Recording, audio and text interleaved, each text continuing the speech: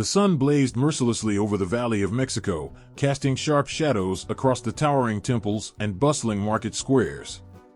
The land itself seemed alive, a pulsating heart of lakes, mountains, and fertile fields, cradling an empire that believed every breath, every stone, every drop of blood fed the gods above. The Aztecs walked a fine line between reverence and survival, a people who saw their world not as mundane, but as a vibrant dance of forces, each demanding attention, sacrifice, and care. The geography shaped them, but they also shaped the geography. Tenochtitlan, their glittering capital, rose from the waters of Lake Texcoco like a vision, its intricate system of chinampas, floating gardens, feeding a city that could rival the greatest metropolises of its time. The lake wasn't just a resource, it was a mirror to the heavens. Aztec priests believed it reflected the will of the gods, the delicate balance of life and death playing out in the shimmering ripples. Life wasn't confined to the physical. Every tree, bird, and mountain had a spirit, a presence. The jagged peaks surrounding their lands weren't just mountains, they were sacred sentinels, the resting places of gods. Each stream whispered stories of creation, each forest echoed with the cries of spirits watching over their human wards.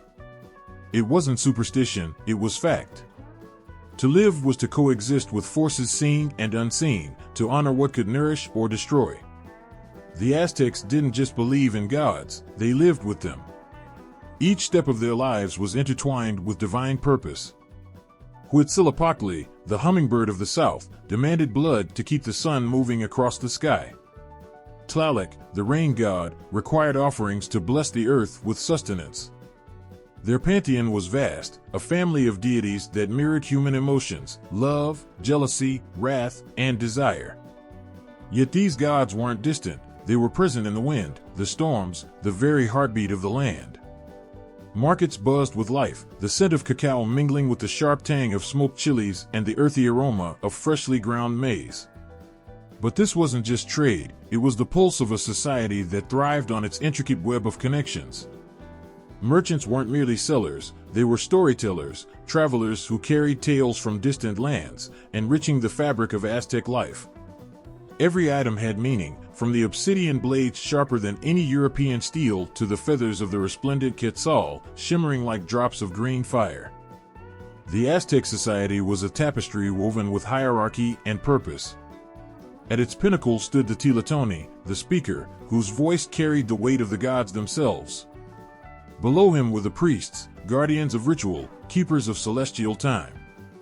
The warriors, fearsome, disciplined, unyielding, were not just fighters but the lifeblood of the empire, feeding its expansion and its gods with captives for sacrifice.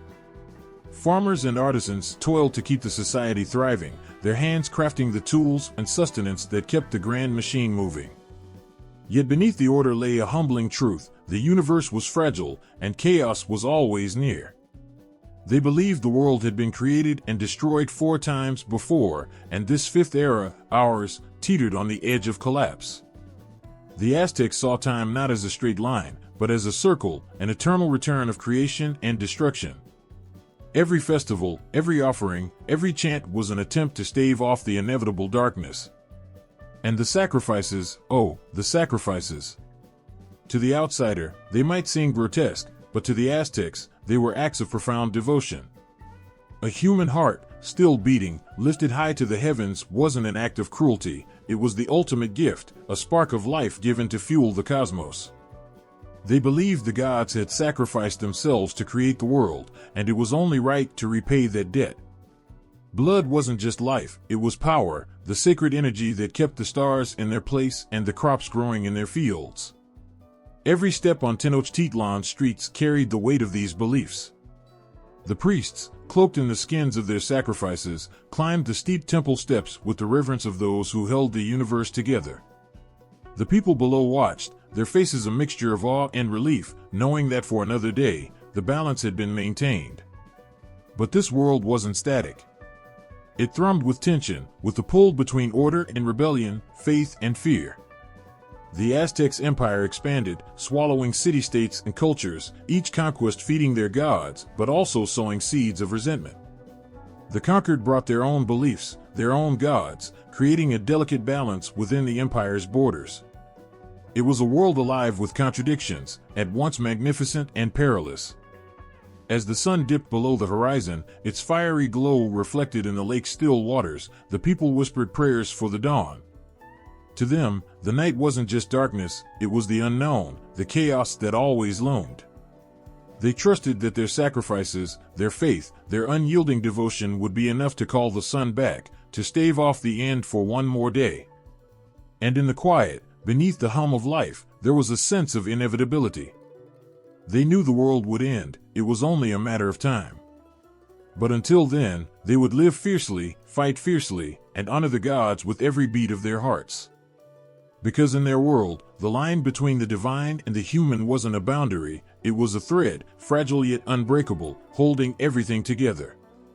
The jaguar prowled through their myths and their lives, a shadow and a promise, a reminder that life was both a gift and a hunt. And somewhere, in the growing darkness, the call of the jaguar echoed, a sign of things to come. The jungle quivered with a stillness that came only before a storm. In the depths of its green heart, a pair of golden eyes watched, unblinking. The jaguar, the predator of the shadows, was not just an animal. To the Aztecs, it was the embodiment of power, mystery, and the raw force of the cosmos. Its roar was the voice of the gods, its silent prowl echoed in the sacred texts of their creation. It wasn't merely feared, it was revered, a bridge between the mortal and the divine. In their myths, the jaguar was the architect of a world built and broken. When the gods first set out to create the earth, it was Tezcatlipoca, the smoking mirror, who took the form of a jaguar to shape the night sky. His obsidian fur shimmered with stars, and his stride carved the heavens. He was chaos and creation entwined, a being whose strength could birth worlds and tear them apart. They said that in the first age of man, before fire warmed the earth, the jaguars ruled. The gods, unsatisfied with their initial creation, unleashed these mighty beasts to cleanse the world, their claws tearing through the frail bodies of those who had failed to honor the heavens. When the sun of that age finally died, the jaguars were all that remained, prowling the edges of existence, reminders of a world lost to divine judgment. Tezcatlipoca wasn't alone. His rival and sometimes ally, Quetzalcoatl, the feathered serpent, represented the light to his shadow. Where Quetzalcoatl breathed life, Tezcatlipoca tested it, the jaguar his eternal guise of challenge and survival. Together, they danced a celestial duel, one that would echo through the ages, shaping the fates of men and gods alike. But the jaguar wasn't just a symbol of destruction, it was a guardian, a protector of the sacred balance. The Aztecs believed that jaguars walked the thin line between worlds. They were creatures of the night, rulers of the underworld, their black spots resembling the dark voids of the cosmos. In the depths of caves, where light faltered and shadows thrived, they said the jaguar spirit roamed, its breath mingling with the winds of Mictlan, the realm of the dead. To see a jaguar was to glimpse the divine.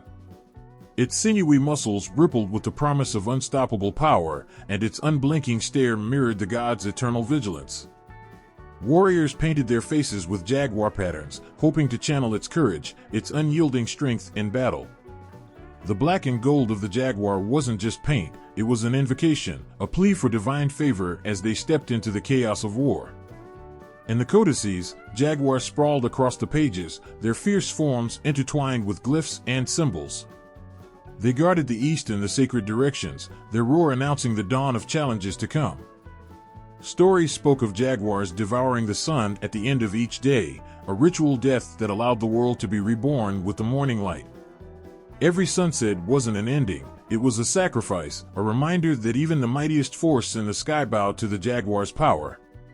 The people saw themselves reflected in the jaguar's duality. It was fierce yet graceful, solitary yet commanding. It could lurk unseen or strike with blinding ferocity. These were qualities that defined the warrior, the priest, even the farmer who tilled the stubborn earth. Life was a struggle, a hunt, and the jaguar showed them how to walk that path with dignity and strength. The stars carried the jaguar's spirit too. They told tales of the jaguar sun, an age when the world had been ruled by a black sun whose fiery descent was guided by the feline's prowling energy. To gaze at the night sky was to see its footprints scattered across the heavens, constellations marking its eternal vigilance. Ceremonial dances brought the jaguar to life. Warriors clad in spotted pelts moved with predatory grace, their chants mimicking the low growls of the sacred beast. They reenacted the stories of creation and destruction, their bodies becoming vessels for a force larger than themselves. The jaguar's spirit surged in the rhythm of the drums, its heart beating alongside theirs. And yet, the jaguar was also a reminder of mortality. In the tales whispered around fires, it was said that when a warrior fell, his soul would journey through the 9 levels of Mictlan, the underworld. At the very edge of the journey, he would meet the jaguar. If he had lived bravely, the jaguar would guide him to eternal rest.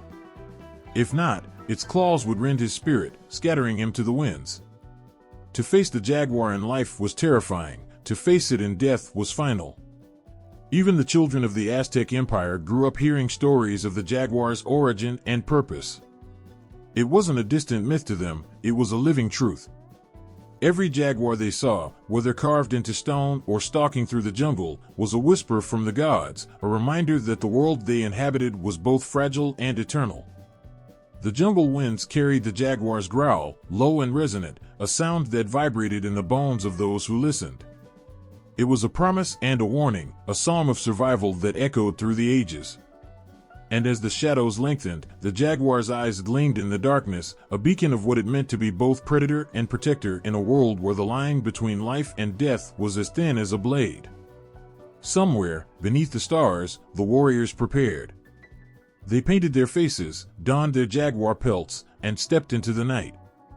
The hunt was about to begin. The sound of marching feet filled the valleys, a steady, unrelenting rhythm that resonated like thunder. It wasn't just an army, it was the pulse of an empire. The Aztec Triple Alliance was a force built on cunning, ambition, and blood, a pact forged not out of friendship but out of necessity. It was here, amid the ever-turning wheels of war and power, that the elite jaguar warriors were born, carved from the chaos, tempered by fire, and sharpened like the obsidian blades they wielded.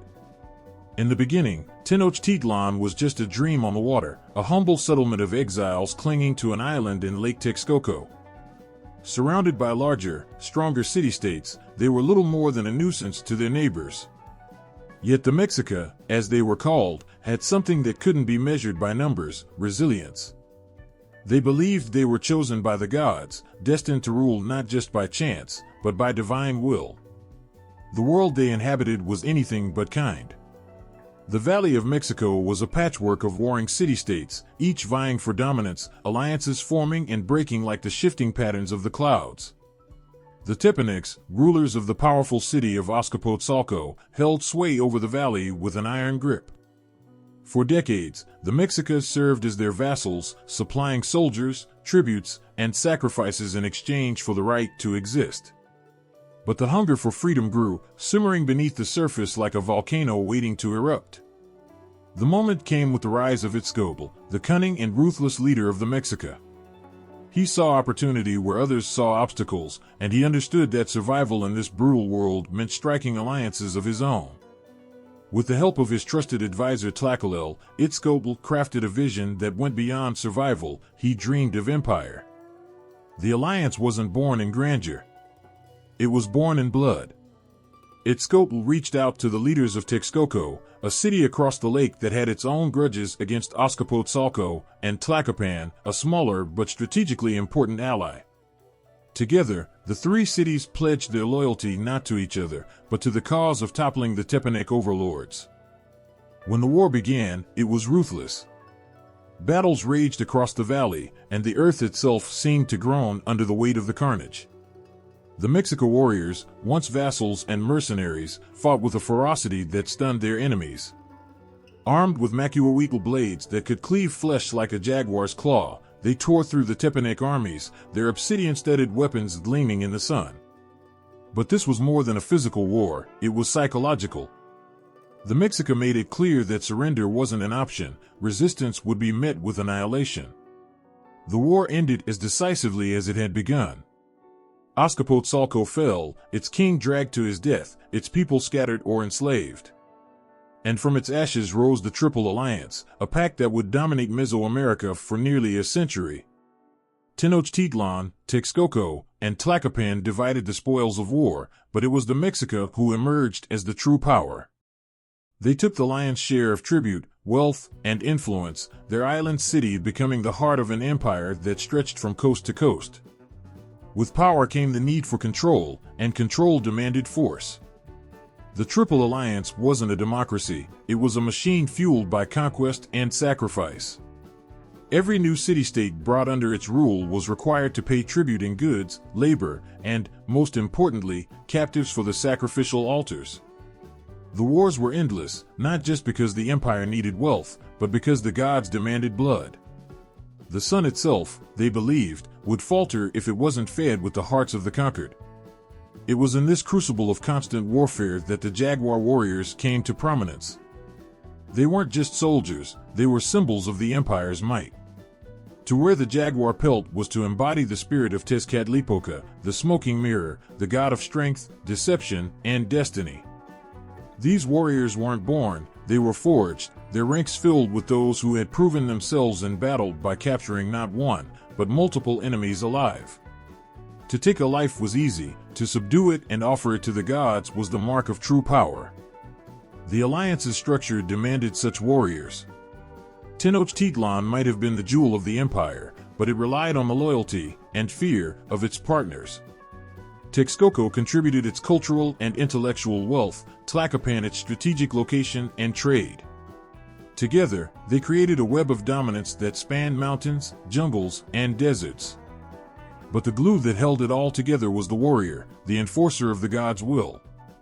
Tribute flowed into the capital like a river of riches: cacao, jaguar pelts, turquoise, feathers, maize, and the most prized offering of all, captives. Markets flourished, temples grew taller, and the empire expanded outward, its hunger insatiable. Yet every conquest sowed the seeds of rebellion. The conquered peoples, forced to send their sons and daughters to Tenochtitlan's sacrificial altars, bided their time, waiting for a moment to strike back. The jaguar warriors thrived in this constant state of tension. Their battles weren't just physical, they were spiritual, each fight a test of their devotion to the gods and their place in the cosmos. They believed their role was sacred, their very existence a bulwark against chaos. Every swing of their macuahuitl, every roar they let loose on the battlefield, was a reminder to their enemies and themselves that they carried the weight of the empire on their shoulders. But the alliances were tenuous. Beneath the glittering facade of the Triple Alliance lay fractures, ambitions, and rivalries that could not be ignored. The Mexica might have been the strongest, but they knew their grip on power was as fragile as the beating heart of a sacrifice. Every city they conquered brought them closer to greatness and closer to collapse. And in the shadows, the jaguar prowled. The drumbeat echoed across the temple steps, low and unrelenting, like the pulse of the earth itself. Smoke from burning copal resin curled into the air, carrying prayers skyward. In the distance, the warriors stood, their silhouettes framed by the blood-red sun dipping below the horizon. They were not just men, they were chosen. To walk the path of the warrior was to heed the call of the jaguar, the sacred summons that bridged the mortal and the divine. To the Aztecs, war wasn't merely a means to conquer land or secure tribute. It was a sacred duty, a cosmic necessity. The gods had spilled their own blood to create the world and sustain humanity. In return, the Aztecs offered their warriors, whose lives and sacrifices ensured the balance of the universe. This was not just an obligation, it was an honor. To fight, to die, and to give one's heart to the gods was to ascend beyond the mortal plane, to become a living embodiment of divine will. The jaguar became their symbol, not only for its strength and cunning but for its connection to the gods themselves.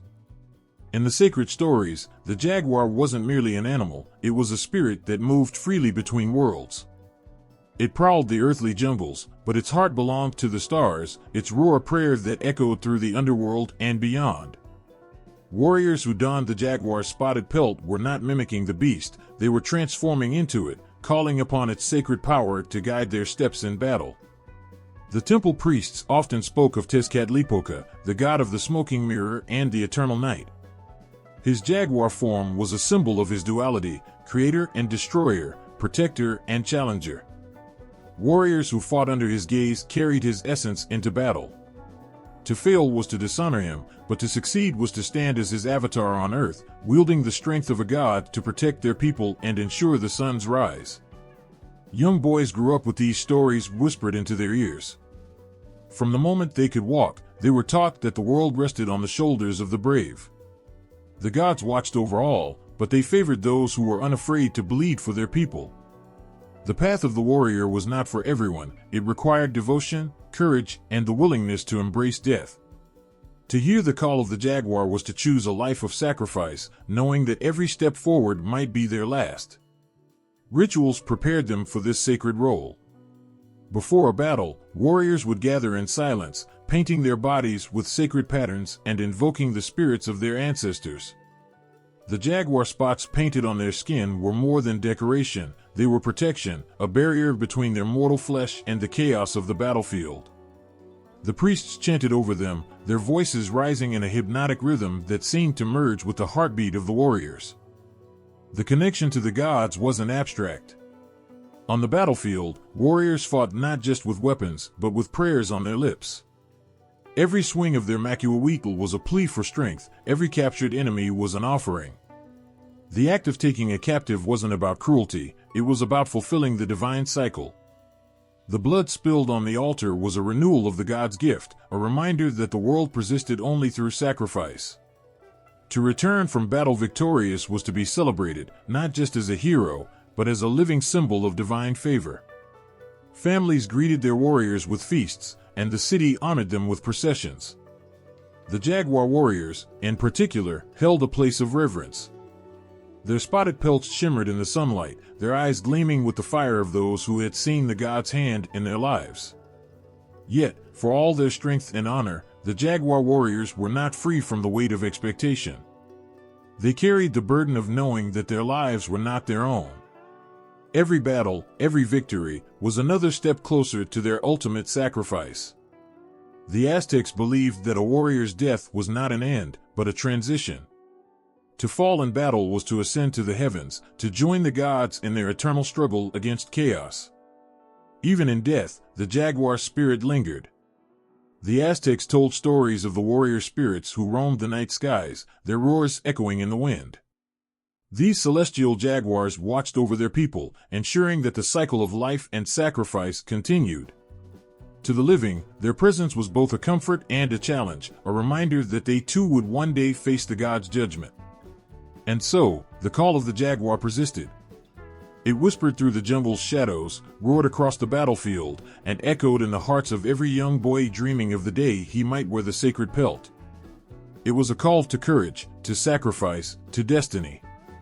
The gods watched from their celestial thrones, waiting to see who would answer. As the stars began to light the night sky, the warriors stood ready. Their faces were painted, their weapons sharp, their hearts steady. The jaguar called, and they stepped forward into the darkness, knowing that their lives were no longer their own. The gods demanded it, and the jaguar had shown them the way. The heat of the jungle hung thick, the air heavy with the hum of insects and the distant rustle of leaves. In a clearing, a young warrior stood motionless, his breath steady, his muscles taut. His body bore the marks of countless trials, scars that told stories of pain, perseverance, and triumph. Before him, a priest in dark robes traced jaguar spots onto his skin with charcoal and ash. Around them, the elders chanted, their voices rising in an ancient melody that carried the weight of tradition. This was the birth of something extraordinary, not merely a soldier, but a jaguar warrior, forged by fire, bound by blood, and sanctified by the gods themselves.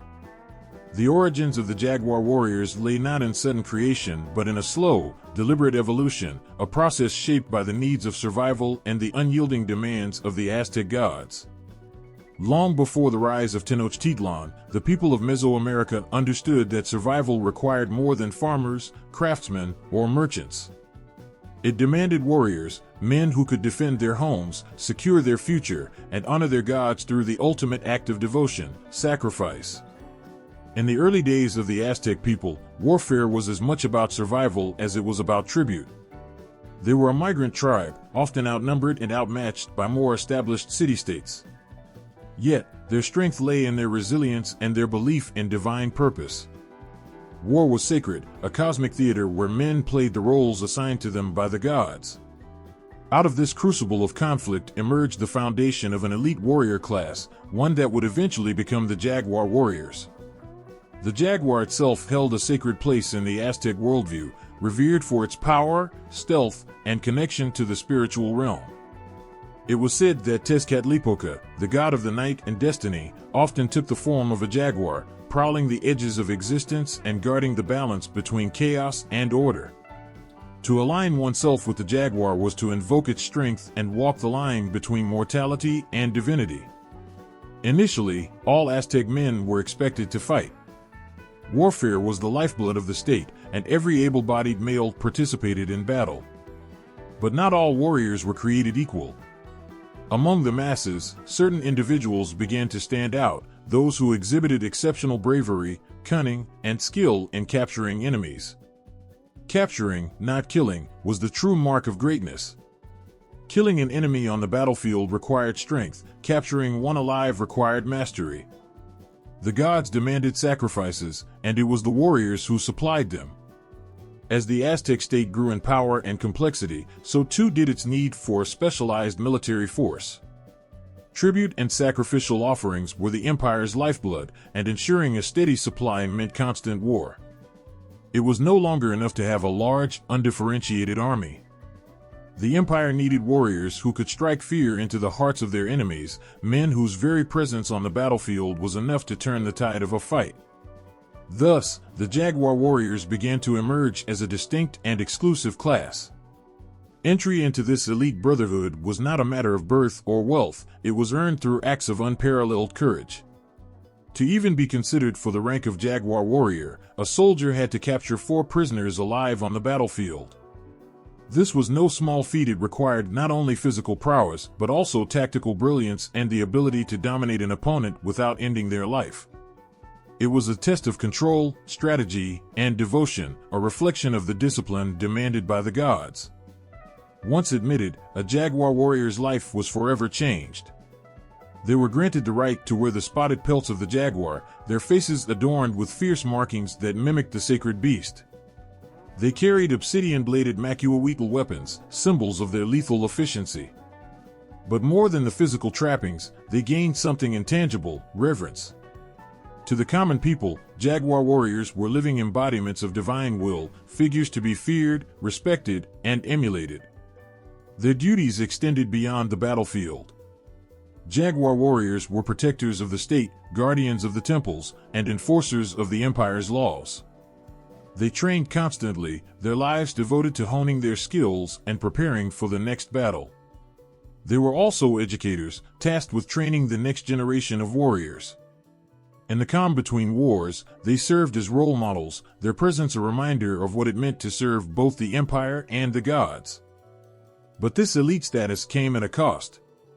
Jaguar warriors lived under immense pressure, their lives bound by the expectations of their peers, their rulers, and the gods. Failure was not an option, for to falter in battle was to risk dishonor not only for oneself, but for one's family and community.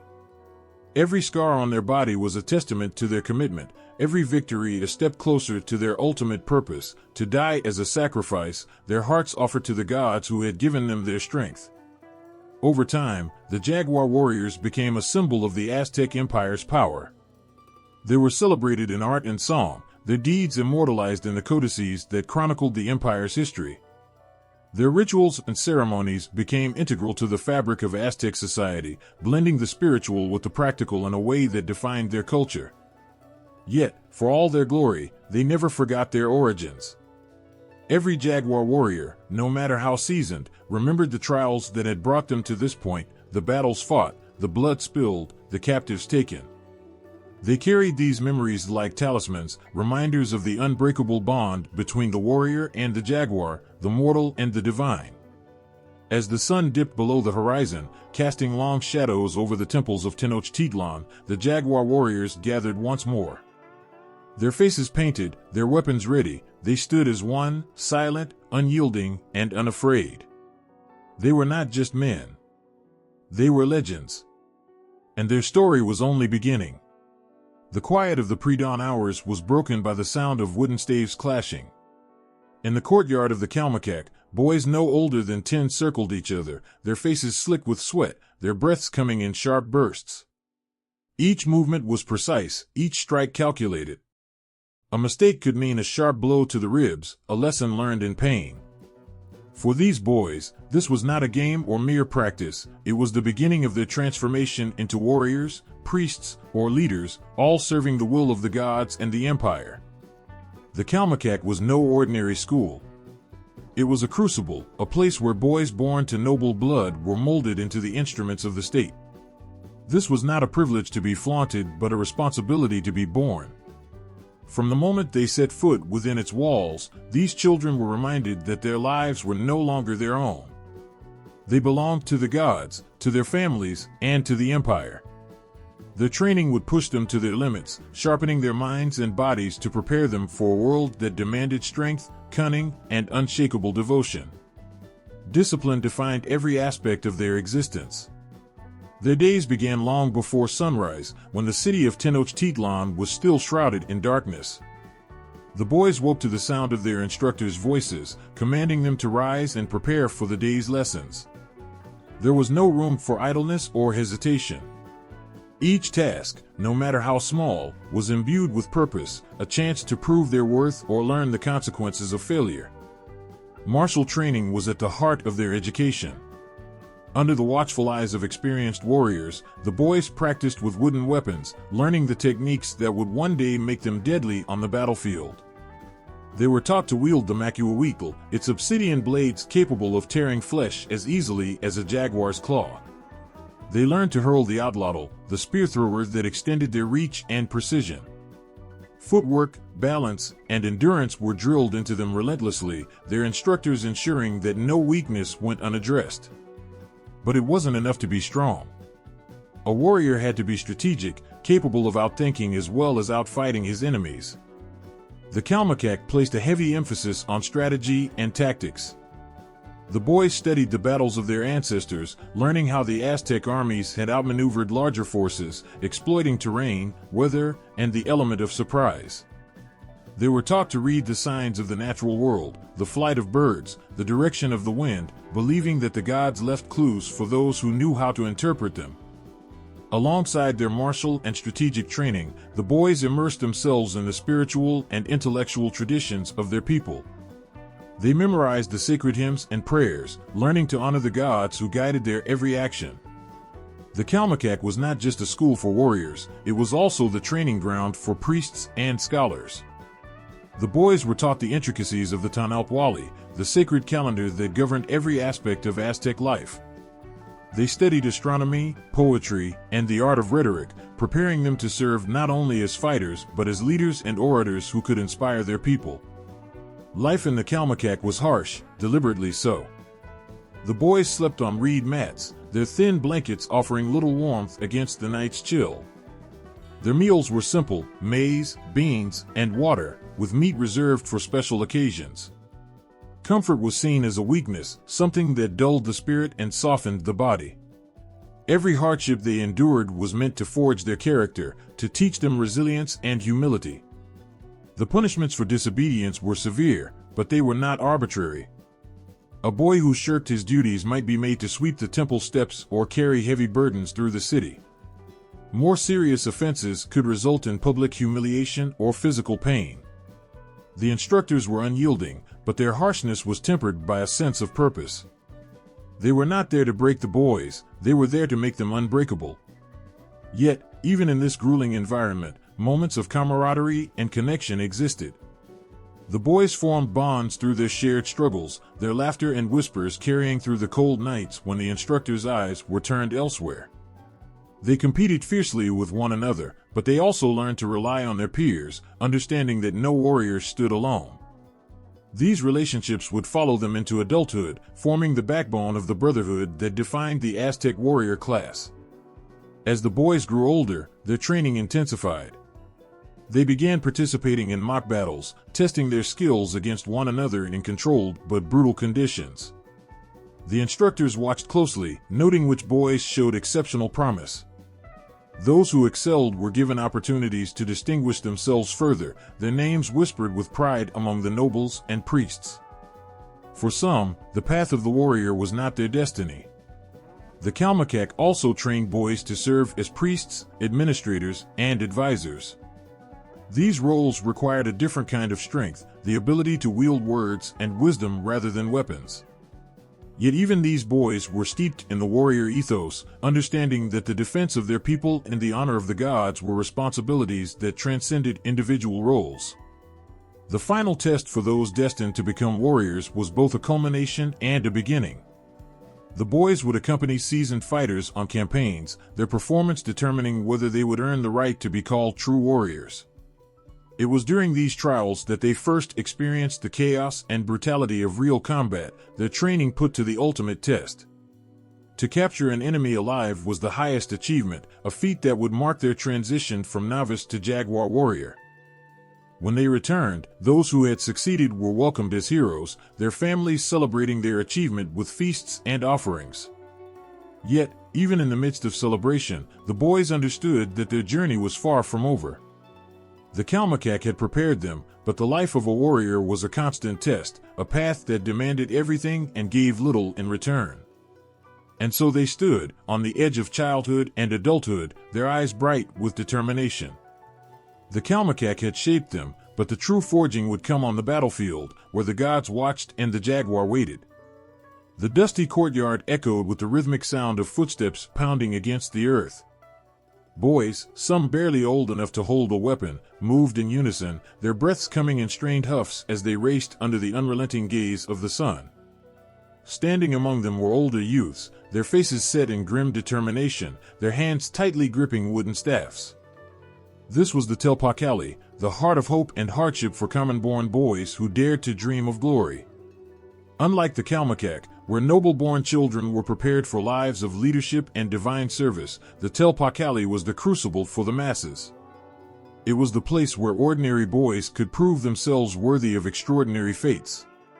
For the Aztecs, valor and devotion were not bound by birth. Anyone, even a farmer's son, could ascend to the ranks of the elite if they possessed the strength, cunning, and will to serve the gods. The Telpakali was not a place of comfort or nurturing. It was a harsh training ground, where boys were stripped of indulgence and taught to embrace hardship. From the moment they entered, they were expected to live with discipline and purpose. Every lesson, every bruise, every failure was a step toward transformation.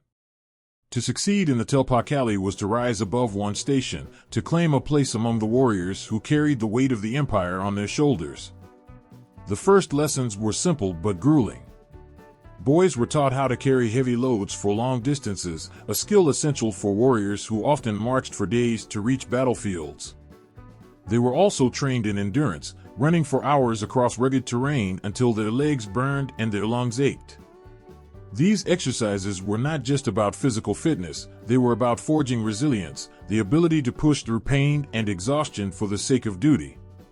As they grew stronger, the boys began learning the art of combat. They practiced with makuawitl, wooden weapons edged with obsidian blades, and spears, perfecting the strikes and parries that would one day save their lives. They sparred with one another, their instructors watching closely for signs of natural talent or determination.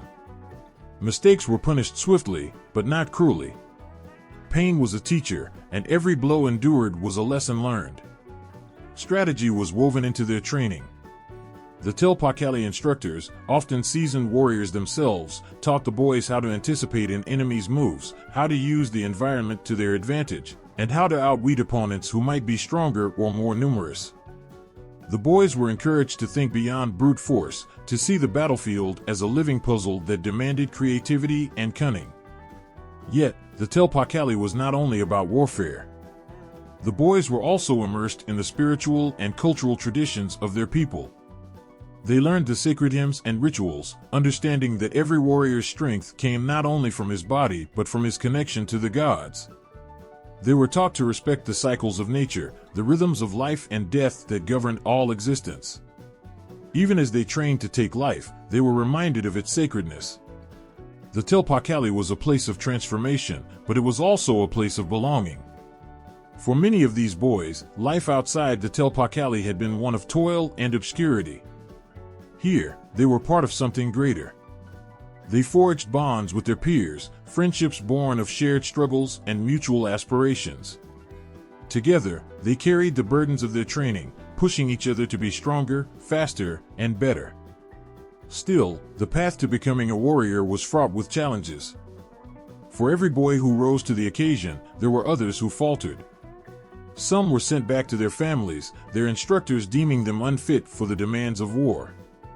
Others endured but never stood out, destined to serve in auxiliary roles rather than as frontline fighters. The Telpakali did not coddle or compromise. It was a place where potential was honed, but only the exceptional would rise. For those who did succeed, the rewards were life-changing.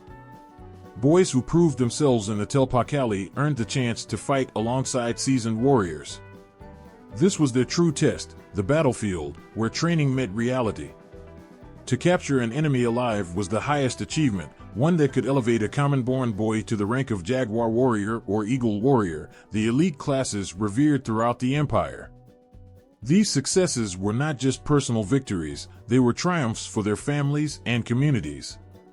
A boy who rose from the Telpakali to the elite ranks brought honor and prestige to his lineage, proving that greatness was not limited to those born into privilege. The Aztec belief in merit through sacrifice and service was embodied in these young men who fought for their gods and their people. The Telpakali courtyard, once filled with the sounds of training and discipline, grew quiet in the evenings. The boys would sit in the flickering light of torches, their bodies aching but their spirits unbroken. They whispered about the future, about the battles they would fight and the glory they would earn. They knew that the path ahead was steep and treacherous, but they also knew that the rewards were worth every hardship. In the shadows of the night, they dreamed of the jaguar's roar and the eagle's flight, symbols of the warriors they aspired to become. Tomorrow would bring more challenges, more trials, more pain.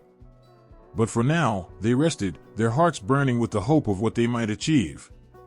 The Telpakali had given them a chance, and they were determined not to waste it.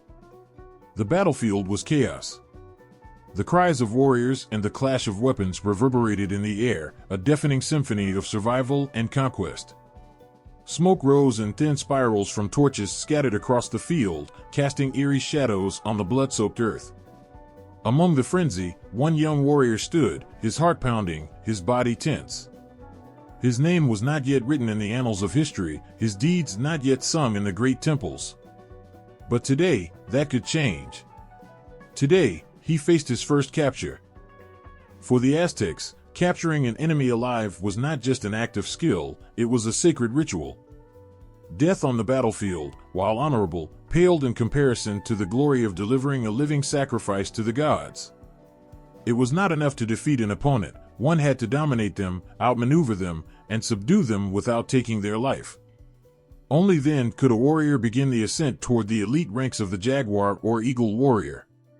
The young warrior gripped his macuahuitl tightly, its obsidian blades gleaming in the dim light. He had trained for this moment for years, enduring the grueling trials of the Telpakali, learning to harness his strength, his fear, and his instincts. Yet no amount of preparation could fully replicate the raw intensity of combat. The weight of his people's expectations pressed heavily on his shoulders. Failure was not an option. His target, a seasoned enemy warrior, moved with the practiced ease of someone who had fought countless battles. The enemy's feathered headdress fluttered as he sidestepped an attack, his movements deliberate and fluid. The young warrior hesitated for a fraction of a second, the enormity of his task freezing him in place. That hesitation nearly cost him his life. The enemy struck out with a spear, its obsidian tip slicing through the air where the boy's neck had been moments before. Adrenaline surged through him. This was no practice drill, no staged sparring session. The enemy was trying to kill him. He ducked low, narrowly avoiding another strike, and lunged forward, aiming to disarm his opponent. His heart pounded like a war drum, each beat echoing the chants of the priests back in Tenochtitlan. This was not just a battle, it was a test, a trial of his worthiness before the gods. The fight was brutal, a blur of strikes, feints, and counterattacks. The young warrior relied on every lesson he had learned, every bruise and scar he had earned in training. He aimed not for the enemy's heart or throat, but for his balance, his resolve. The goal was not to kill, but to weaken, to force the opponent into a state of submission. As the minutes dragged on, exhaustion set in. The enemy warrior was skilled, his experience evident in every calculated move. But the young warrior was relentless, his determination unshakable. He feigned a strike to the left, drawing the enemy's guard, and then pivoted sharply, using the haft of his weapon to sweep the man's legs out from under him. The enemy hit the ground hard, the air leaving his lungs in a sharp gasp. For a moment, everything seemed to stop. The young warrior stood over his fallen opponent, his chest heaving, his weapon poised. He had done it. But the trial was not over. The next moments would determine whether he was truly ready to ascend. Dropping his weapon, he reached for the woven cord at his waist, the tool of capture. The enemy struggled, but his strength was fading, his resistance slowing with every passing second. The young warrior maneuvered quickly, binding the man's wrists and securing him with a practiced efficiency that spoke of countless drills. When it was done, he stepped back, his hands trembling. The captured warrior glared at him, his eyes filled with both anger and resignation. Among the Aztecs and their enemies, there was no shame in being taken. It was understood that such fates were the will of the gods, a destiny written in the stars long before the battle began. Yet, for the young warrior, it was a triumph unlike any other. He had succeeded where many had failed. He had proven himself worthy of the jaguar's mantle. The battlefield began to quiet as the Aztec forces secured their victory. The captured enemies were rounded up, their fate sealed. For the young warrior, the walk back to the camp was surreal. The blood on his hands and the weight of his prisoner reminded him that this was no dream. He had taken his first step toward becoming a jaguar warrior. When they returned to Tenochtitlan, his family would offer prayers and sacrifices in his honor. His instructors would nod with approval, their harsh lessons vindicated. Most importantly, the priests would paint jaguar spots on his body, marking him as one of the chosen. As the sun dipped below the horizon, casting the battlefield in shades of red and gold, the young warrior knelt by his prisoner. He whispered a prayer to the gods, thanking them for their guidance and asking for their continued favor. The battle was over, but his journey had just begun. There would be more trials, more blood, more sacrifice. But for now, he allowed himself a single, fleeting moment of pride. The roar of the jaguar waited. The jaguar's roar was more than a sound, it was a promise, a force that reverberated through the dense forests and echoed in the hearts of those who revered it.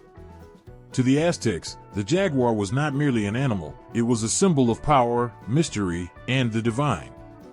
The sleek pelt of the jaguar, with its golden hue marked by black rosettes, held a significance that extended beyond its physical beauty. It was a sacred artifact, a living tapestry of strength and ferocity, worn only by those deemed worthy, the jaguar warriors. A jaguar pelt was not something to be purchased or inherited. It was earned, a privilege granted to those who had proven themselves through extraordinary acts of courage and devotion. For the Aztecs, the pelt represented the essence of the jaguar itself, a creature of unparalleled might and cunning, a being that straddled the worlds of the living and the divine. To wear the pelt was to embrace the spirit of the jaguar, to channel its primal energy on the battlefield and in ritual. The moment a warrior first donned a jaguar pelt was transformative. It was not merely an act of dressing but a sacred rite. The pelt was draped over the warrior's shoulders, its texture soft yet heavy, a reminder of the immense responsibility it symbolized. The warrior's face was framed by the jaguar's head, its mouth open in a frozen snarl, as if perpetually roaring at death itself. This was no ordinary garment, it was armor, both physical and spiritual, imbued with the power to inspire allies and strike fear into the hearts of enemies. In battle, the jaguar pelt became an extension of the warrior. Its presence transformed the fighter into a living embodiment of the jaguar god, Tezcatlipoca, the deity associated with the night, stealth, and the unseen. The spots on the pelt were not just markings, they were symbols of the stars that shone through the obsidian sky, a reflection of the cosmos' infinite power. When a jaguar warrior charged into combat, his movements mimicked the predator's, silent, calculated, and devastating. To face such a warrior was to confront not just a man but the spirit of the jaguar itself. The process of acquiring a jaguar pelt was as significant as the pelt itself. A warrior could only earn the right to wear one after capturing multiple enemies alive in battle, a feat that required unmatched skill and bravery. This act was more than a test of strength, it was a demonstration of the warrior's ability to dominate without destroying, to conquer without succumbing to savagery. It was a testament to his mastery over both the physical and the spiritual, qualities that set the jaguar warriors apart. Once earned, the pelt was treated with the utmost reverence. Warriors took great care in maintaining its pristine condition, understanding that it was not just an item of clothing but a sacred bond with the gods. Before battles or rituals, warriors would anoint the pelt with incense and offer prayers, asking for the jaguar's spirit to guide and protect them. The pelt became a part of their identity, a constant reminder of their role as defenders of the empire and conduits of divine will. Outside the battlefield, the jaguar pelt also held cultural and ceremonial significance. During festivals and religious observances, jaguar warriors would don their pelts and participate in elaborate dances and rituals, their movements echoing the stealth and grace of the animal they emulated. These performances were more than displays of prowess, they were acts of devotion, offerings to the gods who had granted them their strength. For the common people, the sight of a jaguar warrior in his pelt was awe-inspiring. The warriors were living legends, their presence a source of both pride and reassurance. To see the jaguar spots among the ranks of soldiers was to know that the gods were watching over the empire, that the forces of chaos and destruction could be held at bay. But the pelt was not merely a symbol of power, it was also a reminder of mortality. The jaguar, for all its might, was a creature of the night, a hunter that lived on the edge of danger. To wear its skin was to acknowledge that life itself was a delicate balance between strength and vulnerability, a dance between the light of the sun and the darkness of the moon. The warrior who bore the pelt carried this duality with him, understanding that his life was both precious and fleeting, dedicated to the gods and the empire. The jaguar pelt, then, was more than armor, it was a mantle of destiny. It spoke of battles fought and victories won, of lives taken and spared, of sacrifices made in the name of something greater. It was a testament to the warrior's journey, a physical manifestation of his transformation from a mere boy in the Telpakali to a force of nature revered by all. As the warrior stood on the precipice of his next battle, the pelt rested heavily on his shoulders, its weight a reminder of the lives it had cost and the expectations it carried. The jaguar spirit coursed through him, filling his veins with fire and his heart with resolve. In the distance, the enemy waited, their ranks shifting nervously at the sight of the spotted warriors advancing. The jaguar did not hesitate. Neither did the warrior. Together, they moved as one, the roar of the jungle blending with the cries of men, the spirit of the predator alive in every step. The firelight flickered against the temple walls, casting long shadows over the gathered warriors. In the center of the room, a young man knelt, his bare chest rising and falling with steady breaths. His skin, taut with anticipation and unscarred by the tools of transformation, was a canvas waiting to bear the weight of his new identity. Surrounding him were the jaguar warriors, their gazes fierce and unyielding, their bodies adorned with symbols that told stories of valor, sacrifice, and divine favor. The ritual was about to begin. Tattoos and totems were not merely decorations for the jaguar warriors. They were sacred imprints, marks of their devotion to the gods and their allegiance to the empire. Each line etched into their skin, each symbol painted or carved into their weapons and armor, was a testament to their life's journey, a story of battles fought, enemies subdued, and the eternal connection to the jaguar spirit. The tattooist, an elder priest with hands steady from decades of practice, approached the kneeling warrior. In one hand, he held an obsidian needle, its tip sharp and glinting ominously. In the other, a small dish of black ink, mixed with the sap of sacred trees and the blood of a sacrificial animal. The ink was not ordinary, It carried the essence of the gods, a blend of the natural and the divine, meant to bond with the warrior's flesh and soul. The first mark was always the most significant. The priest dipped the needle into the ink and pressed it against the warrior's chest, just above his heart. The young man clenched his jaw as the needle pierced his skin, the pain sharp but bearable. With deliberate precision, the priest began to etch the jaguar's paw, a symbol of strength, agility, and the warrior's connection to the ferocious predator. The ink seeped into his skin, black lines forming a pattern that seemed to pulse with life. The other warriors watched in silence, their own tattoos visible under the fire's glow. Each bore unique designs, reflecting their individual achievements and spiritual journeys. Some had jaguar claws etched across their arms, symbolizing their victories in hand-to-hand combat. Others bore the jaguar's snarling visage on their backs, a reminder of the predator's dominance over the wild. For those who had captured multiple enemies alive, intricate patterns resembling jaguar spots covered their shoulders and torsos, marking them as warriors of exceptional prowess. But tattoos were only one part of the sacred markings. Totems, carved from bone, stone, or wood, held equal significance. These small objects were carried into battle, often tied to the warrior's belt or woven into his armor. They were believed to house the spirit of the jaguar, offering protection and strength when the warrior needed it most. A totem might be a small figurine of a jaguar, its features exaggerated to emphasize its ferocity, or a pendant carved with sacred glyphs representing the warrior's lineage and deeds. Each totem was personal, created through a ritual that connected the warrior to his spiritual essence.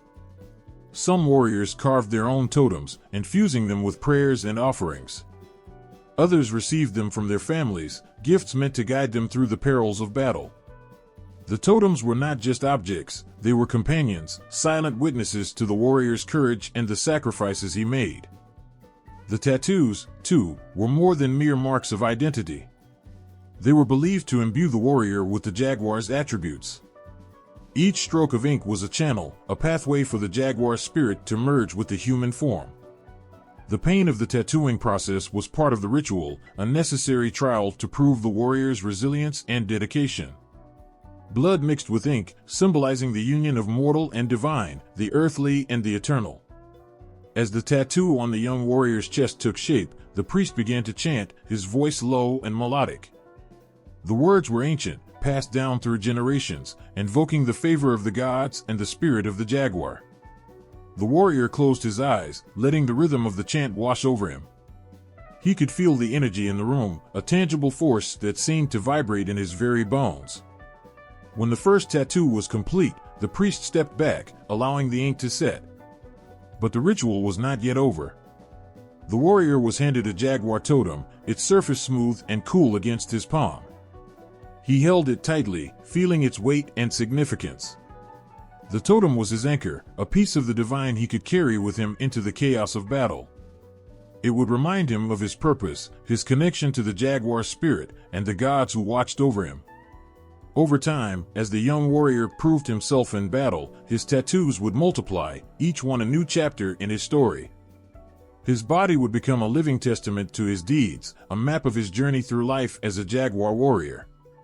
The totem, too, would bear the marks of his experiences, scratches from the battlefield, were from countless rituals. Together, these sacred symbols would tell a tale of strength, loyalty, and the unbreakable bond between man and the divine.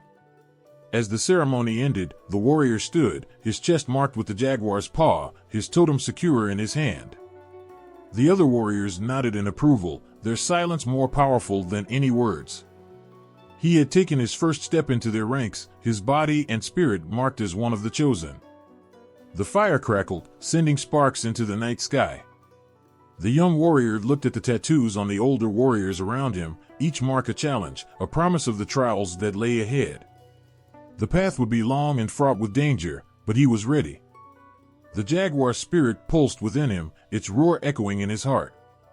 The battlefield was not just a clash of men and weapons, it was a stage where the mortal and the divine converged, a theater of gods and spirits as much as flesh and blood. For the Aztecs, war was sacred, an offering to the cosmos and a fulfillment of divine will. Victory did not hinge solely on skill or strategy, it depended on the favor of the gods, earned through unyielding devotion, prayer, and sacrifice. Before the warriors marched to war, the air in Tenochtitlan grew thick with the scent of burning copal incense. Priests in elaborate feathered headdresses chanted prayers at the great temples, their voices rising and falling like the rhythm of the ocean. The city became a living altar, its streets and plazas transformed into spaces of devotion. The warriors gathered in solemn ranks, their heads bowed, their hands clutching weapons anointed with sacred blood. They were not mere soldiers, they were vessels of divine intent, chosen instruments of the gods. Among them stood the jaguar warriors, their presence unmistakable. Their bodies bore the marks of their faith, tattoos inked with cosmic significance, scars from rituals endured, and painted faces resembling the fearsome jaguar. To the untrained eye, they might seem like men prepared for battle, but they were more than that. Each one was a bridge between the earthly and the celestial, a living prayer that moved with purpose and fury. The rituals before a campaign were meticulous and unrelenting. Warriors fasted, abstaining from earthly pleasures to purify their bodies and minds. They offered sacrifices, from the blood of their own veins to precious items gifted by their families. These acts were not symbolic, they were tangible evidence of their commitment to the gods, a plea for strength, protection, and victory. The gods required nourishment, and the Aztecs believed that blood, the essence of life, was the most potent gift. In the heart of the city, atop the towering Templo Mayor, the most sacred rituals took place. Priests, their hands stained red, performed offerings that would resonate across the heavens. The chosen victims, often captured warriors from prior battles, were led to the altar. Their chests were laid bare, their hearts offered to the sun, the moon, and the jaguar god, Tezcatlipoca. The sight of the sacrifice was not one of horror but of reverence. The warriors below stood unflinching, their expressions resolute. This was the price of divine favor, the currency of a universe that demanded balance. As the first light of dawn broke over the mountains, the warriors began their march. They moved as one, a tide of devotion and ferocity, their chants rising into the cold morning air. They sang praises to Huitzilopochtli, the god of war and the sun, calling for his guidance. Their voices were loud, unwavering, a force that seemed to shake the very earth beneath them. The jaguar warriors led the way, their steps deliberate, their eyes scanning the horizon with a predator's focus. On the battlefield, the connection to the divine did not waver. Before the first clash of weapons, warriors knelt, their heads bowed, their lips moving in silent prayer. The jaguar warriors stood at the forefront, their presence a manifestation of the god's favor. The symbols on their bodies, the totems they carried, and the blood they had spilled in rituals all served as conduits for divine power. They believed the gods fought alongside them, their will manifesting in every strike and counterstrike. Sacrifice was not confined to the rituals in the city, it extended to the battlefield itself. A jaguar warrior knew his life was not his own. If death came, it was embraced not with fear but with a fierce joy, a recognition that his soul would ascend to the heavens. To die in battle was to fulfill one's purpose, to join the ranks of celestial warriors who guarded the sun in its eternal journey across the sky. Yet the ultimate goal was not death but capture. The Aztecs viewed their enemies not merely as foes but as offerings. To subdue an opponent alive was the highest honor, a demonstration of both physical and spiritual superiority. Each captured enemy became a living gift to the gods, their fate sealed in the sacred precincts of Tenochtitlan. For the jaguar warrior, every successful capture was a prayer answered, a sign that the gods had bestowed their favor. The spiritual intensity of warfare did not end with victory. After the battle, the warriors returned home to rituals of thanksgiving. Priests offered blessings, families celebrated, and the city came alive with ceremonies honoring the gods who had guided their champions. The blood-stained weapons were purified, the totems and tattoos refreshed with new prayers. The warriors themselves became symbols of divine favor, walking reminders of the gods' presence among the Aztecs. For the jaguar warrior, war was never just about conquest. It was a sacred duty, a dialogue with the heavens written in blood and sacrifice. Every act, every prayer, every life taken or spared was a thread in a vast cosmic tapestry, binding the earthly to the divine. When they raised their weapons and roared like the jaguar, they carried not only their own strength, but the immeasurable power of the gods, a force that made them unstoppable. The battlefield became a temple, the clash of obsidian blades a hymn, and the roar of the jaguar warriors a prayer that echoed across the ages. The jaguar warriors stood as a testament to the Aztec Empire's brilliance in blending martial discipline with spiritual devotion. They were not a chaotic force of skilled fighters, but a meticulously organized military order, a hierarchy built on merit, ritual, and unshakable loyalty. Their ranks carried not only the weight of their prowess, but also the sacred obligation to protect the empire and honor the gods. Within their structure, each warrior understood his role in the broader symphony of Aztec warfare, making them an indispensable cog in the great war machine. At the heart of the Jaguar warrior order was the principle of earning one's place. Unlike hereditary titles or positions granted through wealth, entry into their ranks was determined by a single defining act: capturing an enemy alive in battle. This was no easy feat, requiring not just physical strength, but strategic brilliance and composure under pressure. The captured enemy became both a sacrifice to the gods and a badge of the warrior's worth, the first step into the exclusive brotherhood of the jaguar. Once inducted, a jaguar warrior entered a world of strict discipline and hierarchy. Within their ranks, experience and achievement determined one's standing. Junior members, those who had captured fewer enemies or were new to the order, were expected to prove themselves under the watchful eyes of seasoned veterans. They undertook the most grueling tasks, from leading the vanguard in battles to enduring the harshest training, ensuring they were forged into warriors of unmatched resilience. At the apex of the order stood the battle-tested leaders, warriors who had repeatedly demonstrated their might and loyalty. These individuals, often identifiable by the intricate patterns tattooed across their bodies and the richly adorned jaguar pelts they wore, served as both commanders and spiritual guides.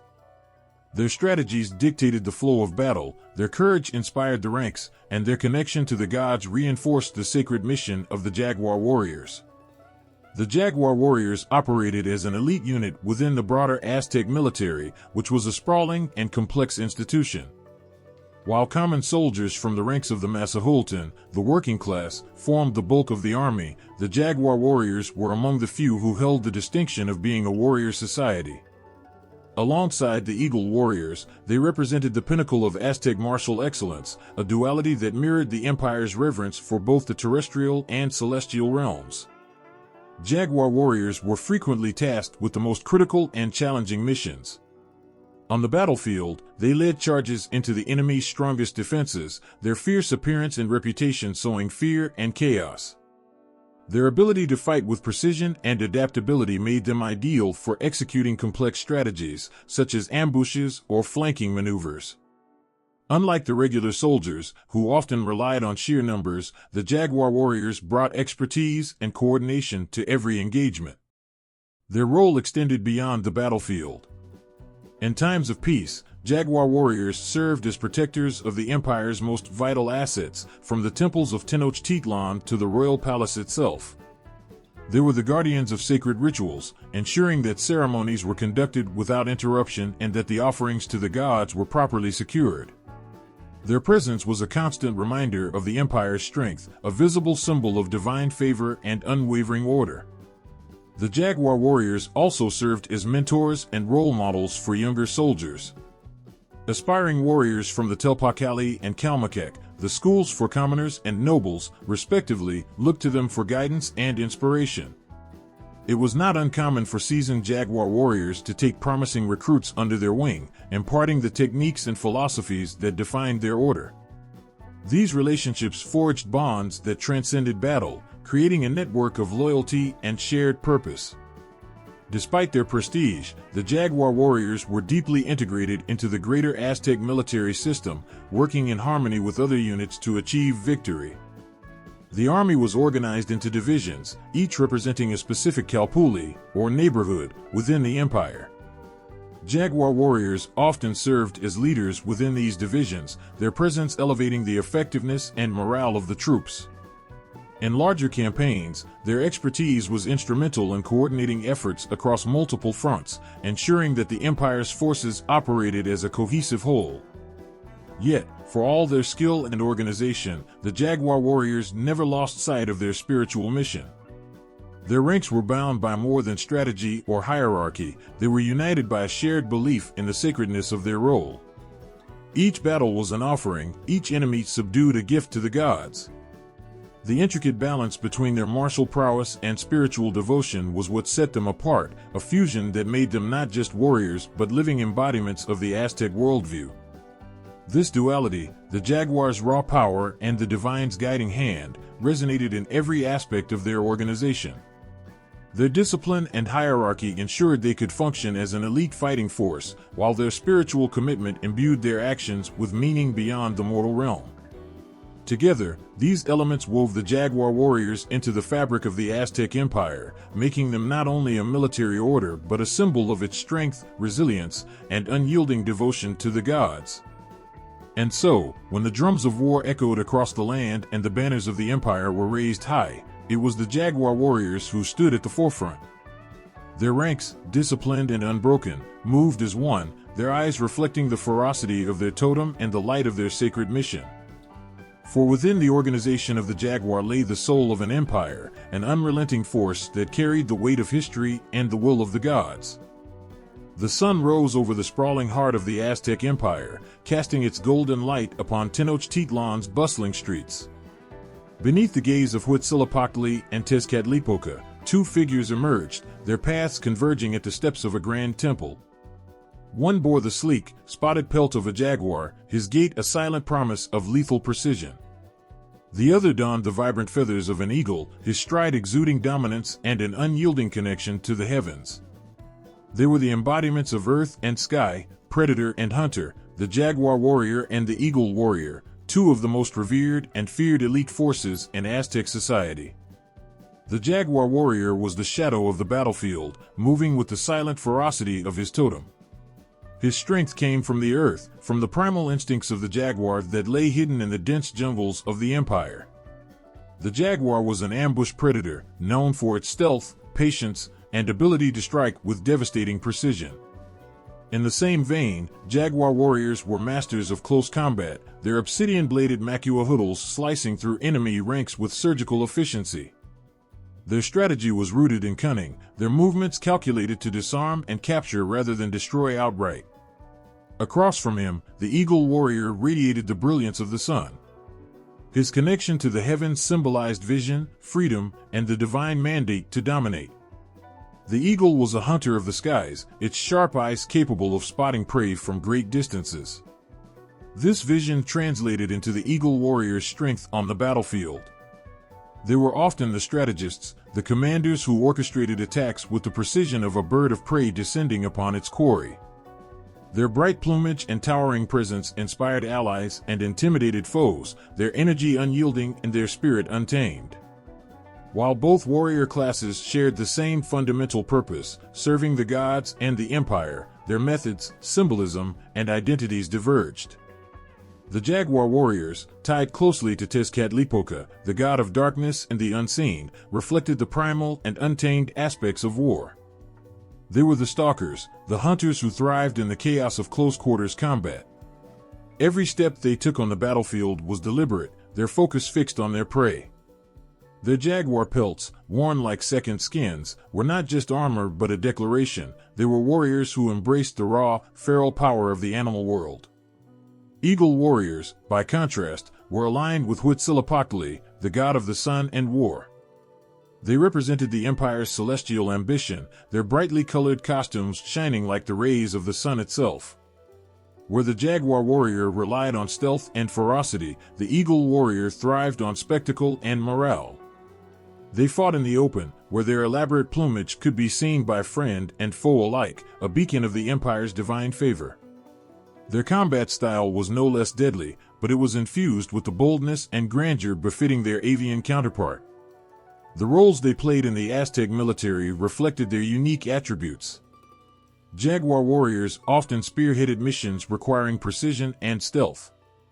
Whether infiltrating enemy ranks, disrupting supply lines, or executing ambushes, they moved like shadows, leaving devastation in their wake. In contrast, eagle warriors were the commanders, leading troops into battle with sweeping gestures and booming war cries. Their presence on the field was as much about inspiring their comrades as it was about striking fear into the hearts of the enemy. Despite these differences, the jaguar and eagle warriors were not rivals but complementary forces. Together, they embodied the duality that permeated Aztec culture: earth and sky, shadow and light, strategy and ferocity. When they fought side by side, their combined strengths created an unstoppable force. The jaguar's stealth opened paths that the eagle's vision could exploit, while the eagle's commanding presence ensured that the jaguar's cunning was not wasted. Their unity was a reminder that the gods demanded balance, that true strength came from the harmony of opposing forces.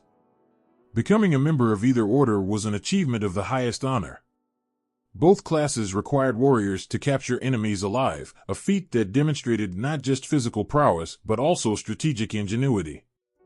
Yet the choice between the jaguar and eagle paths was more than a matter of personal preference, it was a calling. Some warriors felt the pull of the earth, their spirits resonating with the jaguar's silent ferocity.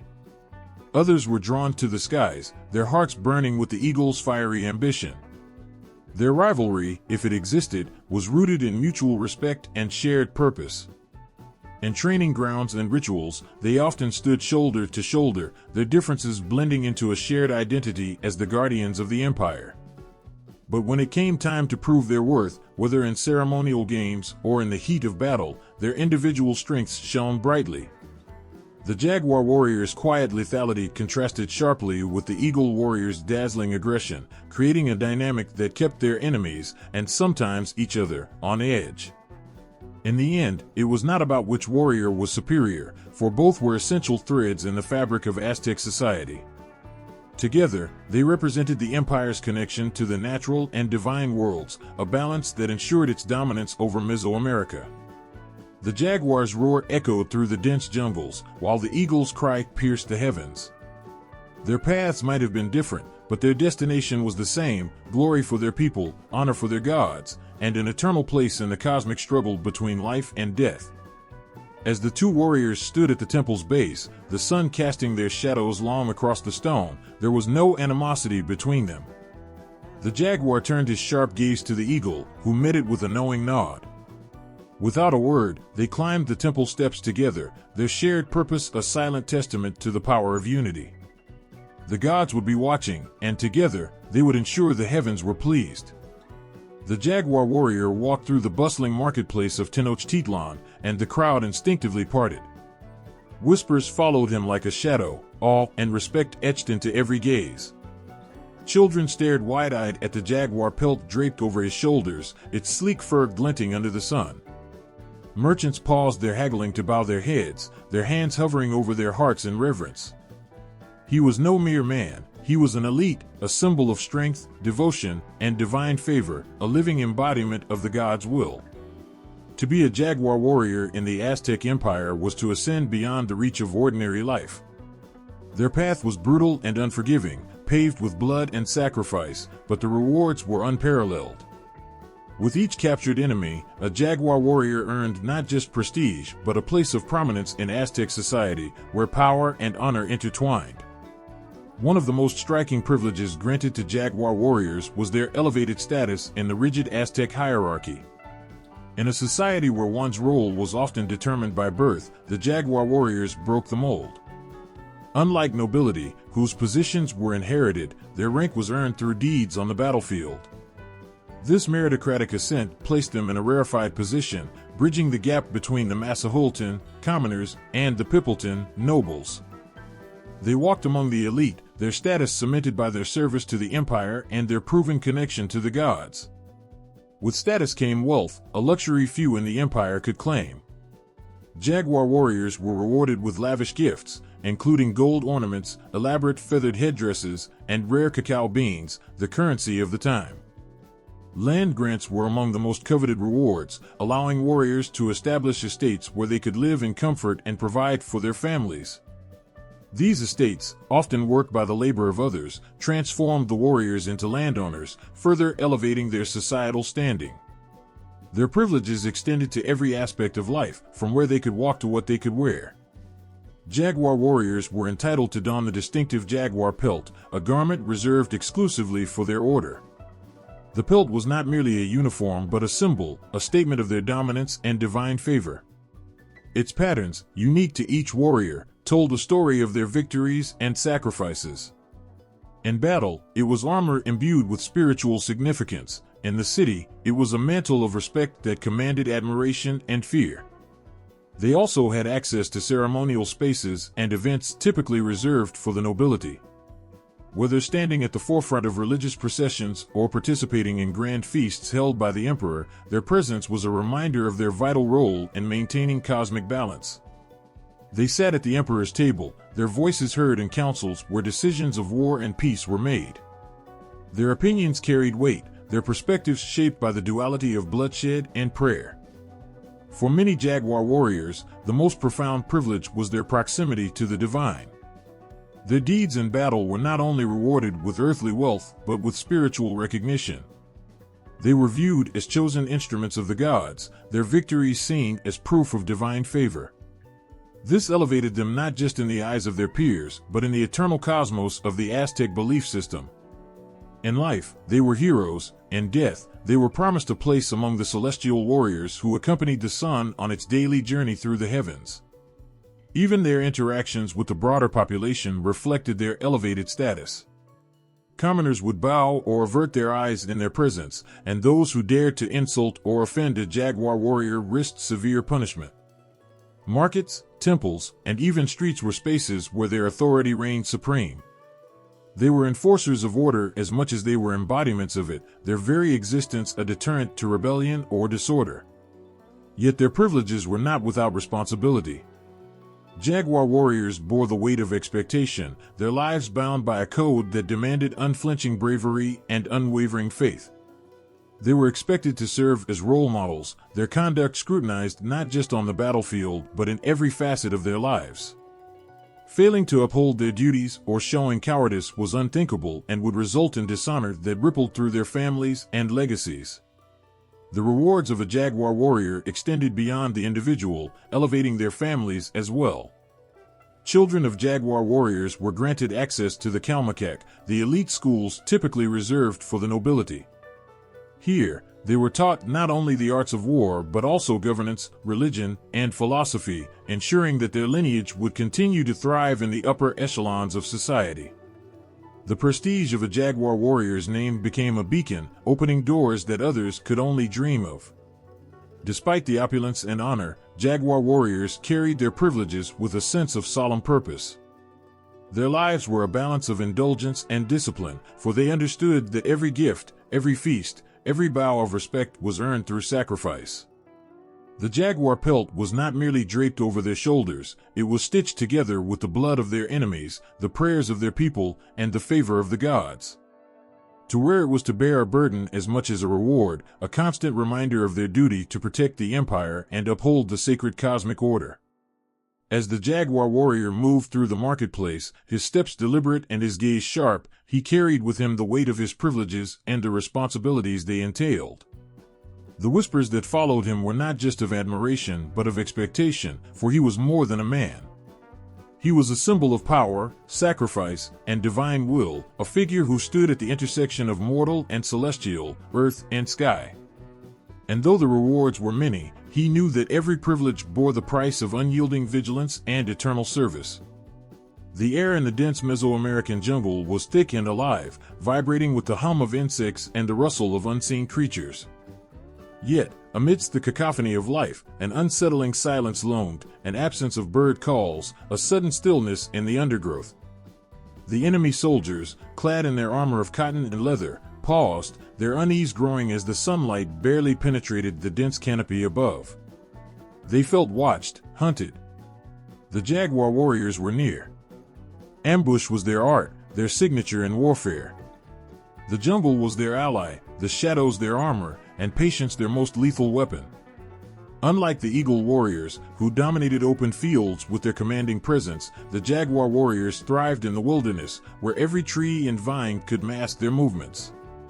The jungle was a labyrinth, a theater where they performed the deadly symphony of surprise and chaos. Their tactics began long before the first clash of obsidian and bone. The jaguar warriors were masters of reconnaissance, their sharp eyes and acute instincts honed by years of rigorous training. They moved silently through the underbrush, studying the terrain and learning its secrets. Streams and ravines, dense thickets, and open clearings were all marked in their mental maps, each feature a potential tool for the perfect ambush. Observation was a critical part of their strategy. They studied their enemies with the patience of their totem, learning their patterns and habits. They noted when their foes stopped to rest, where they foraged for food, and how they moved through the dense vegetation. These details, seemingly mundane, were the threads the jaguar warriors wove into a tapestry of conquest. When the moment was right, they struck with the precision of a jaguar pouncing on unsuspecting prey. Timing was everything. They would wait, sometimes for hours or even days, until their enemy was lulled into a false sense of security. A bend in the trail, a narrow pass, or a water source would become the stage for their ambush. These warriors understood that the jungle itself could be weaponized, its unpredictable terrain, its concealment, its ability to disorient even the most seasoned soldier. The first sign of an ambush was often no sign at all. One moment, the enemy marched confidently, the next, chaos erupted. The jaguar warriors moved with terrifying speed, emerging from the foliage like shadows given form. Their war cries shattered the stillness, echoing off the trees and striking fear into their enemies. They attacked from all sides, creating the illusion of overwhelming numbers. The jungle seemed alive with jaguars, their presence everywhere and nowhere. Their weapons were chosen for close, brutal combat. The macuahuitl, a wooden club embedded with razor-sharp obsidian blades, was their primary tool of destruction. Its strikes were devastating, capable of cleaving through flesh and bone with ease. Yet, the jaguars rarely sought to kill outright. Capturing enemies alive was their ultimate goal, a task that required both skill and restraint. They aimed to disable their foes, disarming them, breaking their resolve, and leaving them vulnerable to capture. The jaguars' ambushes were not limited to brute force. They employed psychological warfare to unsettle their opponents. Before an attack, they might leave symbols carved into trees or the remains of earlier victims strewn along the path, instilling dread long before the battle began. During the assault, their distinctive war cries and the sight of their jaguar pelts heightened the enemy's fear, sowing confusion and breaking their cohesion. The jungle itself played a crucial role in their tactics. Jaguars knew how to blend seamlessly with their environment, using natural features to shield themselves and control the flow of battle. A fallen tree could become a barricade, a swamp a trap. They would set snares and pitfalls, forcing their enemies into positions where their strength became a liability. Dense vegetation turned shields and armor into burdens, slowing their foes while the jaguars darted in and out with ease. After the ambush, they vanished as swiftly as they appeared. The jungle, once again, swallowed them whole, leaving behind only the carnage and confusion of their attack. Survivors, if any, carried tales of their terrifying precision and the supernatural aura that surrounded them. For the jaguars, this was part of the plan. Every battle was not just a victory but a message. Resistance against the Aztec Empire was futile, and the jaguars would always be watching. But the art of ambush extended beyond tactics. It was a mindset, a way of life. Jaguar warriors embraced the qualities of their totem, embodying the patience, stealth, and ferocity of the jaguar. Their training drilled these principles into them from childhood, shaping them into predators as much as soldiers. They learned to listen to the jungle's rhythms, to feel its pulse, and to use it as an extension of themselves. Their connection to the land was spiritual as much as practical, their tactics imbued with a reverence for the natural world that granted them their power. Ambush was more than a means of victory, it was a philosophy, a manifestation of the Aztec belief in balance and harmony. The jaguars used the jungle's chaos to create order, turning nature's unpredictability into a weapon of precision. They were warriors, yes, but also hunters, their skills honed not just for conquest, but for survival and honor. As the shadows lengthened and the jungle fell silent once more, the jaguar warriors retreated into the depths, unseen and unstoppable. Their work was done, but their presence lingered, a haunting reminder that the jungle had eyes, and its protectors would strike without warning. For those who dared to challenge the Aztec Empire, the lesson was clear: the jungle belonged to the jaguars, and its secrets were theirs to wield. The jaguar warrior stood motionless under the dappled shadows of the jungle canopy, his breathing steady, his muscles coiled like springs ready to explode into action. In his hands, he held the macuahuitl, a weapon that was both a symbol of his ferocity and an extension of his will. Its obsidian edges gleamed, sharper than any metal, promising devastation with every strike. This was no ordinary tool, it was the soul of a predator, crafted for the singular purpose of dominating the battlefield. The macuahuitl was a masterpiece of Aztec ingenuity, deceptively simple yet lethally effective. A wooden club, flat and rectangular in shape, it was embedded with razor-sharp obsidian blades along its edges. The blades, meticulously knapped by skilled artisans, could slice through flesh and even bone with ease.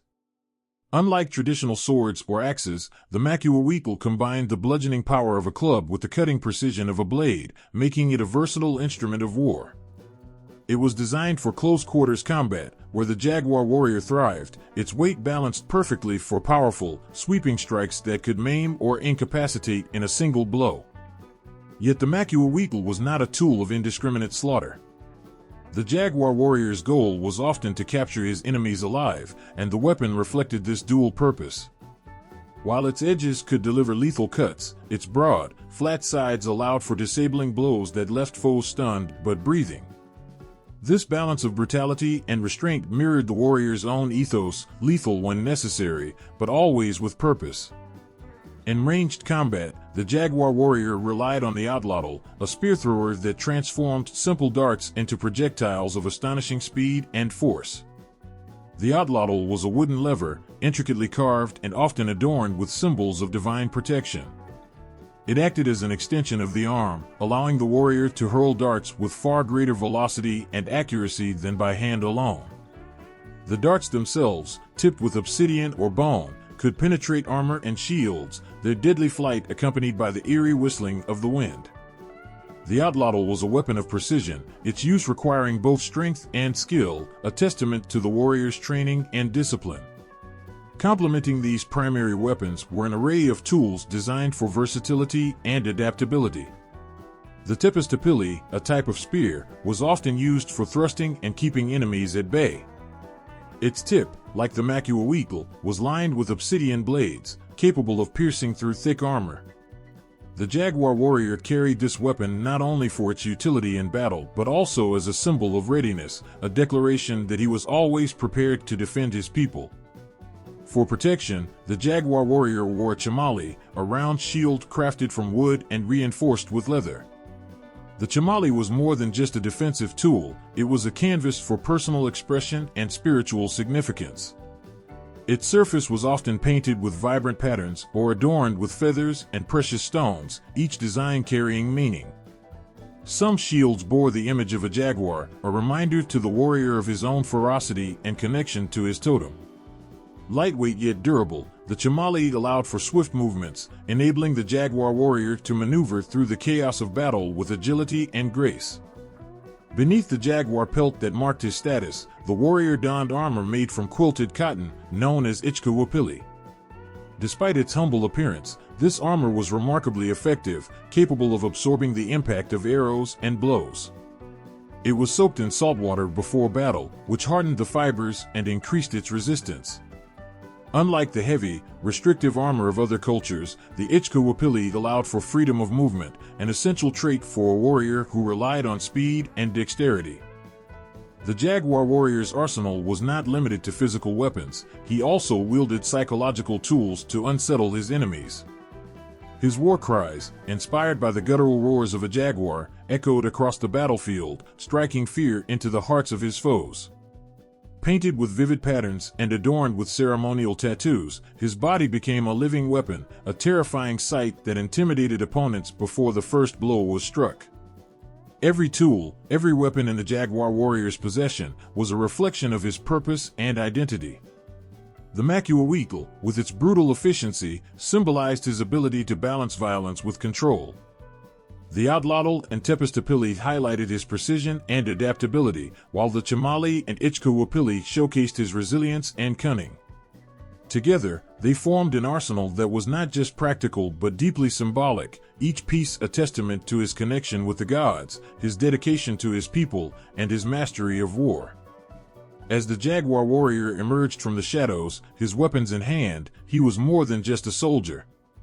He was a predator, a force of nature, and a guardian of the Aztec Empire. The Mesoamerican gleamed in the dappled sunlight, its obsidian blades whispering promises of devastation. The Atlatl hung at his side, ready to unleash its deadly darts. And the jaguar pelt draped over his shoulders seemed almost alive, a reminder that he carried the spirit of the jungle with him into every battle. For those who dared to face him, there would be no escape, only the unforgiving power of the tools of the jaguar warrior. The tension in the air was palpable, thick with the smell of damp earth and sweat. The enemy soldiers, heavily armored, their swords glinting under the low-hanging sun, marched confidently through the dense jungle. They had been on the move for days, and their exhaustion was beginning to show. But something was off. The jungle, usually filled with the vibrant sounds of wildlife, had fallen eerily silent. No birds sang. No insects buzzed. It was as if the very earth was holding its breath. Suddenly, the silence was shattered by a terrifying roar, deep, guttural, almost otherworldly. It echoed through the trees, vibrating the air, sending a ripple of fear through the ranks. The soldiers froze. The air itself seemed to grow thick, pressing in on them from all sides. But there was nothing to see. The jungle had swallowed the source of the roar, leaving them in the grip of their fear. The jaguar warriors were near. And their enemies knew it. Fear was a weapon, and the jaguar warriors wielded it with terrifying mastery. Their appearance alone was enough to send shivers down the spine of even the bravest soldier. Dressed in jaguar pelts, their bodies painted in dark, swirling designs that mimicked the creature they revered, they were living embodiments of the gods. Their presence on the battlefield was like the arrival of a storm, unseen, yet felt in every gust of wind and every rustle of the leaves. But it wasn't just their appearance that struck fear into the hearts of their enemies. It was the psychological warfare they employed, an intricate dance of terror and confusion that left their foes paralyzed with dread before the first blow was ever struck. The jaguar warriors knew that to defeat their enemies, they didn't always need to strike first. Sometimes, the mere thought of an attack was enough to break their resolve. To that end, they used the environment to their advantage, crafting ambushes so well-designed that the jungle itself seemed to conspire against their enemies. Before a battle, the jaguar warriors might leave behind subtle marks in the forest, scratched trees, broken branches, or the remnants of past skirmishes, all designed to unsettle their foes. These marks were deliberate, not just signs of a previous battle, but symbols, warnings that the enemy was being watched. The idea was to create a sense of paranoia. When the soldiers saw these markings, their minds would race, wondering if they were already surrounded, wondering if the jaguars were already stalking them.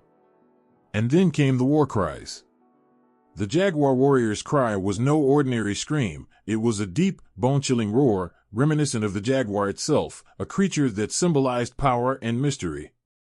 The sound would rip through the jungle, echoing off the trees, reverberating deep into the enemy's soul. To hear it was to know that death was imminent. It wasn't just noise, it was a signal, a declaration of the jaguar warrior's approach. And it wasn't a cry of one warrior, but many. In the dense jungle, it was impossible to tell from where it came. The enemy's nerves would snap, their minds spinning as they tried to locate the source of the sound. This disorientation was the jaguar warrior's first victory. But the fear didn't stop there. The jaguar warriors understood that their enemies didn't just fear them, they feared the very concept of defeat. In Aztec culture, death in battle was both an honor and a spiritual necessity. But for the enemy, being captured alive was a fate worse than death. The jaguar warriors made sure that every enemy soldier knew this. They didn't just kill their foes, they captured them, often leaving the enemy soldiers alive but maimed, crippled in such a way that their chances of escape were slim. This tactic was not just about physical domination, it was about breaking the spirit. When a soldier was captured by a jaguar warrior, it was not a defeat that could be easily processed. It was a public display of submission, a humiliation that stripped the victim of their dignity. They were paraded before their comrades, an example of what awaited those who dared oppose the might of the Aztec Empire. The message was clear: the jaguars were not to be fought, they were to be feared. The psychological effects of this were devastating. As word spread of the jaguar warriors' terrifying tactics, the enemy's resolve weakened. Soldiers would tremble at the thought of capture, and the fear of being chosen as a sacrifice to the gods soon replaced any thoughts of victory. Even before the jaguar warriors struck, the mere mention of their name was enough to send shudders through the ranks. At the heart of the jaguar warriors' psychological warfare was the belief in their divine connection to the gods. To the Aztecs, the jaguar was more than just a predator, it was a sacred animal, a manifestation of the gods themselves. By embodying the jaguar, the warriors believed they became an instrument of divine will. This connection to the gods gave them an aura of invincibility. Their enemies didn't just fear them, they feared the wrath of the gods that the jaguar warriors carried with them. It was as if, in every battle, the warriors were not just fighting for victory, but for cosmic balance. This spiritual dimension of their warfare made the jaguars seem untouchable, their strikes not merely physical but divinely ordained. When a jaguar warrior stepped onto the battlefield, it was as if the very gods had descended to fight alongside him. His movements were precise, calculated, almost ritualistic, and every strike he made was infused with spiritual purpose. His enemies knew this, felt it in their bones, and could not help but fear the wrath that followed. As the ambush unfolded, with the jaguar warriors emerging from the shadows like vengeful spirits, their enemies found themselves overwhelmed, not just by weapons, but by terror itself. The battlefield became a place of madness, a place where the mind could not comprehend the horrors that unfolded. And in that madness, the jaguar warriors thrived. They struck with deadly precision, their war cries piercing through the chaos, their presence an inescapable force. To face a jaguar warrior was to face not just a man, but the primal fear that lived within all hearts. And once that fear took root, there was no escape from it. No amount of armor or weaponry could shield them from the terror that haunted them. The jaguar warriors had already won, even before the first strike was made. The battle raged fiercely, the clang of obsidian blades against shields reverberating through the dense jungle air. The earth trembled under the weight of each thunderous step as the jaguar-clad warriors advanced, moving with calculated grace, their eyes cold and focused. The battlefield was a chaotic dance of death, but for the jaguar warriors, this was more than just a contest of strength, it was an intricate ritual, a step in a sacred process that began long before the clash of weapons. For the Aztecs, war was never simply about conquest or territorial gain. It was a spiritual mission, a divine obligation. The jaguar warriors understood this deeply. They were not merely soldiers, they were chosen instruments of the gods, tasked with achieving two critical goals in every battle: military dominance and the capture of prisoners for sacrifice. To the Aztecs, bloodshed was not just a human act, it was a cosmic transaction, an offering to appease the gods and ensure the sun's continued journey across the sky. The first goal, military dominance, was a fundamental aspect of every campaign. The jaguar warriors fought with an unmatched ferocity, charging into battle with the terrifying precision of their feline totem. Their strategy was simple: overwhelm and subdue. They were masters of both ambush and open conflict, never hesitating to strike with brutal efficiency. They used their signature tactics, swift movements through the jungle, psychological warfare, and the devastating impact of their weapons, to break the enemy's lines. The jaguar-pelted warriors were swift as shadows, their war cries shaking the very air, unsettling their foes long before their blades could land. In the chaos of battle, the jaguars were not simply concerned with defeating the enemy, they were focused on a singular, sacred mission: capturing prisoners. These men, once caught, would be taken alive, their bodies restrained but intact, for they were not meant to die in the heat of battle. For the jaguar warriors, victory wasn't truly complete unless the sacrifice was made. Slain enemies were of no use to the gods. They needed to be captured, their hearts still beating, their lives still hanging by a thread, for only then could they serve the greater purpose. This focus on capturing rather than killing was a defining characteristic of the jaguar warriors. Unlike the common soldier, who might fight to eliminate every threat, the jaguar warriors knew the importance of preserving life, at least until it could be offered. They used their weapons not for wholesale slaughter, but for immobilization, blows that disabled but did not kill, strikes aimed at bringing their enemies to the ground without ending them immediately. The goal was never to destroy, but to subdue, to incapacitate, and to ensure that the enemy would live long enough to be presented as a tribute to the gods. Once a prisoner was taken, the real work began. The captured soldiers, usually bound and helpless, would be transported back to the heart of Aztec society, the Templo Mayor. Here, the Aztec priests, cloaked in ceremonial garb, would prepare for the most sacred act, the human sacrifice. The prisoners, once treated as symbols of war and conquest, would undergo a ritual that elevated them from mere captives to divine vessels. Their hearts, pulsing with life, would be torn from their chests, their blood poured out as an offering to the gods. The sacrifice was believed to nourish the sun, ensuring it would rise each day, and to maintain the balance of the universe itself. The jaguar warriors understood this intimate connection between war and sacrifice.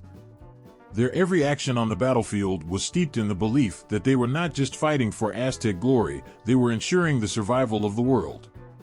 The gods, it was said, needed blood to stay strong, and the jaguar warriors were the keepers of that sacred duty.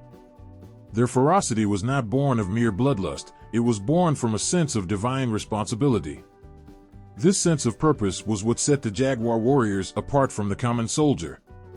They were not just warriors, they were priests in their own right, carrying out a sacred function that transcended the ordinary notion of warfare.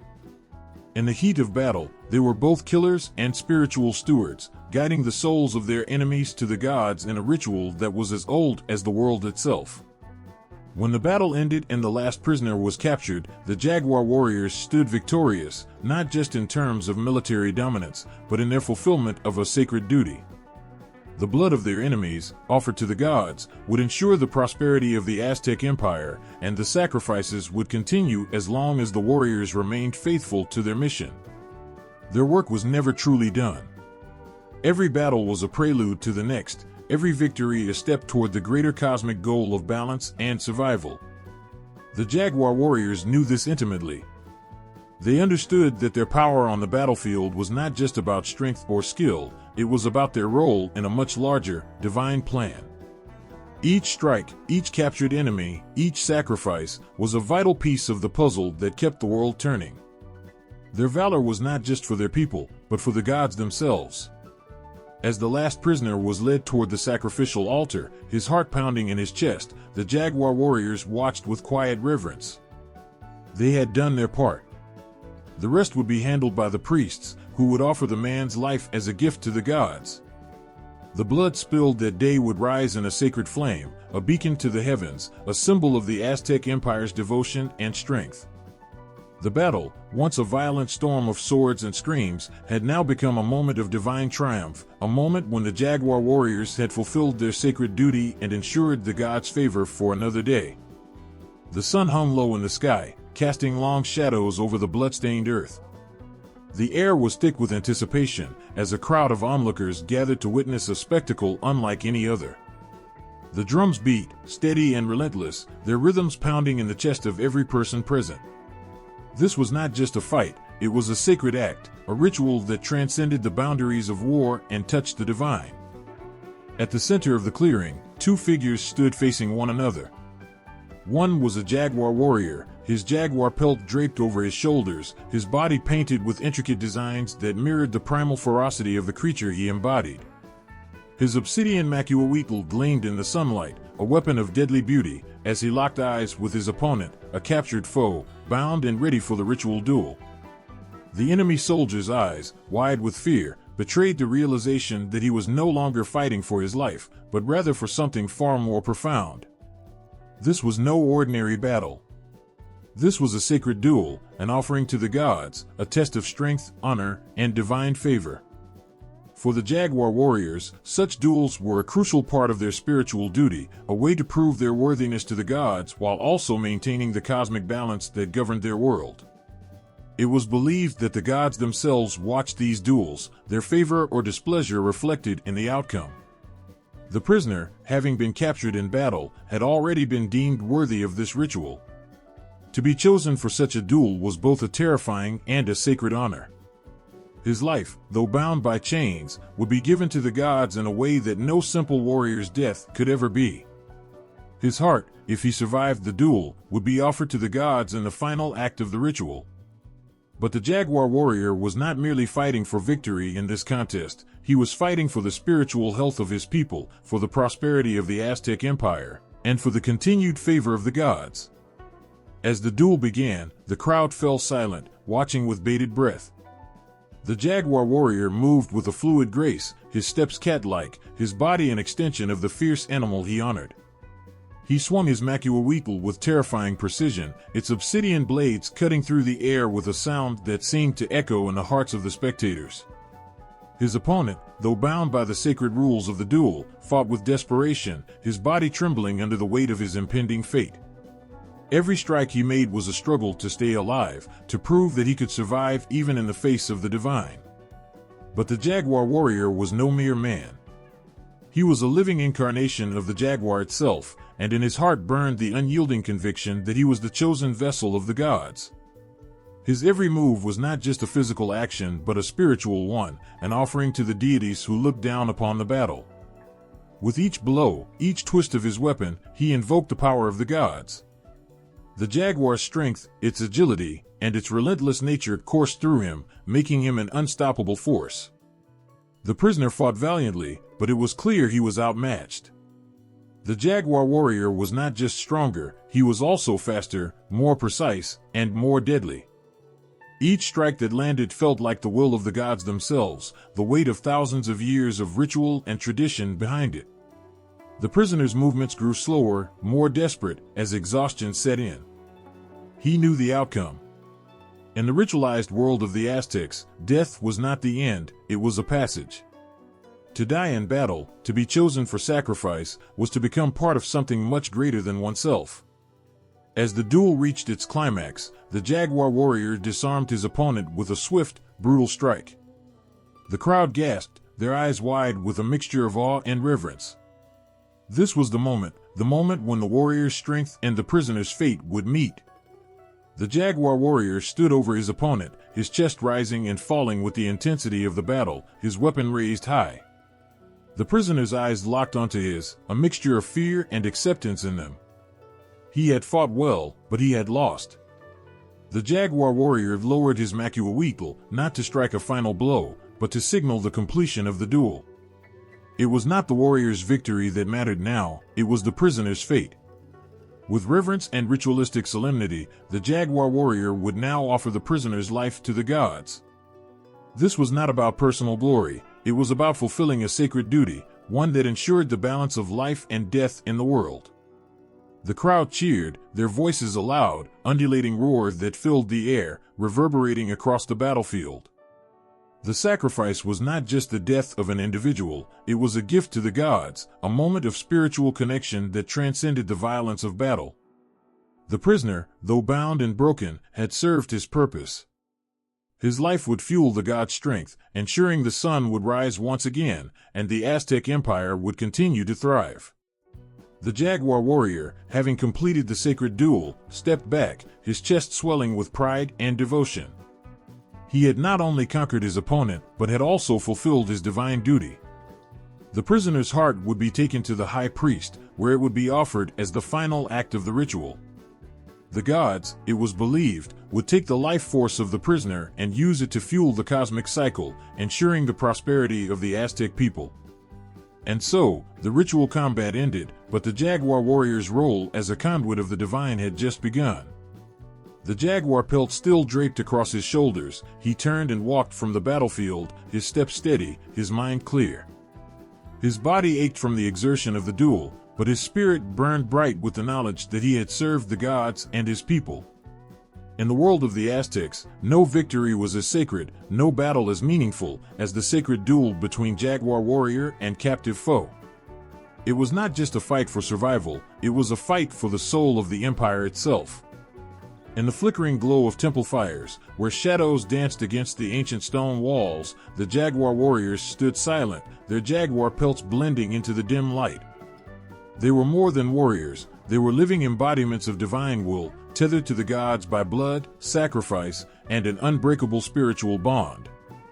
Among the countless deities that filled the Aztec pantheon, two loomed large in the lives of these warriors: Tezcatlipoca, the enigmatic and fearsome god of night and sorcery, and Huitzilopochtli, the relentless god of war and the sun. Their connection to these gods was not a mere matter of devotion, it was the foundation of their identity, purpose, and existence. Tezcatlipoca, the smoking mirror, was a god of shadows and mysteries, the unpredictable force that governed fate, conflict, and the balance of power.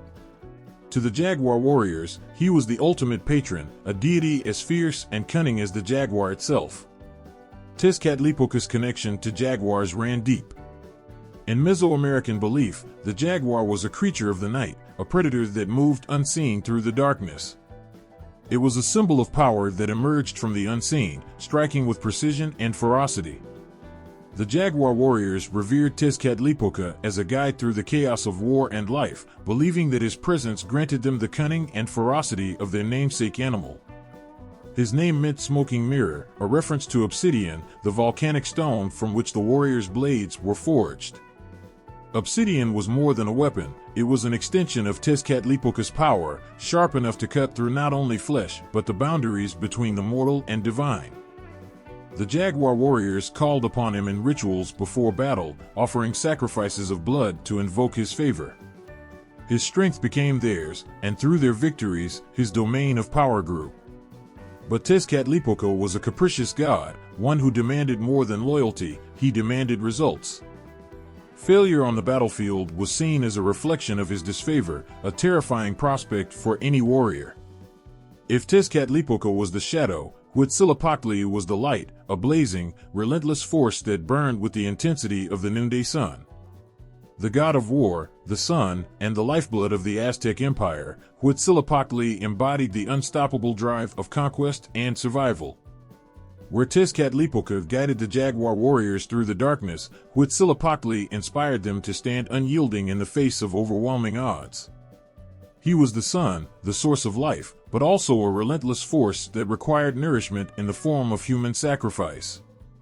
For the jaguar warriors, their connection to Huitzilopochtli was one of unwavering duty. They were his chosen soldiers, tasked with ensuring the world continued to turn by feeding him the blood of captives. Every battle they fought, every prisoner they captured, was an act of devotion to Huitzilopochtli, a fulfillment of their sacred obligation to sustain the cosmos. His name meant hummingbird on the left, a curious moniker for such a fearsome god, but it symbolized his ability to be ever-present and elusive, his power boundless. The rituals associated with Huitzilopochtli were intense and often brutal. The jaguar warriors would gather at dawn, facing the rising sun, their jaguar pelts shimmering in the golden light. With chants and offerings, they would honor him, asking for strength and courage in the battles to come. When they captured enemies, they did so with the knowledge that these captives were destined for the highest honor, their hearts torn from their chests and offered to the blazing sun, their blood spilled to nourish the earth. To deny Huitzilopochtli his due was to invite disaster, not just for the warrior, but for the entire empire.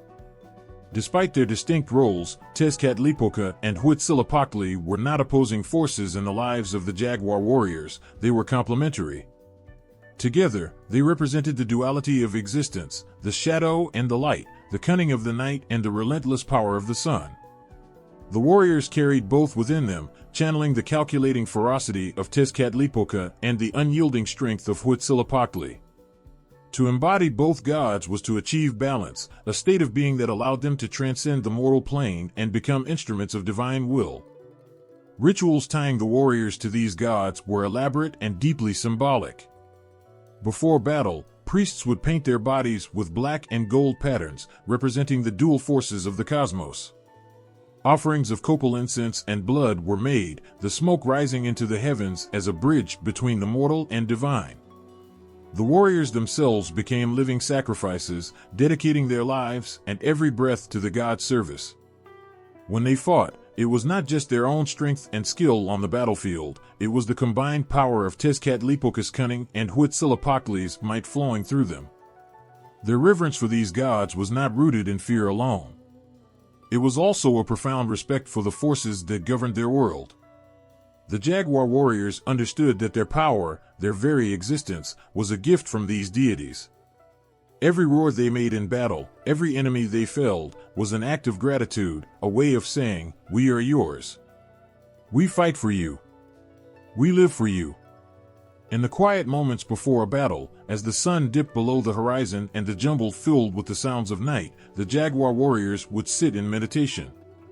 They would invoke Tezcatlipoca's name, feeling the pulse of the jaguar within them, and look to the faint light of the stars, a reminder of Huitzilopochtli's enduring presence even in the darkness.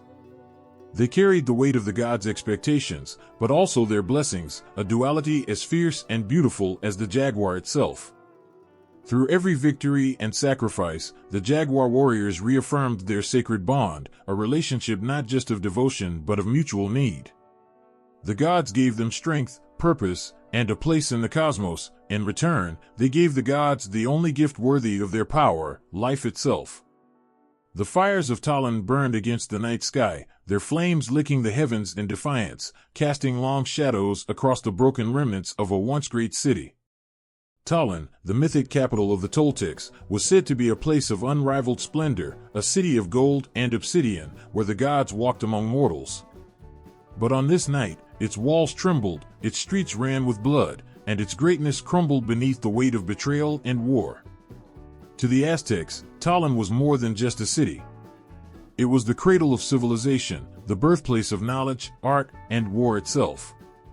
Its destruction was not just a tragedy of history, it was a cataclysm of cosmic proportions, a tale told and retold to explain the fragility of human power in the face of divine wrath and human ambition. The myths spoke of Quetzalcoatl, the feathered serpent god, who had once ruled Talon in an era of peace and prosperity. Under his guidance, the Toltecs flourished, creating a society so advanced, so beautiful, that it became the envy of gods and men alike. But greatness breeds enemies, and the Toltecs' glory became their curse. Tezcatlipoca, the smoking mirror, loomed over this tale as the dark counterbalance to Quetzalcoatl's light. As the myths told it, Tezcatlipoca descended upon Talon like a shadow, sowing discord and deceit. He whispered lies into the ears of rulers, turned allies against one another, and filled the hearts of men with greed and distrust. The once unified city fractured, its people turning on one another. The god of night reveled in the chaos, his smoky reflection visible in every act of betrayal. The ultimate blow came when Tezcatlipoca deceived Quetzalcoatl himself. The noble god, tricked into a drunken stupor, was cast out of Talon in disgrace. Without its guiding light, the city fell into disarray. Its enemies, smelling blood, descended upon it with merciless fury. The fall of Talon was swift and brutal, a divine judgment played out in the flesh and blood of its people. The Aztecs revered these stories not just as history but as prophecy.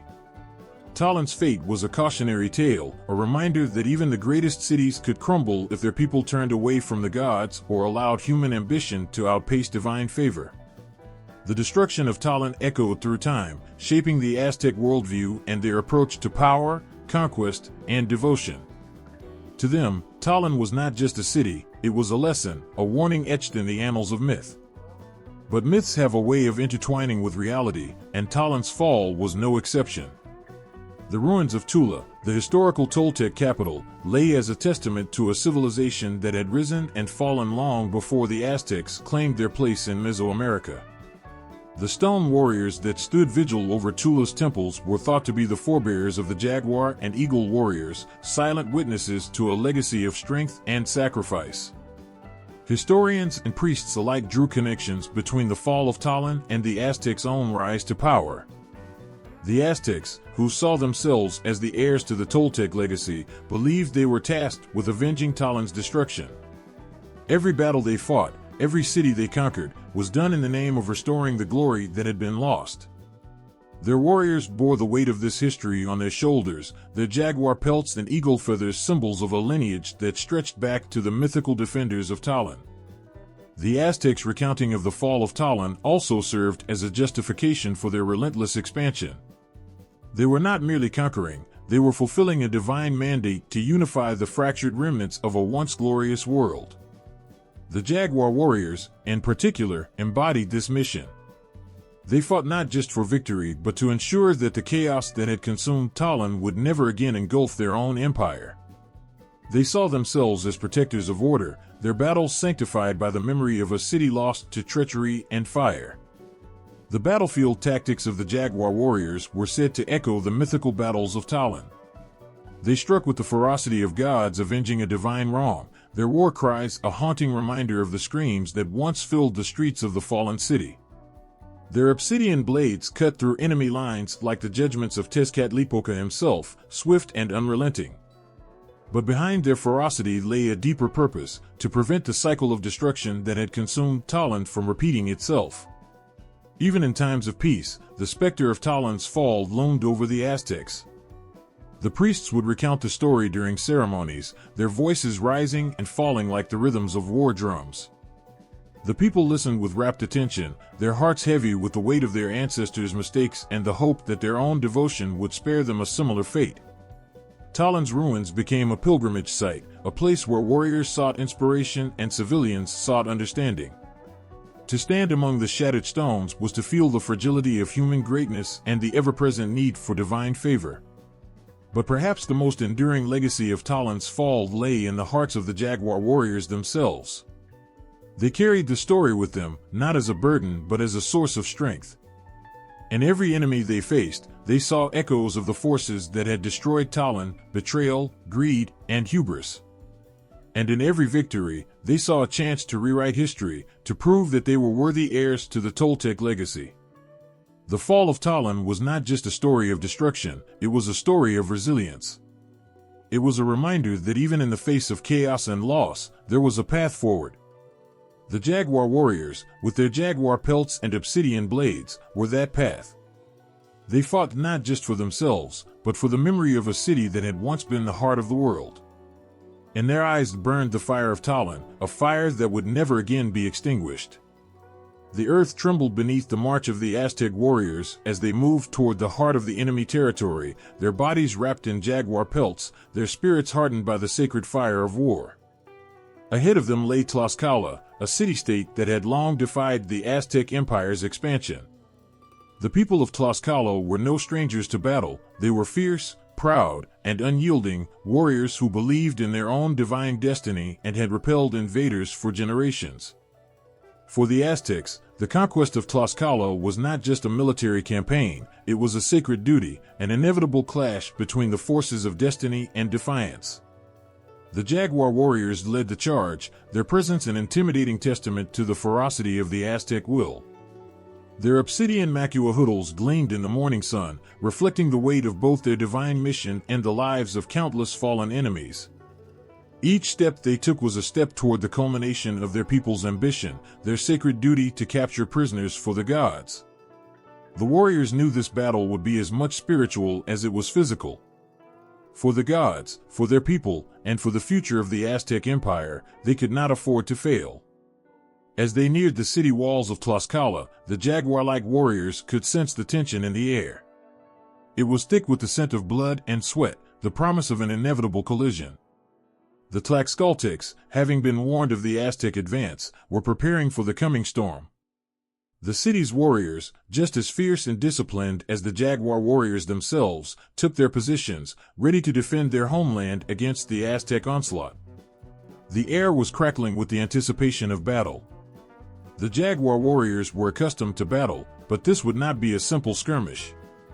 Tlaxcala's warriors were known for their discipline, their unbreakable resolve, and their mastery of the terrain. They knew the land, the narrow passes, and the hidden trails.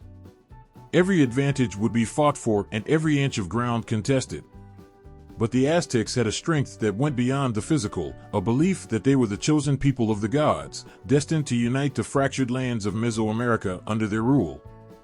Their warriors were not merely soldiers, they were divine instruments, and in their hearts burned the unwavering belief that no force could stand in their way.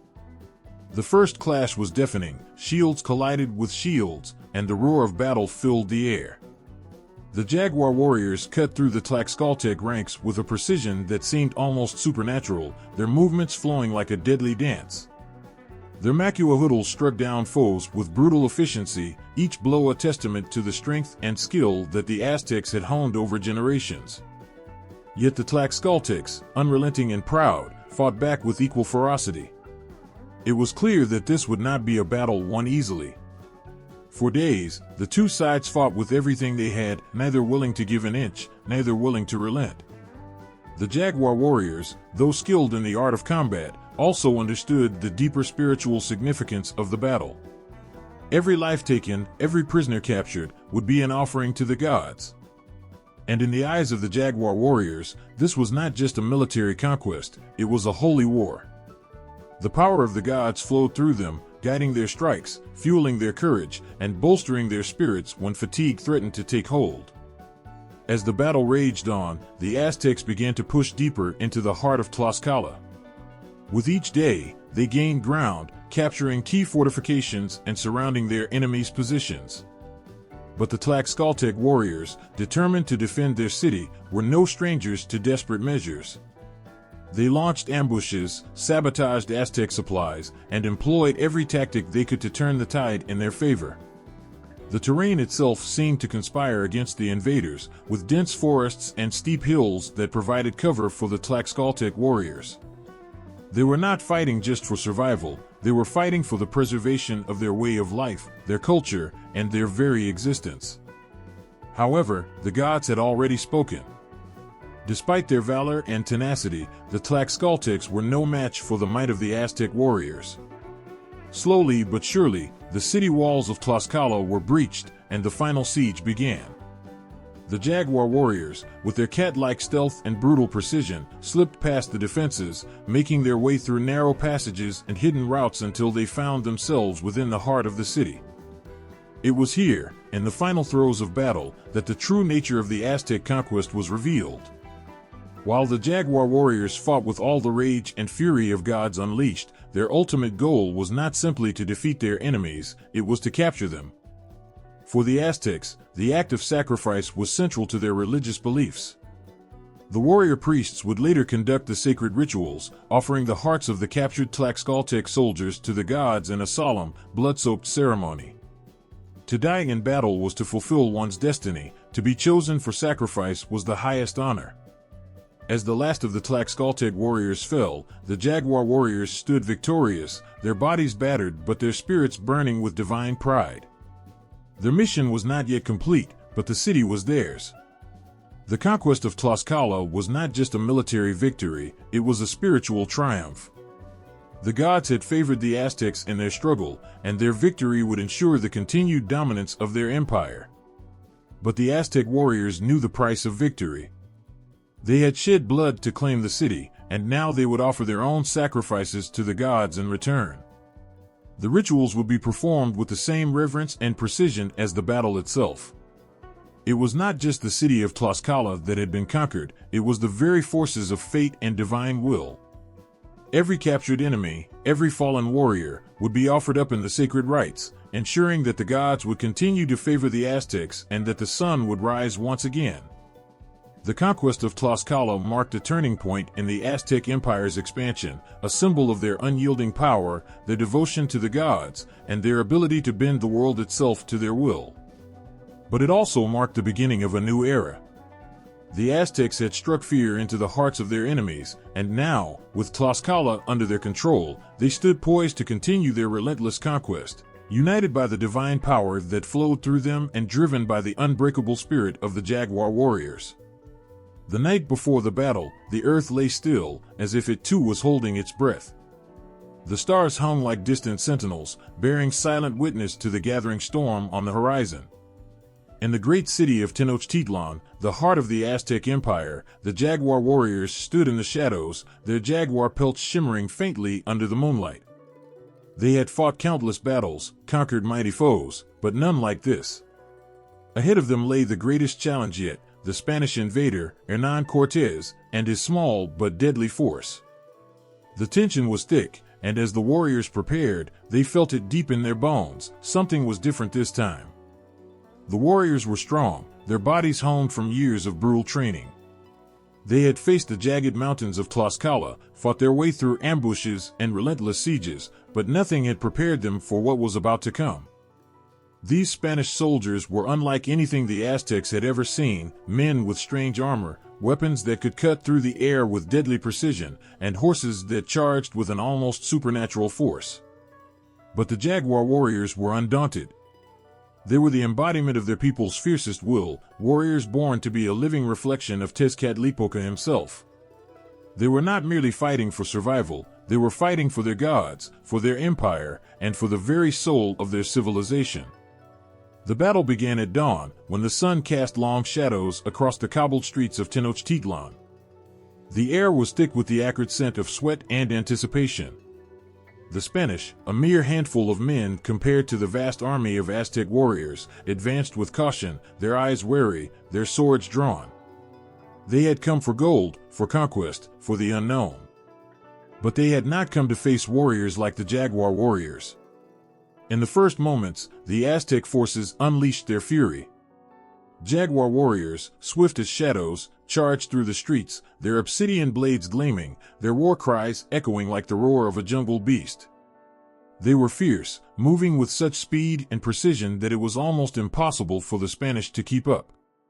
They leaped from stone to stone, climbing the buildings with ease, their agility a stark contrast to the heavy, cumbersome movements of the invaders. The Spanish, stunned by the ferocity and skill of the Aztecs, were momentarily thrown into disarray. Their crossbows and firearms rang out, but the warriors danced around them, seemingly untouchable. The sounds of clashing weapons, the pounding of drums, and the cries of the dying filled the air, a chaotic symphony of war that shook the very foundations of the city. The jaguar warriors were relentless. They were not fighting just for victory, they were fighting to protect their people, their gods, and their way of life. They remembered the fall of their ancestors, the stories of betrayal and destruction. The warriors believed that they were the chosen ones, destined to guard the sacred land against all invaders. Every enemy soldier they felled was not just a mortal, they were an affront to the gods themselves. They fought with divine purpose, and that made them unstoppable. But even the strength of the jaguar warriors could not halt the terrifying force of the Spanish weapons. The horses, creatures unknown to the Aztecs, charged into the ranks of the warriors with terrifying speed, knocking them aside with brutal force. The Spanish muskets and cannons tore through the air with a deafening roar, and the Aztec warriors fell, their bodies shattered by the unfamiliar violence. The jaguar-clad warriors, so accustomed to the flow of combat, were now confronted with a new type of destruction, one that had no honor, no ritual, and no sacredness. These foreign invaders did not fight for glory, they fought for domination. The battle raged on for hours, but the tide had begun to turn. The warriors, despite their skill and courage, could not withstand the onslaught of Spanish firepower. They had fought battles of honor, captured prisoners for sacrifice, but these invaders knew no such rules. The very spirit of warfare, so sacred to the Aztecs, was tainted by the cold, unfeeling efficiency of the Spanish guns. For the jaguar warriors, it was a battle not just against the Spanish, but against the very idea of war itself, the brutal, unyielding war that seemed to consume everything in its path. As the Aztecs began to retreat, their hearts heavy with the realization of their vulnerability, they fought fiercely to protect their sacred city. The jaguar warriors, once symbols of invincibility, found themselves caught between the divine duty of their gods and the cruel reality of foreign invaders. In the streets, warriors clashed with Spanish soldiers, but the odds were too great. The jaguar pelts that once glimmered with pride now were stained with blood, their sacred meaning lost in the chaos. In the face of overwhelming odds, the jaguar warriors did not surrender. They fought to the very end, determined to defend their empire, their culture, and their gods. But as the sun began to set, the victory that they had once taken for granted began to slip away. The jaguar-clad warriors were no match for the technology, the horses, and the ruthless tactics of the Spanish invaders. It was not just a defeat of warriors on the battlefield. It was the death of a world, a way of life that had stood for centuries. The jaguar warriors, in their final moments, fought with the knowledge that they were the last of their kind. They were the embodiment of Aztec pride, the very essence of their civilization. And as they fell in battle, one by one, the hopes of an entire empire began to fade. The last moments of the jaguar warriors were marked by the blood-soaked streets of Tenochtitlan, a city that had been both the crown jewel and the spiritual heart of the Aztec Empire. The invaders had triumphed, but in doing so, they had crushed more than just an army, they had crushed the spirit of a civilization, a belief that had shaped the world for generations. Though the jaguar warriors had fallen, their legacy did not die with them. In the hearts of the Aztec people, their courage and their sacred duty lived on, a symbol of the strength that had once stood proudly against the might of the heavens and the earth. The city of Tenochtitlan, the pride of the Aztec Empire, was falling. The once bustling streets, lined with the grand temples of the gods and the vibrant marketplaces, were now quiet, eerily so. A weight hung over the air, heavy with the scent of impending doom. The city had become a battlefield, where the sounds of war echoed through the stone walls, and the cries of the dying could be heard from every corner. It was in these final days that the jaguar warriors stood as the last defenders, their spirits unwavering despite the crumbling walls of their world. For the jaguar warriors, this was not just a fight for the survival of a city, it was a battle for their very identity. They had been trained from childhood to be the protectors of the sacred, the living manifestations of the gods' will. They had fought countless battles across Mesoamerica, from the campaigns in Tlaxcala to the wars of conquest that had expanded the empire's borders. But this battle was different. This was not a battle for expansion or glory. This was the final defense of their world, their home, and they would fight until their last breath. The siege had lasted for months. The Spanish, led by Hernán Cortés, had cut off the city from supplies, leaving the people of Tenochtitlan starving and weakened. The once mighty walls of the city were no match for the relentless bombardment from the Spanish cannons. And yet, the jaguar warriors held their ground. They knew the meaning of their duty. They were more than just soldiers, they were the embodiment of their people's last hope, the living shield between the gods and the forces of destruction. In the early days of the siege, the jaguar warriors had fought with all the ferocity they were known for. They had leaped from building to building, striking down Spanish soldiers with their macuahuitls, their hearts filled with the spirit of the jaguar, the embodiment of strength and stealth. They believed that they were the gods' chosen warriors, that their deaths in battle would honor the divine forces that had guided their people for centuries. But the Spanish were relentless. Their weapons, their horses, and their cannons began to take a toll on the warriors. The jaguar warriors, who had once been feared across Mesoamerica, now found themselves fighting not just for victory but for survival. As the weeks passed, the situation grew dire. The warriors fought valiantly, but the walls of Tenochtitlan were beginning to crumble. The Spanish had managed to breach the city, forcing the Aztec forces to retreat into the heart of the metropolis. The once proud temples now stood silent, their altars empty, waiting for the sacrifices that would never come. The jaguar warriors fought through the streets, moving like shadows through the ruins of their city, but their numbers were dwindling. Each fallen warrior was a blow to the very soul of the Aztec people. The final battle came like a storm, sudden, brutal, and relentless. The jaguar warriors, bloodied and battered, faced the Spanish forces in the streets of Tenochtitlan, the city that had once stood as the pinnacle of Aztec power. The warriors, their jaguar pelts stained with the blood of their fallen comrades, knew this was the end.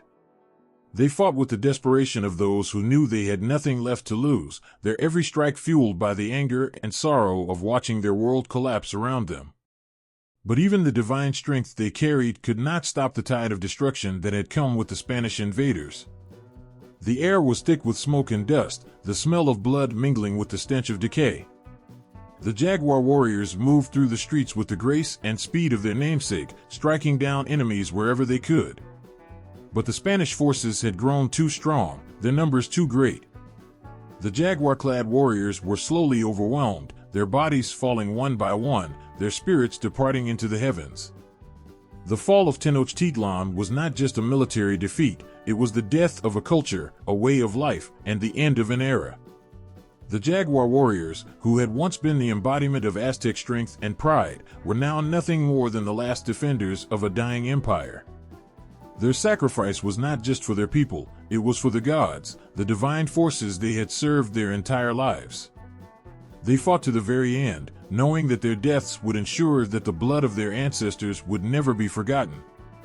As the Spanish forces stormed the city, the jaguar warriors fought in the last moments with the same courage and devotion they had shown throughout their lives. They fought for their gods, for their family, and for the honor of their people.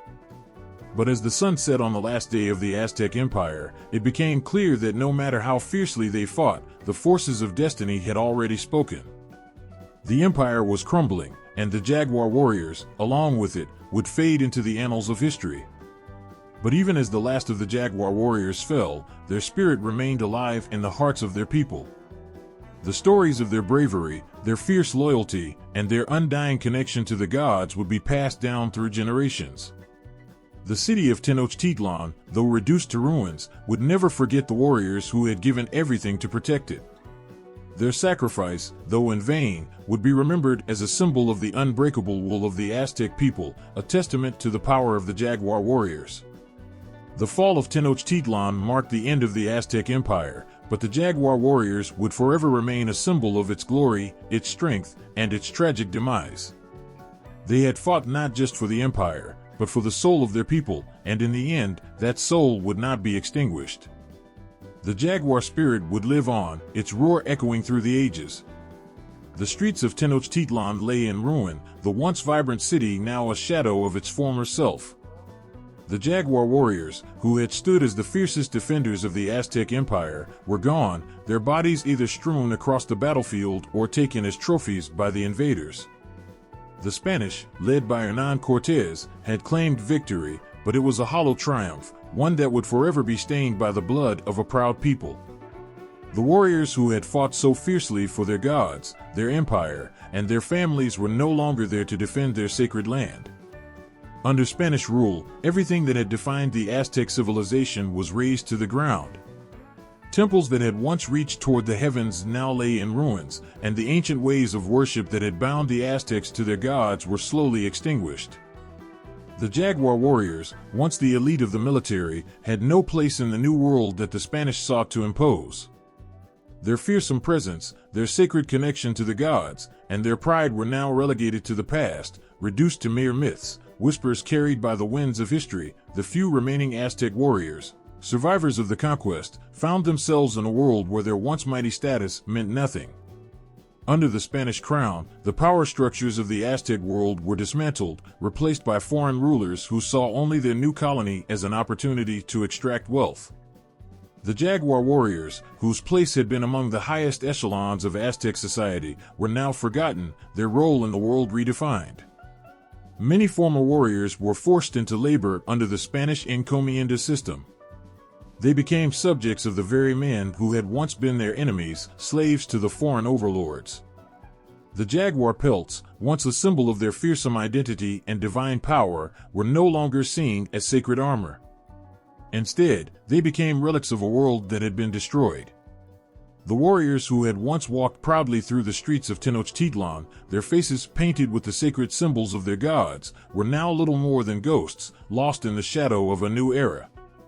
Some of the surviving jaguar warriors, in the face of the relentless Spanish occupation, chose to adapt, blending their traditions with the new reality they found themselves in.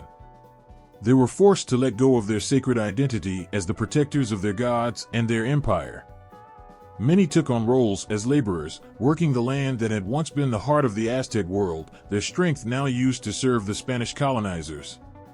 The jaguar was no longer a symbol of divine power, but one of submission to the Spanish crown. However, not all were willing to surrender their identities so easily. Some of the former warriors, unwilling to let go of the fierce spirit that had defined them, went into hiding. They retreated into the jungles, the mountains, the dense forests where the Spanish had little reach. There, they continued to fight, not only for survival but for the preservation of their way of life, holding on to the remnants of their ancient customs and traditions. But the odds were stacked against them. The Spanish, with their advanced weaponry and ruthless tactics, began to assert their dominance over the land. In time, the jaguar warriors became little more than a myth. The Spanish, with their desire to control every aspect of Aztec culture, sought to erase any trace of the old ways. The jaguar was no longer the fearsome deity it had once been, and the warriors who had once worn its skin were no longer revered.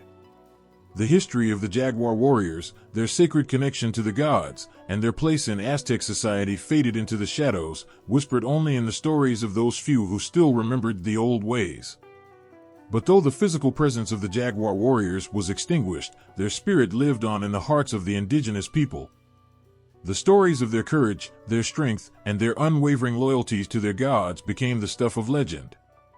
The warriors who had once been the pride of the Aztec Empire were transformed into symbols of resistance, reminders of a time when the people fought for their gods, their land, and their way of life. In the centuries that followed, the memory of the jaguar warriors would surface in the struggles of the indigenous people against the Spanish oppressors. Their fight for freedom, their fight to preserve their identity, became intertwined with the legacy of the warriors who had fought in the name of the jaguar. The once glorious jaguar warriors were now not only warriors of the past, but also symbols of defiance in the face of colonial conquest. The jaguar, once a symbol of divine power, had transformed into a symbol of the resilience of the people who refused to be forgotten. Under Spanish rule, the jaguar warriors were no longer the elite military force they had once been, but their spirit continued to live on in the hearts of those who carried their memory forward. The empire had crumbled, and their sacred city lay in ruins, but the legacy of the jaguar warriors would never be extinguished. They remained, not as warriors in battle but as a spirit, a force that could never be fully conquered. They were the embodiment of the Aztec soul, fierce, proud, and unyielding in the face of destruction. Even in their absence, they were remembered, revered, and honored, for the jaguar's roar would never truly be silenced. In the heart of modern Mexico, where the echoes of ancient civilizations still resonate through the land, the spirit of the jaguar warriors remains alive. Their legacy, though centuries old, continues to shape the cultural identity of the Mexican people in profound and powerful ways. The once mighty warriors, whose jaguar pelts shimmered like shadows in the moonlight and whose hearts beat with the rhythm of the gods, are no longer just figures of the past. They are a symbol of pride, strength, and resilience that transcends time. The stories of the jaguar warriors have been passed down through generations, carried in the songs, the myths, and the sacred rituals of the people. In the deep corners of the Mexican countryside, where the ancient rhythms still pulse in the earth and the stars are still believed to be the eyes of the gods, their legacy endures. The jaguar, once the sacred animal of the Aztecs, has become a symbol of defiance and power, a reminder of a time when the indigenous people stood strong against invaders and fought to protect their land, their culture, and their beliefs. In modern Mexico, the jaguar is revered not just as an animal, but as a symbol of the soul of the nation. The image of the jaguar is woven into the fabric of Mexican art, from the vibrant murals that adorn the walls of cities like Oaxaca to the intricate patterns of traditional textiles. It appears in the symbols of modern-day resistance movements, where the spirit of the jaguar warriors is invoked as a rallying cry for the fight against oppression, injustice, and the loss of cultural identity. For the people of Mexico, the jaguar warriors are not just a distant memory. They are the embodiment of a spirit that refuses to be silenced, a spirit that has endured the centuries of colonization, oppression, and cultural erasure. The warrior ethos, with its emphasis on courage, honor, and sacrifice, has become intertwined with the identity of the Mexican people, who have had to fight, time and again, to preserve their heritage and their way of life. Every year, on Dia de los Muertos, the Day of the Dead, the jaguar warriors are honored alongside other ancestors who gave their lives for the survival of their culture. Their images are celebrated in the altars, their spirits invoked through the offerings of marigolds, candles, and food. In the indigenous communities, the jaguar remains a sacred figure, and the warriors are remembered as protectors of the sacred, as guardians of the land. Their sacrifice is not forgotten, it is woven into the very fabric of Mexico's collective memory. The powerful imagery of the jaguar warriors also plays a role in the revitalization of indigenous cultures throughout Mexico. As the country continues to grapple with its colonial past, many indigenous groups have reclaimed their identity, drawing strength from the ancient ways of their ancestors.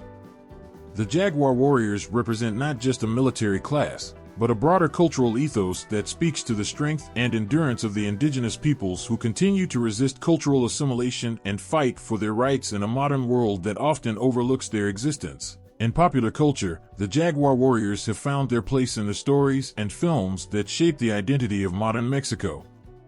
From historical dramas to animated films, their fierce spirit has been brought to life, inspiring a new generation to connect with the past and embrace the values of bravery, resilience, and honor. The jaguar warriors are more than just warriors, they are symbols of Mexican pride, standing as a reminder of the power that lies within the heart of the nation, a power that cannot be easily broken or extinguished. In Mexico City, at the National Museum of Anthropology, visitors stand before statues and relics of the Aztec civilization, marveling at the intricate artwork and the powerful symbolism that remains etched in stone.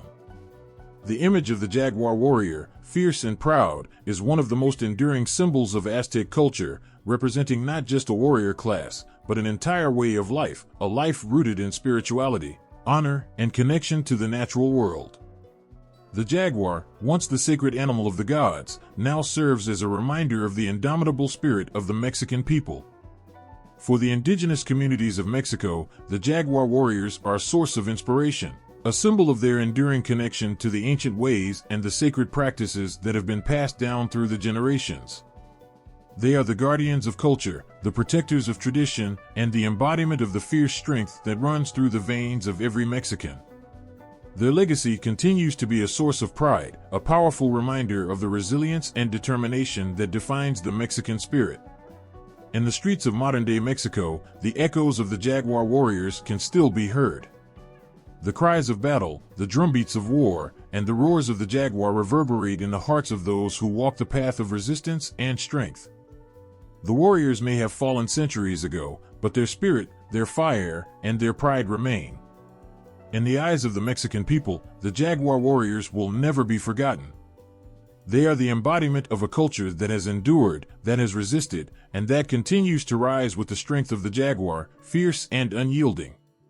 The jaguar warriors stood apart in their fierceness and mysticism, their presence as much an embodiment of divine will as military might. But in the grand sweep of world history, they were not alone.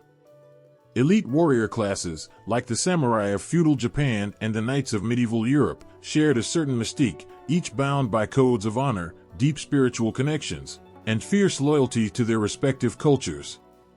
While the jaguar warriors might have been unique to Mesoamerica, the echoes of their way of life can be found in these other warrior traditions, each one carved into the fabric of their civilization, each warrior class representing the peak of martial prowess and sacred duty. In the misty mountains and tranquil rice fields of Japan, the samurai arose as the elite of the warrior class. Like the jaguar warriors, the samurai's power was not just in their skill with the sword, but in the very essence of their existence. They were bound by Bushido, the way of the warrior, which emphasized loyalty, honor, self-discipline, and respect. A samurai's life was one of dedication, akin to the disciplined training of the jaguar warriors. From childhood, the samurai were trained in the arts of war, just as young boys in Aztec society honed their skills in the Calmecac and Telpacali schools. Both classes understood the importance of discipline, the weight of their duties, and the need for mastery in martial combat. The code of Bushido mirrored the Aztecs' own warrior ethos in its reverence for death, sacrifice, and spiritual duty. The samurai, like the jaguar warriors, viewed combat not just as a means to victory but as a sacred act. For the jaguar warriors, battle was a ritual, a way of honoring the gods and ensuring cosmic balance. Likewise, the samurai believed in the spiritual significance of their sword, both weapon and symbol of their status, and carried out their duties not just for personal glory, but to serve their emperor and their land with honor. For both, their relationship with death was more intimate than that of the common soldier. The samurai were willing to die honorably in battle, just as the jaguar warriors were ready to face their own mortality in the service of their gods. In medieval Europe, knights arose as the equivalent of the samurai and jaguar warriors, representing the elite of their societies. Much like the jaguar warriors, knights were initially a military class that gradually became bound to the ideals of chivalry, honor, bravery, and loyalty to their lord. The knights of the European feudal system were trained in the arts of war from a young age, learning to wield sword and lance with deadly precision, much like the young boys in Aztec society who honed their skills in the arts of war. The knight's armor, much like the jaguar pelts worn by the Aztec warriors, became a symbol of status and strength. Knights, too, wore their own kind of armor, shiny, engraved, and crafted to protect their bodies in the chaos of battle, just as the jaguar pelt shielded the jaguar warriors from the brutality of war. But the key difference was in the symbolism. The jaguar warriors were not simply warriors. They were an extension of the gods themselves, their jaguar pelts signifying their connection to the divine and their role as protectors of sacred rituals. In contrast, knights were often more secular in their service, bound by the vows of chivalry to their lord or king, and the honor of their land and people. Their spiritual connection was more often to Christianity, a faith that asked for strength in the defense of the church and the crown, rather than the direct protection of cosmic balance that the jaguar warriors experienced. What set the jaguar warriors apart from both the samurai and knights was their deep spiritual connection to the very earth and the forces of nature. While knights fought to defend kingdoms and samurai were bound to serve their shogun and emperor, the jaguar warriors' motives went beyond political allegiance. Their battles were rooted in a worldview that placed their actions in direct relation to the gods. The jaguar was not just a symbol of physical strength, it was a manifestation of divine power, the warrior's very essence intertwined with the sacred. This spiritual dimension added a depth to their fighting prowess, making them more than mere soldiers. They were intermediaries between the divine and the mortal world, fighting not just for conquest but for the balance of the universe itself. The contrast in purpose between these elite warrior classes is particularly striking in their respective approaches to death. The samurai were famously willing to commit seppuku, a ritual suicide, in order to preserve their honor in the face of disgrace or defeat. Similarly, knights followed a code that demanded bravery, even in death. But the jaguar warriors viewed death differently.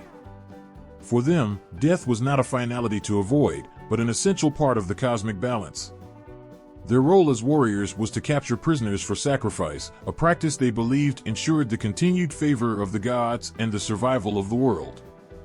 Death, for them, was a sacred act, a means of guaranteeing the sun's rise the next day, a necessary tribute to the divine forces that governed their lives.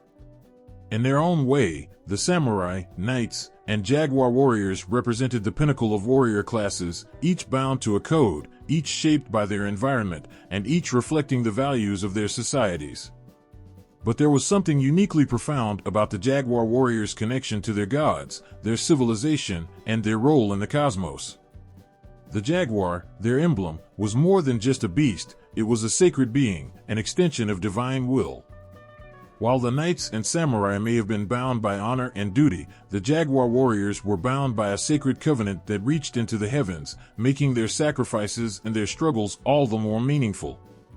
Though centuries and continents separated these warrior classes, they all shared a common thread, the unyielding belief that the life of a warrior was not merely to serve, but to transcend, to become part of something greater than themselves. And in the case of the jaguar warriors, that transcendence lay in the jaguar's roar, a sound that reverberated through the centuries, an eternal reminder of their sacred duty to both the gods and their people. The history of the jaguar warriors has been woven with myth and reality, a tapestry where the line between the two is often blurred. For centuries, the tales of their fierce courage, their divine connection, and their fearsome appearances have been passed down, captivating the imagination of those who hear them. But as with any legend, there is a danger in romanticizing or exaggerating the truth. While the jaguar warriors were undoubtedly a powerful and influential force in Aztec society, the stories that surround them are often embellished by the weight of myth, painting a picture that is as much a product of cultural imagination as it is rooted in history. The first step in disentangling the myth from reality is understanding how the jaguar warriors were perceived both by their contemporaries and by those who came after them. To the Aztecs, these elite warriors were sacred figures, almost divine in their standing. They were warriors who fought in the name of their gods, and in many ways, they were seen as intermediaries between the divine and the mortal realms. Their status was not just that of soldiers, but of protectors, chosen by the gods themselves to guard the balance of the universe. The jaguar, a symbol of power and ferocity, was believed to represent Tezcatlipoca, the god of night and conflict, and was intrinsically tied to the warrior's identity. They were more than just men, they were living embodiments of divine strength, messengers sent to carry out sacred duties in the mortal world. This spiritual dimension of the jaguar warriors, while deeply important in Aztec culture, often takes on an exaggerated form in later depictions. The warriors are sometimes portrayed as larger-than-life figures, their strength and prowess amplified to mythical proportions. Stories of their invincibility in battle and their ability to strike terror into their enemies are often written in ways that elevate them to a level of supernatural power.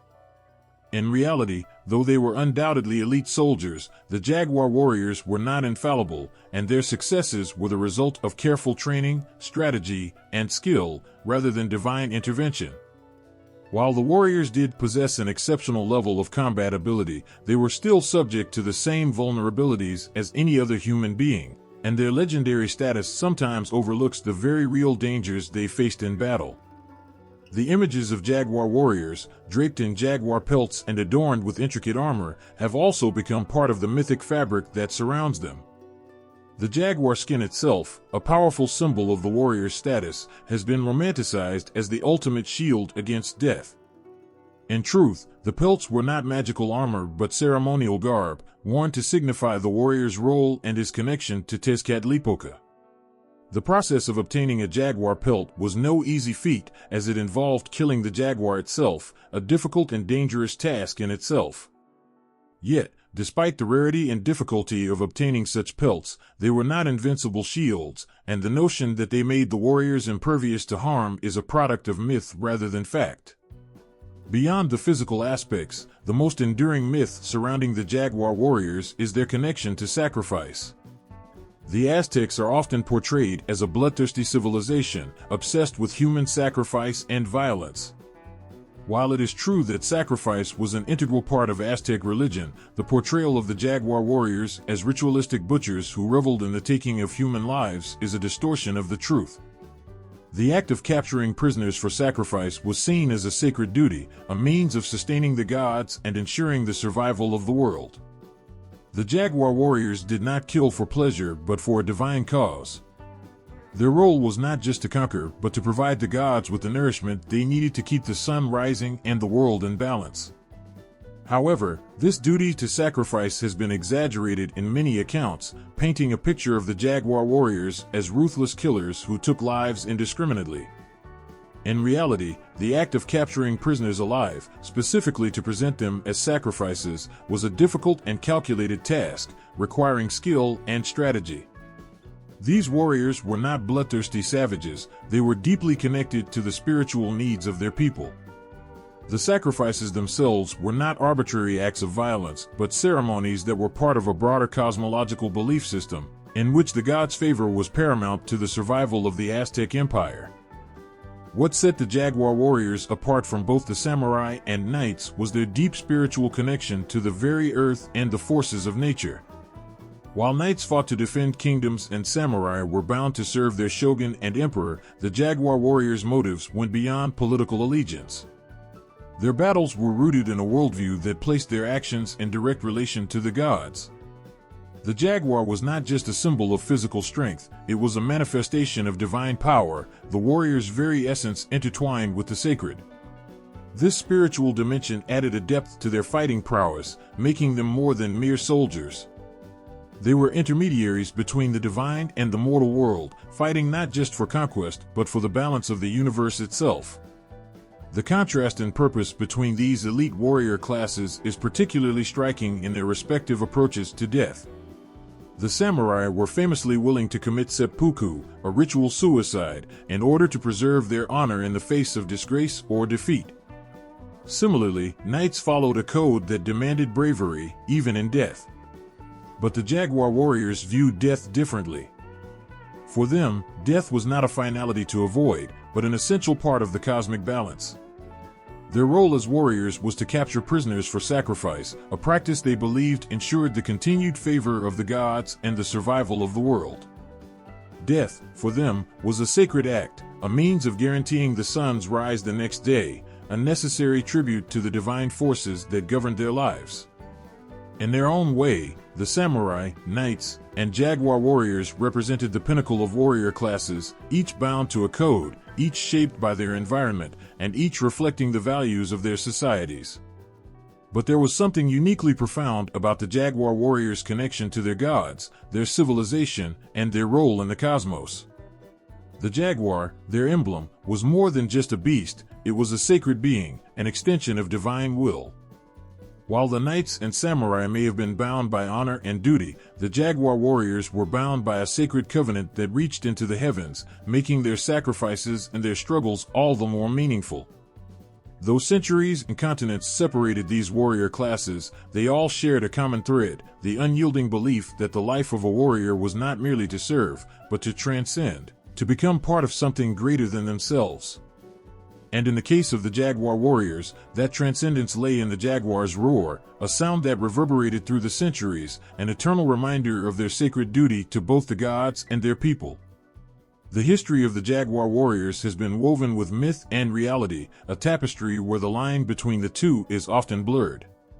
For centuries, the tales of their fierce courage, their divine connection, and their fearsome appearances have been passed down, captivating the imagination of those who hear them. But as with any legend, there is a danger in romanticizing or exaggerating the truth. While the jaguar warriors were undoubtedly a powerful and influential force in Aztec society, the stories that surround them are often embellished by the weight of myth, painting a picture that is as much a product of cultural imagination as it is rooted in history. The first step in disentangling the myth from reality is understanding how the jaguar warriors were perceived both by their contemporaries and by those who came after them. To the Aztecs, these elite warriors were sacred figures, almost divine in their standing. They were warriors who fought in the name of their gods, and in many ways, they were seen as intermediaries between the divine and the mortal realms. Their status was not just that of soldiers, but of protectors, chosen by the gods themselves to guard the balance of the universe.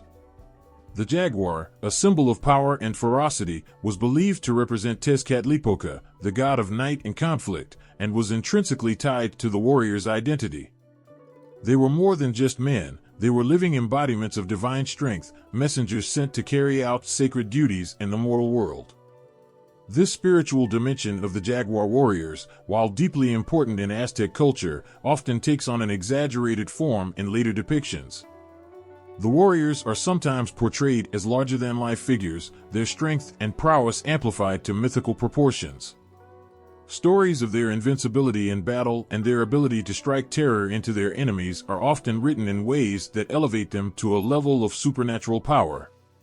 In reality, though they were undoubtedly elite soldiers, the jaguar warriors were not infallible, and their successes were the result of careful training, strategy, and skill, rather than divine intervention.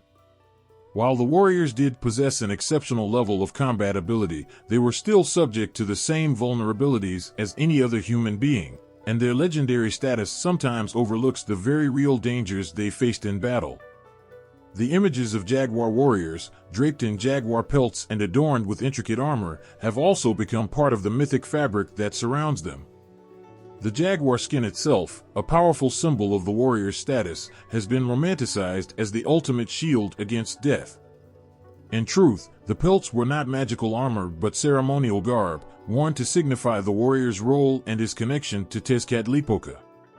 The process of obtaining a jaguar pelt was no easy feat, as it involved killing the jaguar itself, a difficult and dangerous task in itself. Yet, despite the rarity and difficulty of obtaining such pelts, they were not invincible shields, and the notion that they made the warriors impervious to harm is a product of myth rather than fact.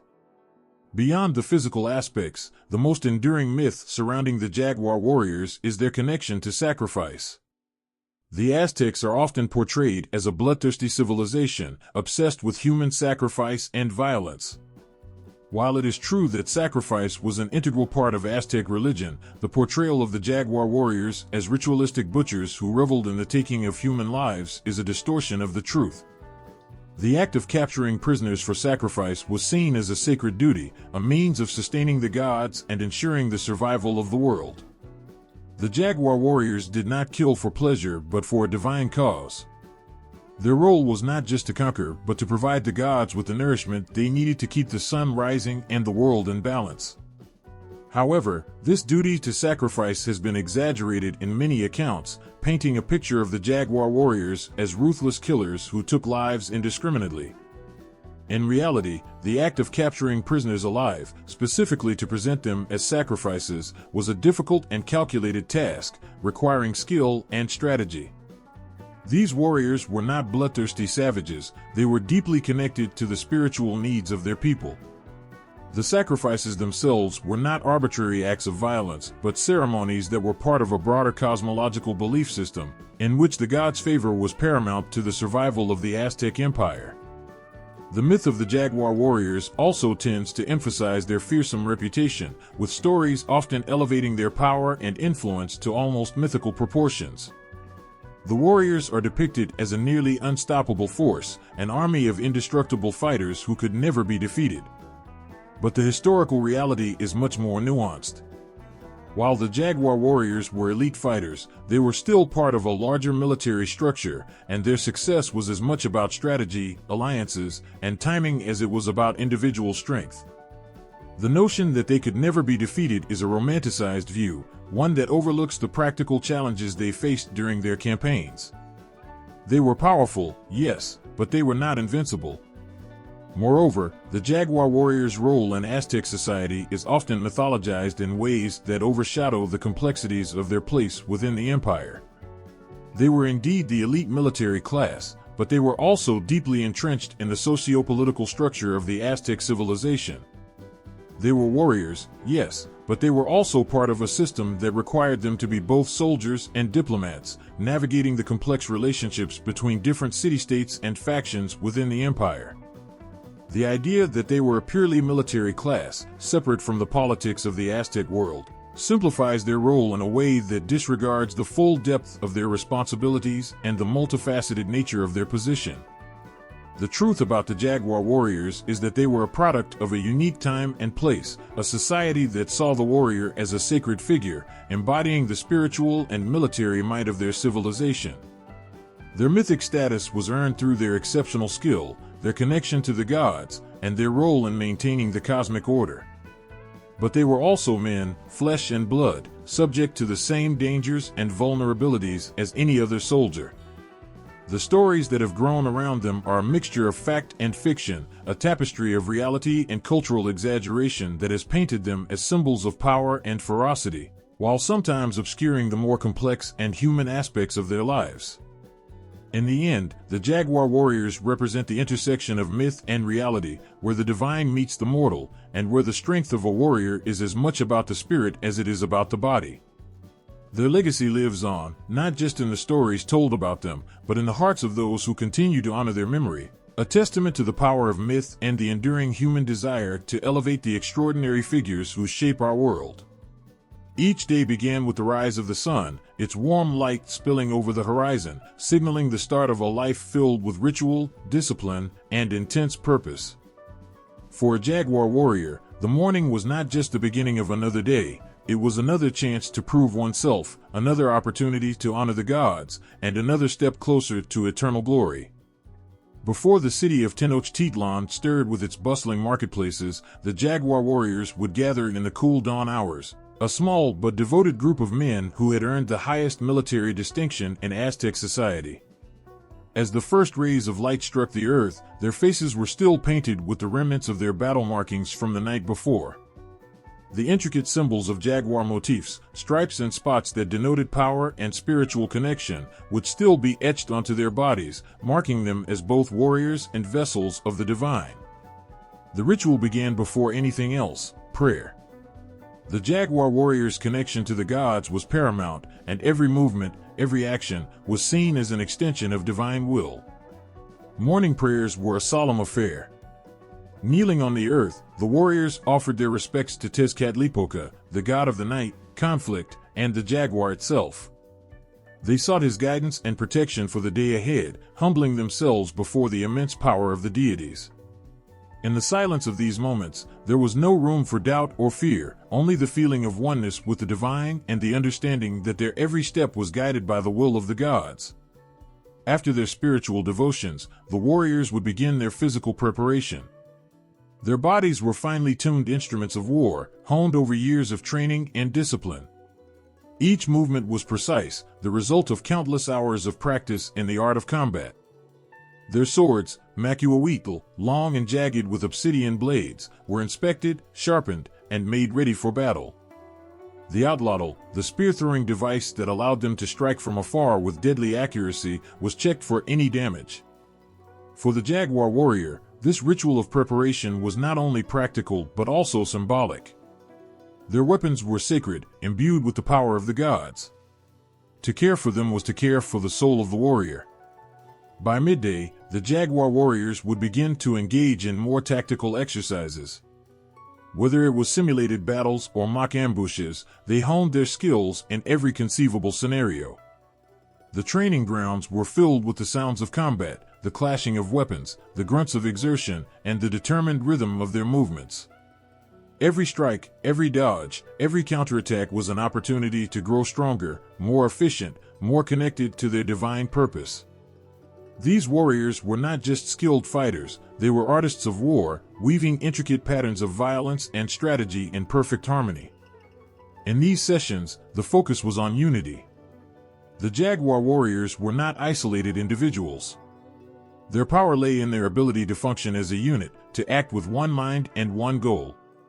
To be a jaguar warrior was to be part of something greater than oneself, bound by honor, by loyalty, and by the belief that their sacrifices were for the greater good of the world. The camaraderie shared between them was sacred. Each warrior had the responsibility to protect not only his own life, but the lives of his brothers in arms. By the afternoon, the warriors would rest and recharge. Their physical bodies, toughened by countless battles, were not immune to fatigue. The sweat of the day would be washed away, and the warriors would indulge in meals prepared with care. They would feast on corn, beans, and chili, the staples of Aztec life, as well as meats, perhaps jaguar or turkey, that reinforced their strength. It was in these quiet moments that the warriors could reflect, their minds at peace, preparing for the sacrifices they were destined to make. However, rest was fleeting. The jaguar warriors' lives were steeped in the promise of violence, sacrifice, and divine favor. As night approached, the warriors would prepare themselves for battle or ritual. The shift from peace to war was not a jarring transition, it was fluid, as natural as the rising of the sun or the changing of the seasons. When they donned their jaguar pelts, they were not simply putting on a piece of armor, they were embodying the spirit of the jaguar itself. The skin symbolized the divine, their ability to strike with the precision and strength of the sacred beast. It was in these moments that the warrior's purpose was made manifest. They were not just men in battle, they were gods walking among mortals. As the moon began its ascent in the night sky, the warriors were ready to engage in combat. But the battlefield was not just a place for bloodshed, it was a sacred arena. The jaguar warriors fought not for personal gain, but to capture prisoners for sacrifice. They believed that through their actions, the world itself would remain in balance. Their enemies, whether from rival city-states or foreign invaders, were not seen as mere foes, they were offerings, captured in the name of the gods. To defeat them was not just an act of war, it was an act of devotion. The warriors' movements were purposeful, their strikes calculated to incapacitate but not kill.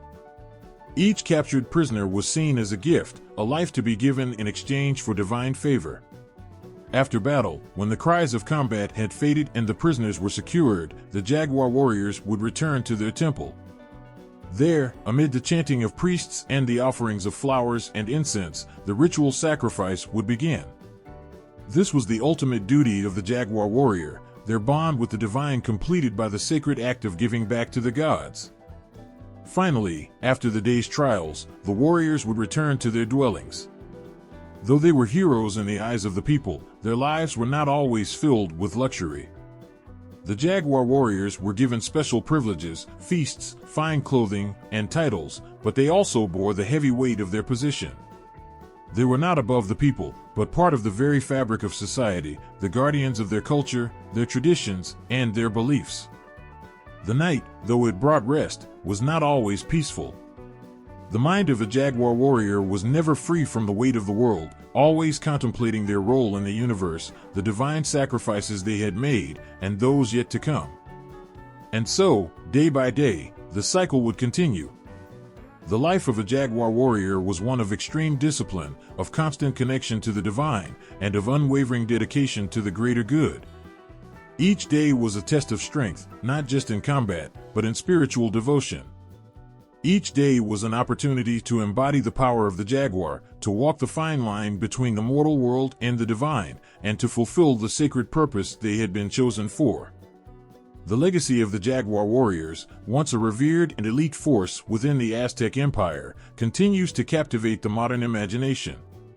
From the silver screen to the pages of novels and the pixelated realms of video games, the portrayal of these legendary warriors has become a staple in how we view ancient Mesoamerica.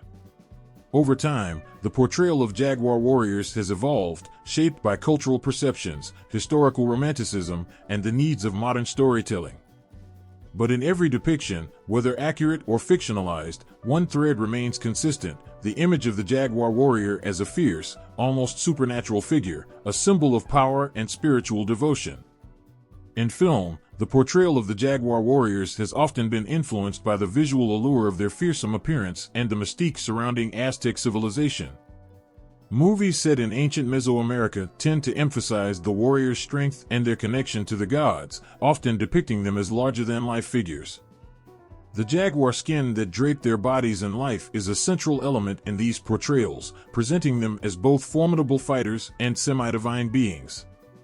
Hollywood films, such as those set during the Spanish conquest, frequently romanticize the jaguars as the ultimate warriors, sometimes exaggerating their supernatural qualities, while at other times focusing on their role as protectors of their civilization.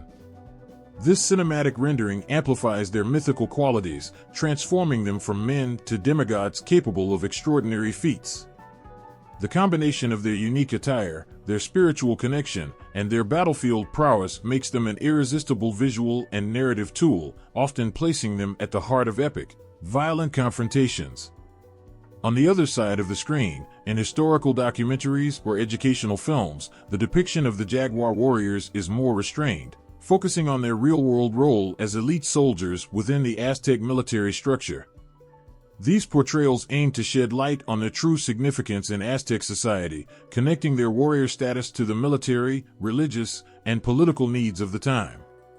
However, even here, the need for visual impact and the allure of their iconic appearance often leads to the portrayal of the jaguar warriors as somewhat otherworldly, the jaguar pelts acting as a symbol of their role as fierce protectors and warriors chosen by the gods. In literature, jaguar warriors appear frequently in historical novels, where they serve as powerful symbols of strength, honor, and sacrifice. Writers exploring the Aztec Empire often turn to the mythological and historical significance of these warriors, using them to convey a sense of awe and reverence for a lost civilization. Books like The Aztec by Gary Jennings and The Flower and the Sword by Jesus Avila offer vivid depictions of the Aztec world and its warriors, weaving the jaguar warriors into the complex narratives of conquest and spiritual devotion. These literary portrayals often expand on the notion of the jaguar warriors being more than mere soldiers. They are visionaries, shaped by the culture's beliefs and by the need to fight for the gods. Through the characters that readers follow, the jaguar warriors are brought to life as figures who are, at once, human and divine, burdened with the weight of their sacred role. Yet, like in film, there's an element of exaggeration in these depictions, too. In many novels, the jaguar warriors are imbued with mythic qualities, portrayed as invincible and capable of performing acts that transcend human limits. Their strength is amplified, their skill elevated to near superhuman levels, and the sacrifices they make are painted in grandiose strokes to align with the ancient myths surrounding their existence. The act of wearing the jaguar pelt becomes more than a symbolic choice, it's a manifestation of their connection to the gods, and in many books, the warriors are presented as walking avatars of Tezcatlipoca, their god, whose divine power makes them unstoppable forces of nature. In the realm of video games, the portrayal of jaguar warriors reaches new levels of creativity and interaction. Many video games, particularly those set in pre-Columbian Mesoamerica or ancient civilizations, tap into the aura of mystery and violence surrounding the jaguar warriors. Games such as Aztec, The Curse in the Heart of the City, or Civilization VI have utilized these warriors as part of larger strategic and tactical gameplay, focusing on their prowess in battle and their symbolic connection to the gods. Here, players can control or encounter jaguar warriors as characters whose strength is not only reflected in their abilities to fight but also in their potential to tip the balance in larger political or military conflicts. In these games, the line between history and myth becomes even more fluid, as the jaguar warriors are often elevated to figures with almost magical powers, sometimes even capable of supernatural feats like shapeshifting or controlling the forces of nature. These games often reduce the complexity of the warrior class to a symbol of raw, unyielding power, but in doing so, they succeed in capturing the awe and fear that the real jaguar warriors invoked among their enemies and their society. Video games also highlight the aspect of ritual combat, an essential part of the jaguar warrior's role in the Aztec Empire. The idea of capturing prisoners for sacrifice, a cornerstone of Aztec warfare, is often portrayed in ways that amplify the drama of battle and the divine significance of the act. The mystical elements of their culture, their connection to the gods, their reliance on spiritual guidance, and their fierce determination to carry out sacred duties, become central themes in the way these warriors are presented in virtual spaces. Through interactive gameplay, players are thrust into the role of jaguar warriors, experiencing the decisions and actions that define their existence, such as the tension between military success and the need to capture prisoners for sacrifice. Despite the various romanticized portrayals, video games also offer opportunities for reflection. Through the lens of gameplay, players can examine the cultural complexities of the jaguar warrior's position in Aztec society, the implications of their sacred duty, and the cost of war. While the entertainment value of these portrayals is undeniable, they also hold the potential to inspire curiosity about the true history behind the mythology, prompting players to seek deeper understanding and question the nature of historical storytelling. Outside of books, films, and video games, the jaguar warriors have also appeared in comic books, graphic novels, and even in modern art. The way these warriors are depicted often blends traditional imagery with contemporary artistic styles, creating a dynamic fusion of history and creativity. Their jaguar pelts, ceremonial gear, and fearsome faces are depicted with vibrant colors and intricate designs, elevating their visual impact and giving them a timeless quality that continues to resonate across generations. However, as captivating as these portrayals are, they often blur the lines between fact and fiction. While they celebrate the legacy of the jaguar warriors and their place in Aztec history, the constant embellishment of their attributes, whether supernatural powers, invincibility in battle, or unrelenting violence, sometimes undermines the complexity of the real warriors. These men were not just mythical figures, they were human beings who trained for years, fought for their people, and made sacred sacrifices to ensure the survival of their civilization.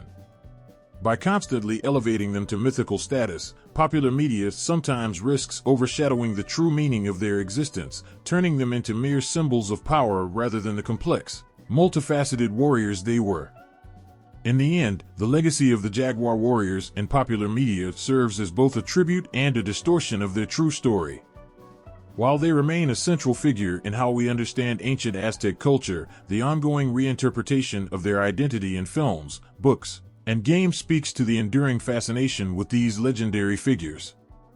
And as long as their image endures, so too will the questions surrounding the line between myth and reality, leaving us to wonder how much of the jaguar warrior's power lies in the truth, and how much in the stories we tell. In the quiet heart of modern Mexico, when the sun begins to dip below the horizon, a transformation takes place. In small towns, communities gather, no longer warriors in the sense of battle, but rather, men and women draped in the sacred skins of jaguars, adorned with warrior gear passed down through generations. The ancient roar of battle rings not in the streets, but in ceremonial reenactments that honor and revive the spirit of the legendary jaguar warriors. These modern-day interpretations, rooted in history yet pulsing with the fervor of cultural pride, are more than performances, they are acts of reverence, an attempt to breathe life into a warrior tradition that once shaped the fate of an empire. The practice of reenacting the jaguar warriors' rituals is a vibrant thread in the tapestry of modern Mexican identity.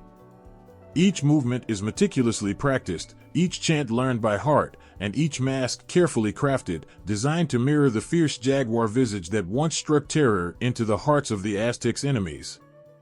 These reenactments often take place during significant cultural festivals or national holidays, times when the Mexican people come together to celebrate their indigenous roots and reflect on their ancestral legacies.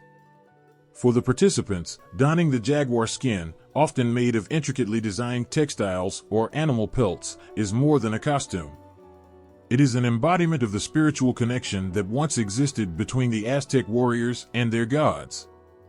It is a way of reaching into the past and pulling that strength forward, connecting with the divine spirits that they believe still watch over the land. With every ceremonial step, the warriors reenact their sacred duty, to defend, to fight for the gods, and to honor the ancient ways. The jaguar, that iconic beast of Aztec belief, remains as a symbol of ferocity, spirituality, and strength, and the ritual act of dressing as one brings back a sense of divine protection. The modern jaguar warriors, though not engaged in warfare, carry the same sense of pride and discipline that characterized their ancient counterparts. Martial traditions inspired by the original jaguar warriors have sprung up across Mexico, weaving ancient techniques with contemporary combat practices. Local martial arts schools, often operating within communities with strong indigenous connections, teach students to honor the traditions of the past through modern fighting techniques. These schools emphasize not only physical strength and combat prowess, but also mental fortitude, much like the warriors of old. The spiritual connection to the divine, which once fueled the jaguar warrior's purpose, is still an integral part of this modern approach to martial arts. Every punch thrown, every movement executed, is not just a demonstration of physical skill, but a way of honoring those who fought centuries ago. In addition to martial arts, modern interpretations of the jaguar warrior ethos extend to other forms of cultural expression. The legacy of the warriors influences the artwork, dances, and storytelling that remain vibrant in communities across Mexico. Jaguar warrior figures often appear in murals and paintings, depicted in their ceremonial regalia, ready for battle, poised between the physical world and the divine. These images, much like the reenactments, act as a bridge between the past and the present, preserving the warrior's spirit while celebrating Mexico's deep connection to its indigenous heritage. In some places, indigenous groups and local leaders have actively embraced these traditions, incorporating them into cultural preservation projects. By reviving the customs and teachings of the jaguar warriors, they hope to keep the memory of their ancestors alive. These efforts serve not only as a tribute to the past, but as a living act of resistance against the erasure of indigenous cultures. In a society that has often marginalized its indigenous roots, these modern-day jaguar warriors refuse to let their ancestors' contributions fade into obscurity. They wear the jaguar pelts as a statement, a declaration that their heritage will not be forgotten. In the quiet of the night, under the stars, as modern-day jaguar warriors engage in combat reenactments or ceremonial dances, something deeper than mere performance stirs. These acts are a ritual of renewal, a reflection of the warrior spirit that once held sway over an empire. For those who partake in these traditions, it's more than just a way to connect with the past, it's an affirmation of identity.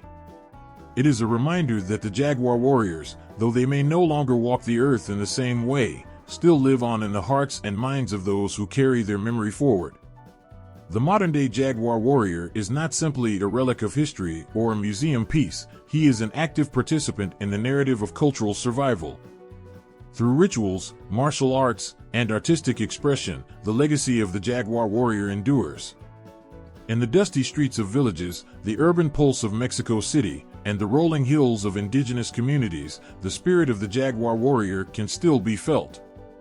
Through sweat, discipline, and pride, these warriors of the present hold tightly to the legacy of their forebears, fighting not with swords and shields, but with strength, honor, and the unyielding desire to preserve the spirit of their culture for generations to come. Courage, discipline, and spirituality, the cornerstones of the jaguar warrior's existence, are timeless lessons that continue to echo through the centuries. These were not mere qualities, they were the very essence of their being.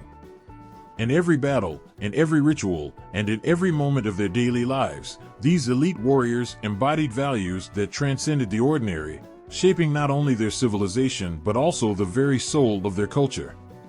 The first lesson, and perhaps the most striking, is the lesson of courage. For the jaguar warriors, courage was not just the absence of fear, it was the ability to act in the face of fear. These warriors were trained from childhood to confront their own vulnerabilities and face death itself.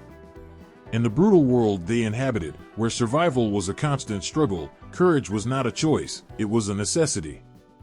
But their courage was not reckless, it was a deeply spiritual kind, grounded in the belief that their actions were in service to the gods.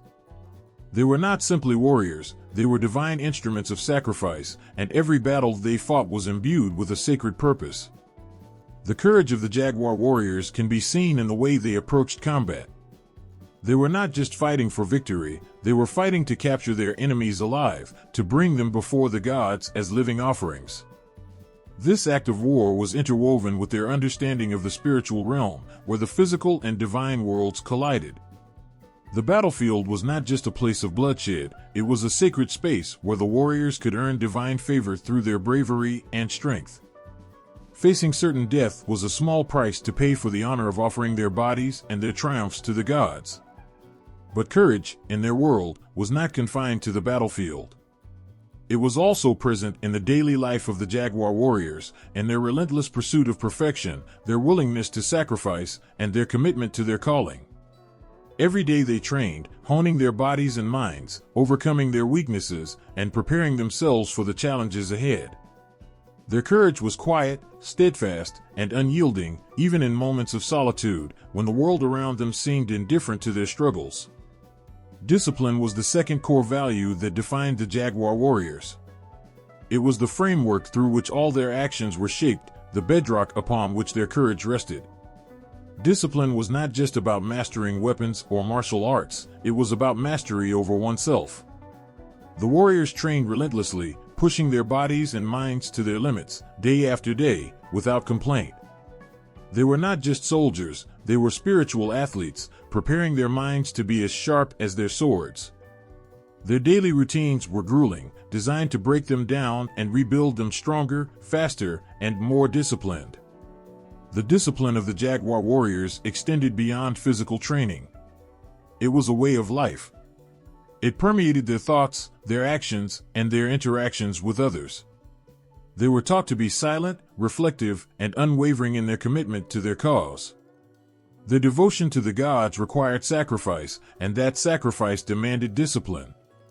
They understood that to honor the divine, they had to submit themselves to a higher purpose, one that transcended their personal desires and ambitions.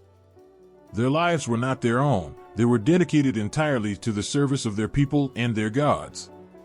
This discipline, this unflinching dedication to something greater than themselves, is one of the most powerful lessons the jaguar warriors imparted. They were not driven by personal glory or fame, they fought because they believed it was their sacred duty.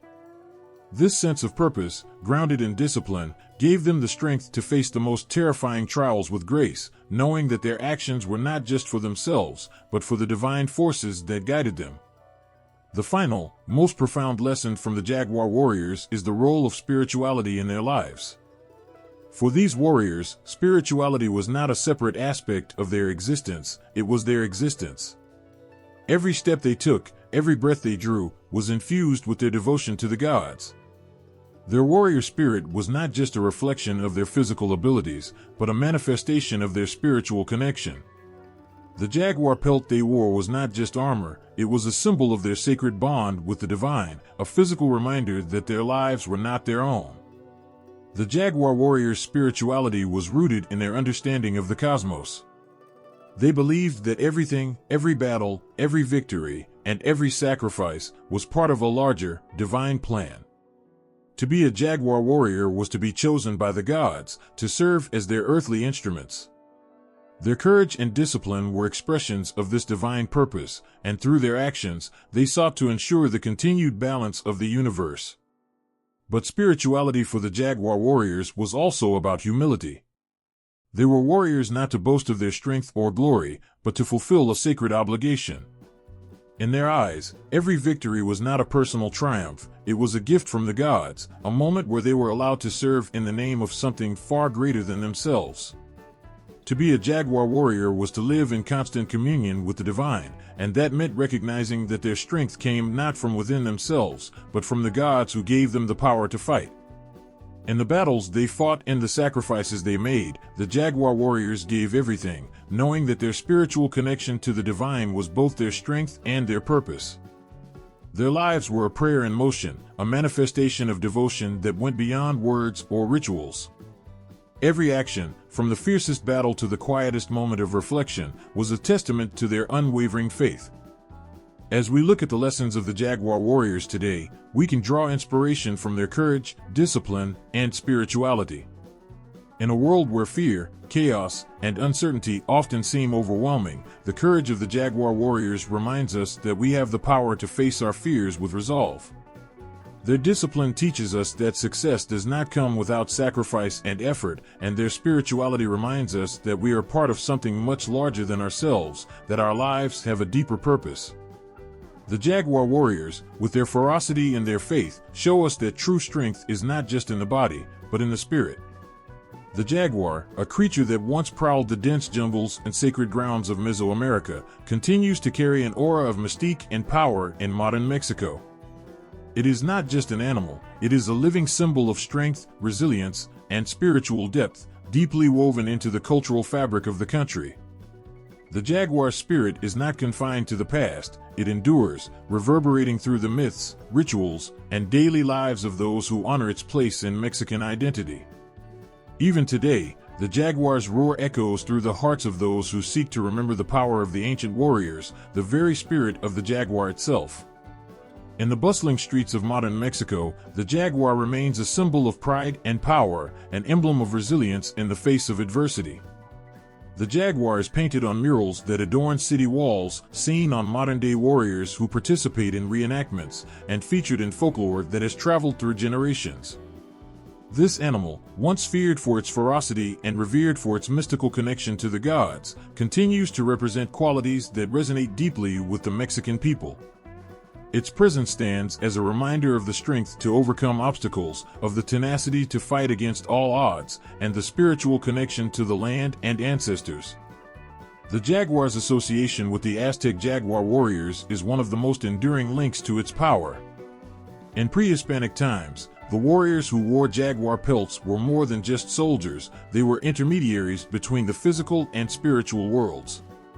They carried the jaguar's essence into battle, becoming the embodiment of the creature's stealth, ferocity, and sacred presence. Today, the jaguar spirit is still reflected in the values of honor and sacrifice upheld by modern-day warriors, whether in ceremonial reenactments or in communities that keep the traditions alive. But the jaguar's symbolic significance stretches beyond its role as a warrior's spirit animal. In Mexican folklore, it is often seen as a guardian of the night, a silent protector of the natural world. It is an animal associated with the moon and the underworld, places that are equally as revered as they are feared. The jaguar, as a nocturnal predator, is seen as a guardian of secrets, an intermediary between the seen and unseen, the known and unknown.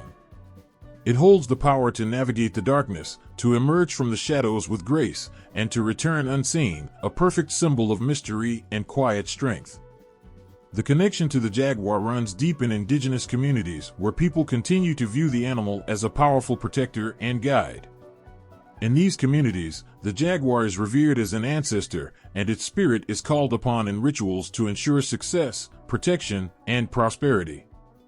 The symbolism of the jaguar is not just tied to the past, it is alive and woven into the very fabric of cultural practices that persist today.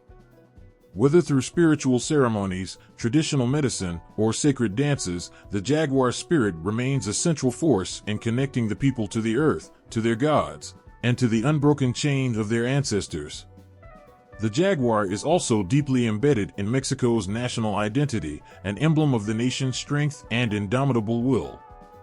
It is the symbol of a people who have faced centuries of hardship, conquerors, colonizers, and natural disasters, and still stand proud, resilient in the face of adversity. Just as the jaguar hunts in silence, Mexico too carries a quiet strength, often overlooked by the outside world, but steadfast and powerful. The jaguar's spirit, so intimately tied to the land, is mirrored in the resilience of the Mexican people, who have navigated their own darkness and emerged victorious time and time again. Artists, writers, and filmmakers have also contributed to the jaguar's continued prominence in modern culture. From the vibrant murals of Diego Rivera to the haunting, evocative scenes in films, the jaguar is a visual motif that conveys both beauty and raw power. In literature, the jaguar continues to appear as a symbol of something primal, untamed, and sacred. Writers have used the jaguar to represent inner strength, survival, and the deep connection to one's heritage. The animal's enigmatic presence in both traditional and contemporary Mexican art creates a sense of timelessness, as if the jaguar's spirit transcends history and walks beside the people, urging them onward. In Mexico's modern struggles, whether economic, political, or cultural, the jaguar remains a metaphor for the fight to preserve the essence of what it means to be Mexican. As the country grapples with globalization and modernization, the jaguar stands as a symbol of the deep cultural roots that must not be severed. It serves as a reminder that, even in a rapidly changing world, the spiritual and cultural heritage that shaped Mexico's identity remains strong and alive. It is not just the jaguar's physical form that makes it so powerful, it is the energy it embodies. In today's world, where technology often reigns supreme and the fast pace of modern life threatens to distance people from their roots, the jaguar's spirit reminds Mexicans to stay grounded. It is a call to connect with the earth, to find balance between the physical and spiritual realms, and to honor the values of strength, courage, and wisdom passed down from ancestors. As Mexico moves into the future, the jaguar continues to be an enduring emblem of the past. It remains a powerful symbol not only of the jaguar warriors, but of everything they stood for, the unity of spirit and strength, the sacred connection between humanity and the divine, and the unyielding courage to face the challenges of life. The jaguar spirit walks with the people of Mexico today, as it has for centuries, guiding, protecting, and reminding them of the fierce power that lies within. Here is a chronological timeline of major events in the history of the Aztec Empire and its significant wars. 1325, Foundation of Tenochtitlan. The Mexica, Aztec, people, led by the legendary leaders, founded the city of Tenochtitlan on a small island in Lake Texcoco. Guided by the prophecy of their god Huitzilopochtli, they saw an eagle perched on a cactus with a snake in its beak, which they took as the divine sign to build their city. Tenochtitlan would become the capital of the Aztec Empire. 1427, Formation of the Triple Alliance. The Aztecs formed an alliance with the cities of Texcoco and Tlacopan, known as the Triple Alliance. This pact marked the beginning of their rise to power, allowing them to dominate much of the Valley of Mexico and begin a campaign of expansion. 1428 to 1440, the reign of Itzcoatl. Under Itzcoatl, the fourth Huitzilopochtli, emperor of the Aztecs, the Triple Alliance expanded its power through military conquests. Itzcoatl restructured the way the Aztec Empire operated, establishing a firm foundation for future conquests. Itzcoatl led campaigns against various city-states, including the powerful Tepanec of Azcapotzalco. 1440 to 1469, the reign of Moctezuma I.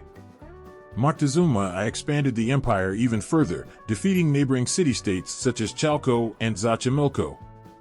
Under his rule, the Aztec Empire solidified its dominance, creating a vast network of tributary states.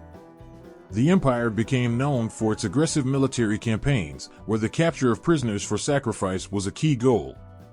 1469 to 1481, the reign of Axayacatl.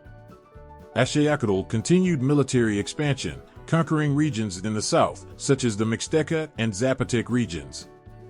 His rule was characterized by the Aztecs' increasing power and military prowess.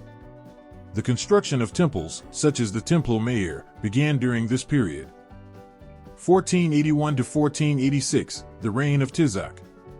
Though Tizoc's reign was brief, he achieved some military success and led campaigns to extend the empire's influence. However, his reign was marked by a number of internal challenges, and he struggled to maintain strong leadership. 1486 to 1502, the reign of Ahuitzotl. Ahuitzotl, one of the most powerful Aztec rulers, expanded the empire's territory to its greatest extent. Under his rule, the Aztecs launched several successful military campaigns, including the conquest of the Mixtec and Zapotec regions. Ahuitzotl is also credited with major building projects, including the expansion of the Templo Mayor.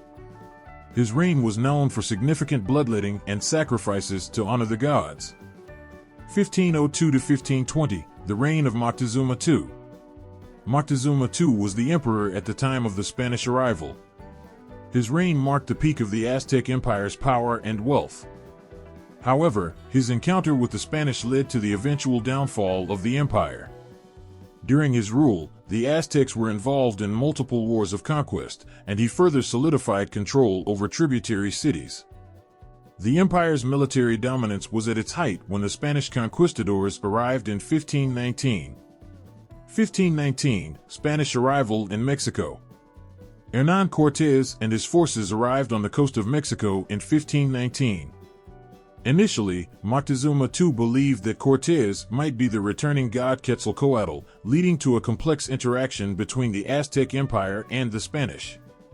Moctezuma invited the Spanish to Tenochtitlan, but tensions escalated quickly, leading to the eventual downfall of the empire. 1519 to 1521, the Siege of Tenochtitlan. The Aztecs initially attempted to resist the Spanish invasion, but the combination of Spanish weaponry, alliances with rival city-states like Tlaxcala, and the devastating impact of European diseases such as smallpox weakened the Aztec resistance. Moctezuma II died in 1520 during a series of conflicts between the Spanish and the Aztecs, and the Siege of Tenochtitlan began. After months of fierce fighting and resistance, the city fell in August 1521, marking the end of the Aztec Empire. 1521, Fall of Tenochtitlan. Tenochtitlan fell to the Spanish forces, led by Hernán Cortés, after a devastating siege. The city was destroyed, and its residents were either killed or enslaved. The fall of Tenochtitlan marked the official end of the Aztec Empire and the beginning of Spanish rule in Mexico, known as New Spain. 1522 to 1530, the aftermath and collapse of Aztec society. After the fall of the capital, the Aztec people attempted to fight back, but the combination of smallpox, starvation, and Spanish military dominance led to the collapse of the Aztec social, religious, and political systems. Many Aztec cities were destroyed or became tributary under the new Spanish regime, and the cultural and religious practices of the Aztecs were severely suppressed by the colonizers. 1530s, Aztec resistance and rebellions. While the Aztec Empire officially fell in 1521, there were sporadic uprisings and resistance from the indigenous people, including former allies of the Aztecs who opposed the Spanish. These rebellions continued for several years but ultimately failed as the Spanish consolidated control over Mexico. This timeline highlights the rise, peak, and eventual fall of the Aztec Empire, focusing on significant military conquests, political shifts, and the ultimate collapse due to Spanish invasion. It reflects the empire's expansion, military might, and complex society, along with the events that led to the dramatic end of one of the most powerful civilizations in the Americas. Below is a collection of profiles of key figures in Aztec military history, including legendary warriors and leaders who shaped the rise and fall of the Aztec Empire. These individuals represent the spirit of the jaguar warriors and the military prowess of the Aztec civilization. 1. Itzcoatl, circa 1380 to 1440, the architect of the Aztec Empire.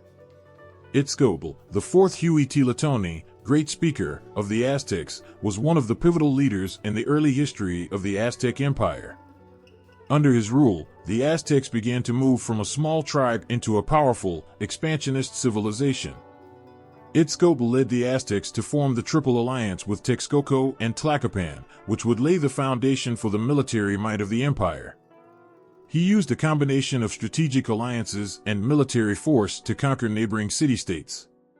Itzcoatl also began the practice of flower wars, ritualized battles designed to capture prisoners for sacrifice rather than to destroy enemies entirely. This concept of controlled warfare would become a central part of Aztec military culture. Itzcoatl's reign marked the beginning of the Aztecs' territorial expansion and military dominance, including the defeat of the Tepanec people in Azcapotzalco. 2. Moctezuma I, circa 1398 to 1469, the expander of the empire. Moctezuma I, also known as Moctezuma I, was the sixth emperor of the Aztecs and is often credited with transforming the Aztec state into a mighty empire.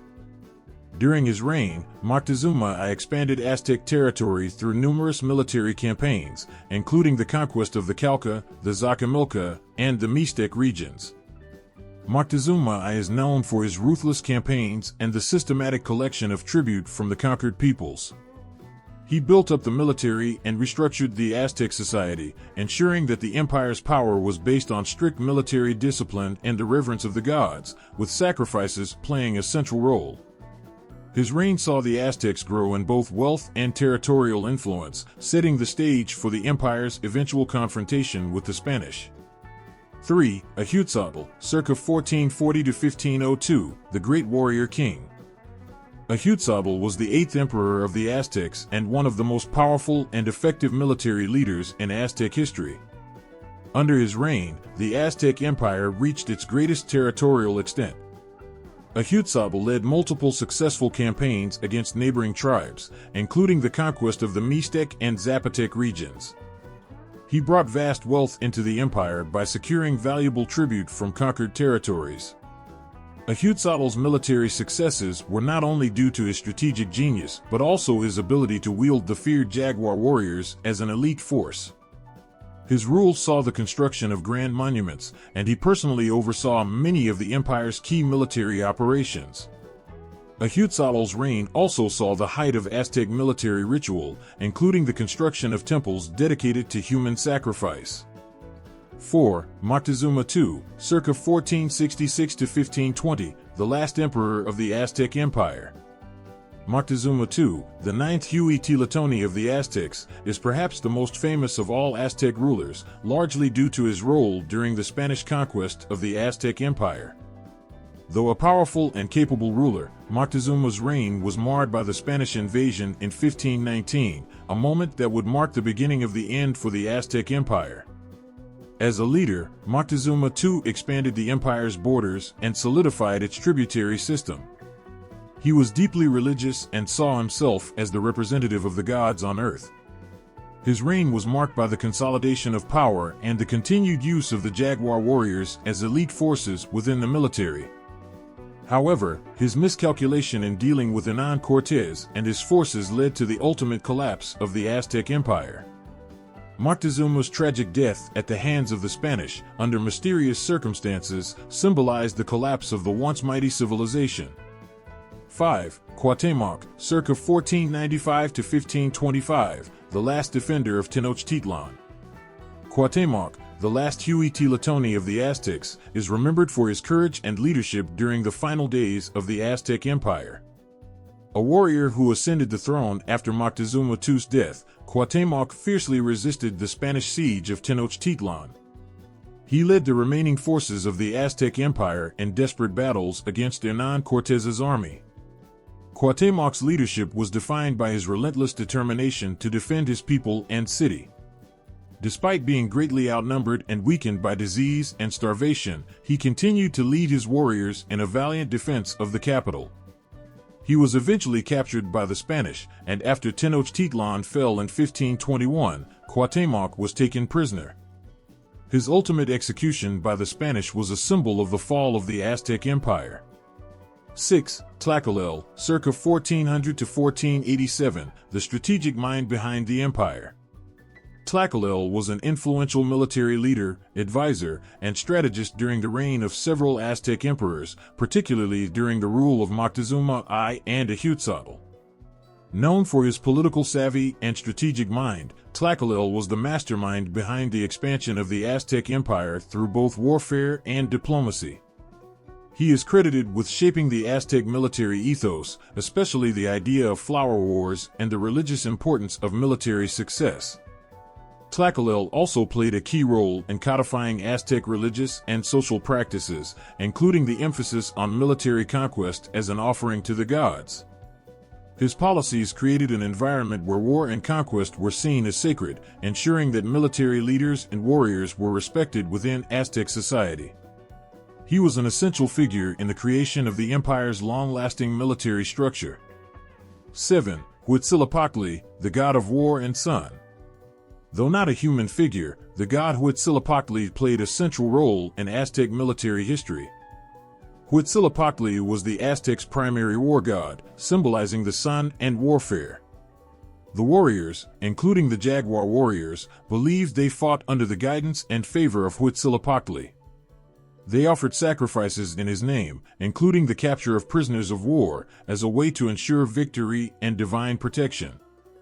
Huitzilopochtli was considered the divine protector of the Aztec people, and his spirit guided warriors into battle.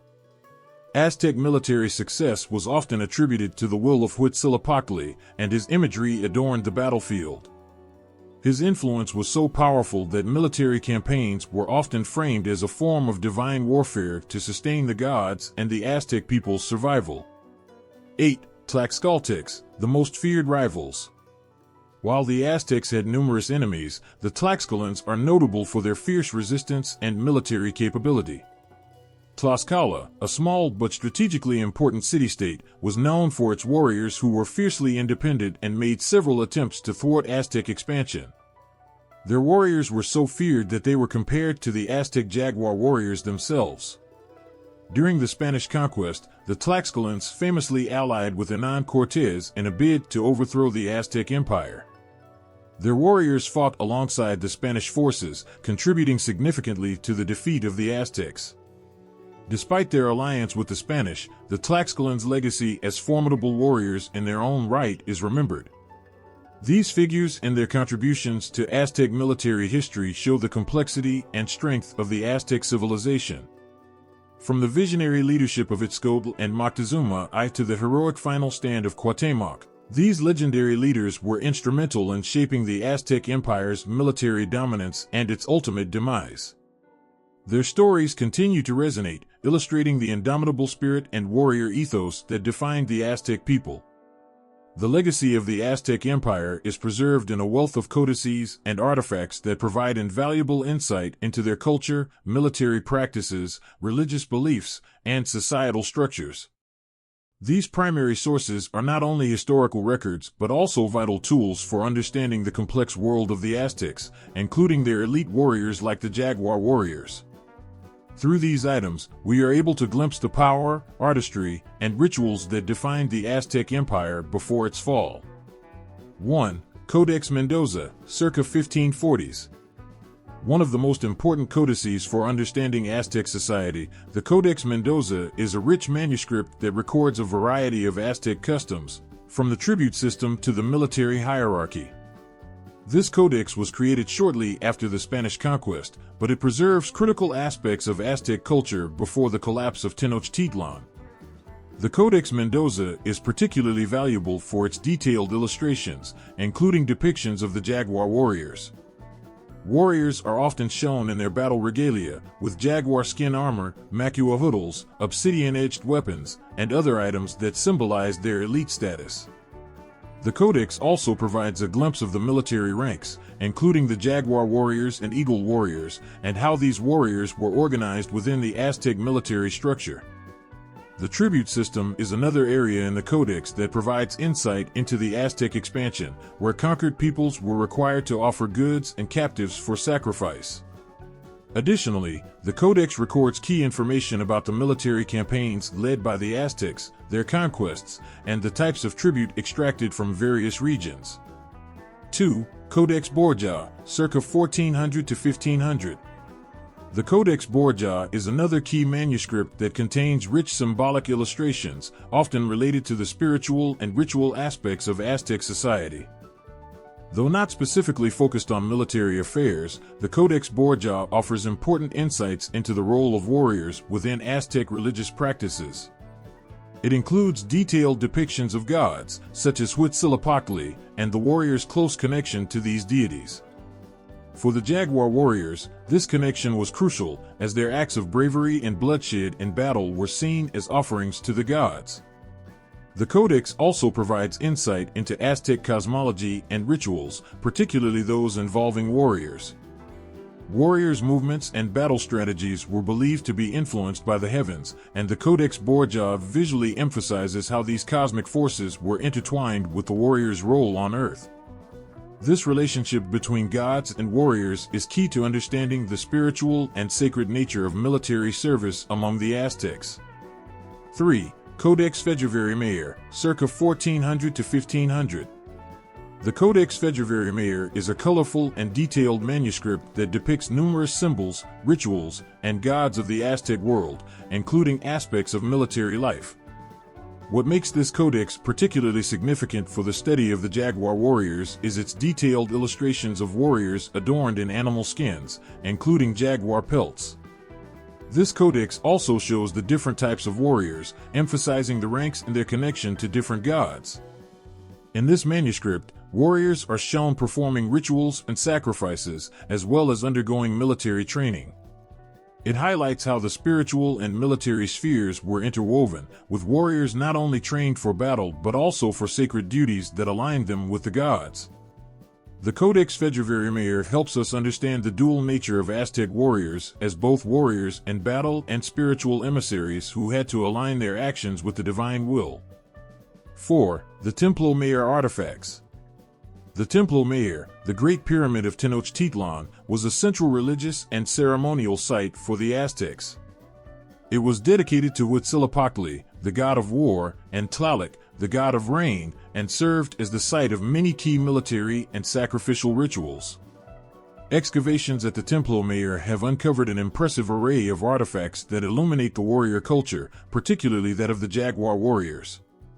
Among the most significant discoveries are jaguar-themed artifacts, such as jaguar skulls, ceremonial jaguar skins, and carved stone effigies that symbolize the power and mystique of the jaguar. These artifacts were often associated with the rituals of the jaguar warriors, who believed that by wearing the skin of the jaguar, they could embody the strength, fearlessness, and spiritual connection to the gods. Weapons like the macuahuitl, obsidian-bladed clubs, and atlotls, spear throwers, have also been uncovered at the site, highlighting the weaponry used by these elite warriors. The discovery of these items at the Templo Mayor provides tangible evidence of the equipment that jaguar warriors would have used in battle and in their role as spiritual protectors of the empire. 5. The Sunstone, Aztec Calendar Stone. The Sunstone, or Aztec Calendar Stone, is one of the most famous symbols of Aztec civilization. While it is primarily known for its role in Aztec cosmology and timekeeping, it also has significant relevance to Aztec warriors, including the jaguar warriors. The stone features depictions of various gods, including Huitzilopochtli, and symbols representing key aspects of the Aztec worldview, such as the cycles of creation and destruction. For the Aztec warriors, especially the jaguar warriors, the sunstone represented the cosmic order they fought to uphold. The warriors believed they were defending the fifth sun, the current age in Aztec mythology, against forces of chaos. The stone also serves as a reminder of the sacrificial aspects of their warfare, with the sun symbolizing the need for human blood to sustain the divine forces and ensure the survival of the world. 6. Aztec warrior shields and armor. In addition to the codices, numerous artifacts found in archaeological digs give us a deeper understanding of Aztec warrior life. One such artifact is the Aztec shield, a circular object made from wood and covered with leather, often painted with intricate designs and symbols. These shields were not just defensive tools, but also symbols of the warrior's rank and achievements. Jaguar warriors, in particular, would adorn their shields with the jaguar motif, enhancing their fearsome image on the battlefield. Jaguar warrior armor, typically made from jaguar pelts, was another important piece of equipment. The pelts were often sewn together and worn as cloaks or tunics, offering a symbolic connection to the jaguar spirit, known for its stealth, strength, and ferocity. These artifacts, preserved in various museums and collections, showcase the high status of the jaguar warriors and their deep spiritual ties to the animals they embodied. 7. Stone sculptures and reliefs.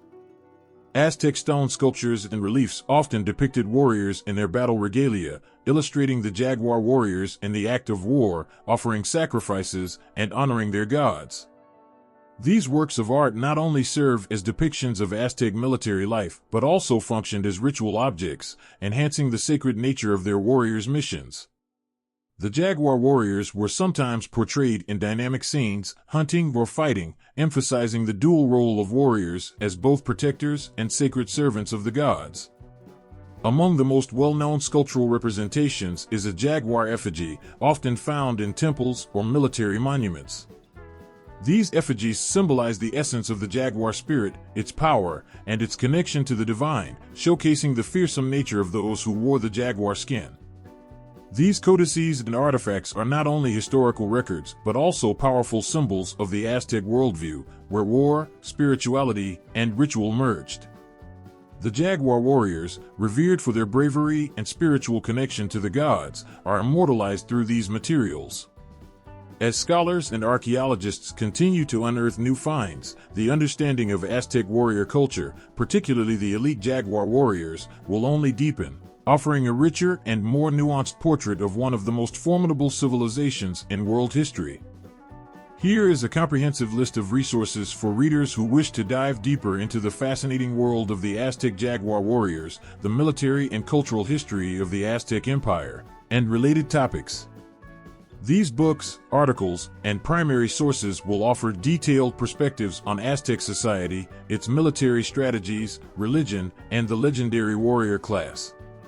Books and monographs. 1. The Aztecs, A History by Nigel Davies. This comprehensive work covers the history of the Aztec civilization, from its founding to the fall of Tenochtitlan.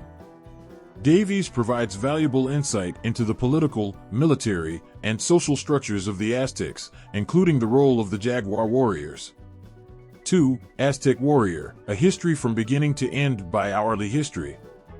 A concise and accessible introduction to the world of Aztec warriors, this book delves into the history and practices of the elite warrior classes, including the jaguar warriors. 3. The Aztec World by Elizabeth M. Brumfield and Gary M. Feynman. This scholarly work offers a deep dive into the entire Aztec world, including their military, society, and religious systems. It includes sections dedicated to understanding the role of warriors in Aztec society. 4. The Aztec Empire, A History of the Mexica Civilization by Ross Hassig. A detailed analysis of the rise and fall of the Aztec Empire, this book covers various aspects of Aztec society, including the formation of military elite groups like the Jaguar Warriors. 5. The History of the Aztecs by David Carrasco. Carrasco explores the cultural and religious practices of the Aztecs, with an emphasis on the connections between warfare and ritual sacrifice. The role of jaguar warriors in religious and military contexts is well explored. 6. Warriors of the Sun, The Aztec Empire by Daniel Marstein. This book delves into the military prowess of the Aztec Empire, offering a rich understanding of the key warrior classes, including the jaguars. It includes rich illustrations and descriptions of military uniforms and weaponry. 7. Aztec Warfare, Imperial Expansion and Political Control by John W. Bowser. Bowser's work is focused specifically on Aztec military strategies, tactics, and the warriors who led their conquests, offering in-depth analysis of the role jaguar warriors played in military campaigns. Primary sources and codices. 1. The Codex Mendoza, translated by Francis F. Burden and Patricia R. Anawalt. One of the most important primary sources for understanding Aztec society, this codex provides rich illustrations and descriptions of Aztec military structure, including the roles of elite warriors such as the jaguar warriors. 2. The Codex Borgia.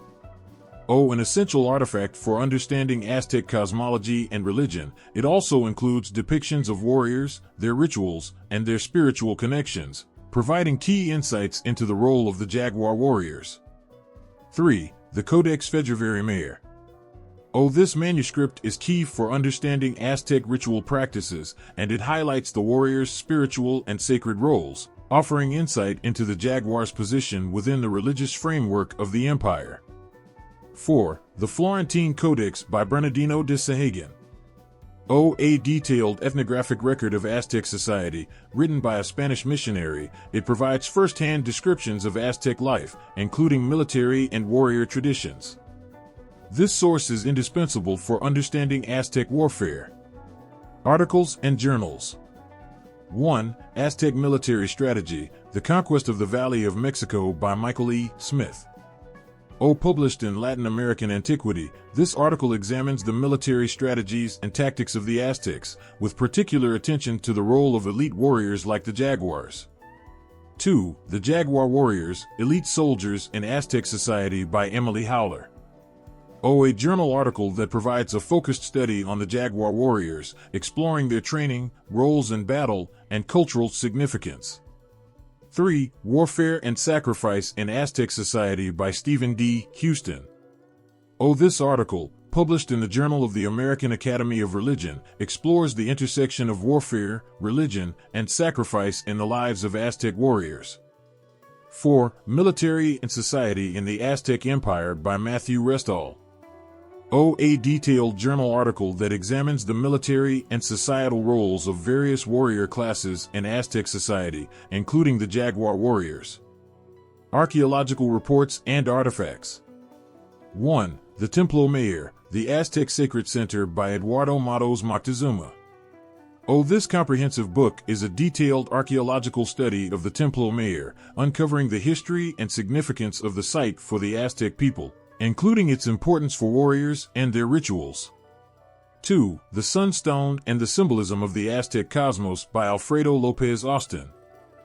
This book offers an in-depth analysis of the Sunstone, exploring its significance in Aztec cosmology and the spiritual role of warriors in the Aztec worldview. 3. The Jaguar Warriors, Archaeological Evidence from Tenochtitlan by Peter K. H. Cross. Crossbook provides a detailed look at the archaeological discoveries related to the jaguar warriors, including armor, weaponry, and ceremonial artifacts. Websites and online resources. 1. The Smithsonian National Museum of the American Indian.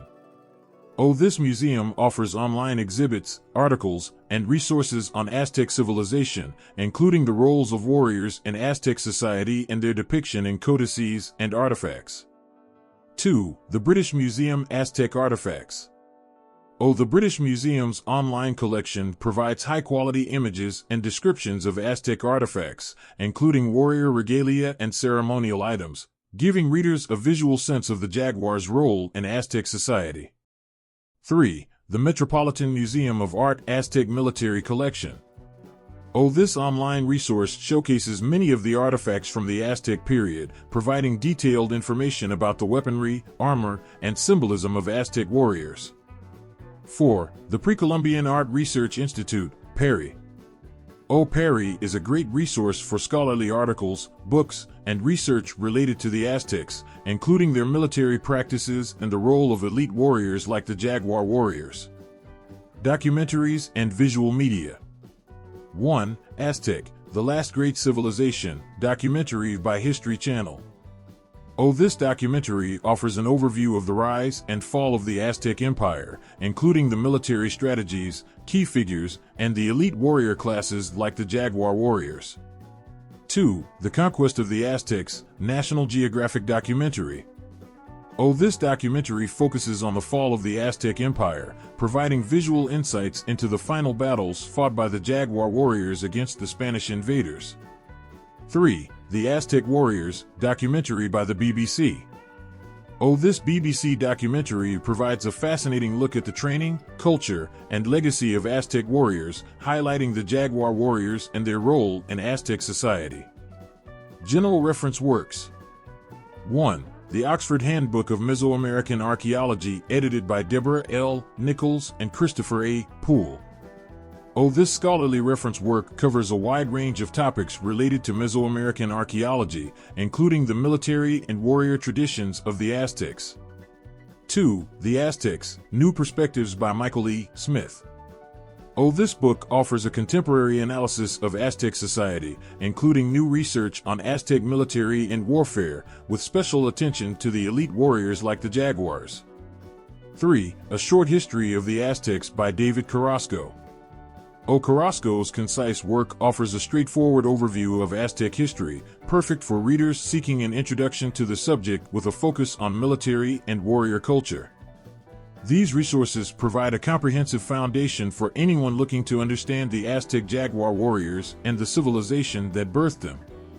Whether you are interested in the military strategies, religious practices, or cultural significance of these elite warriors, these texts and media offer a wealth of information to enrich your understanding of this fascinating civilization.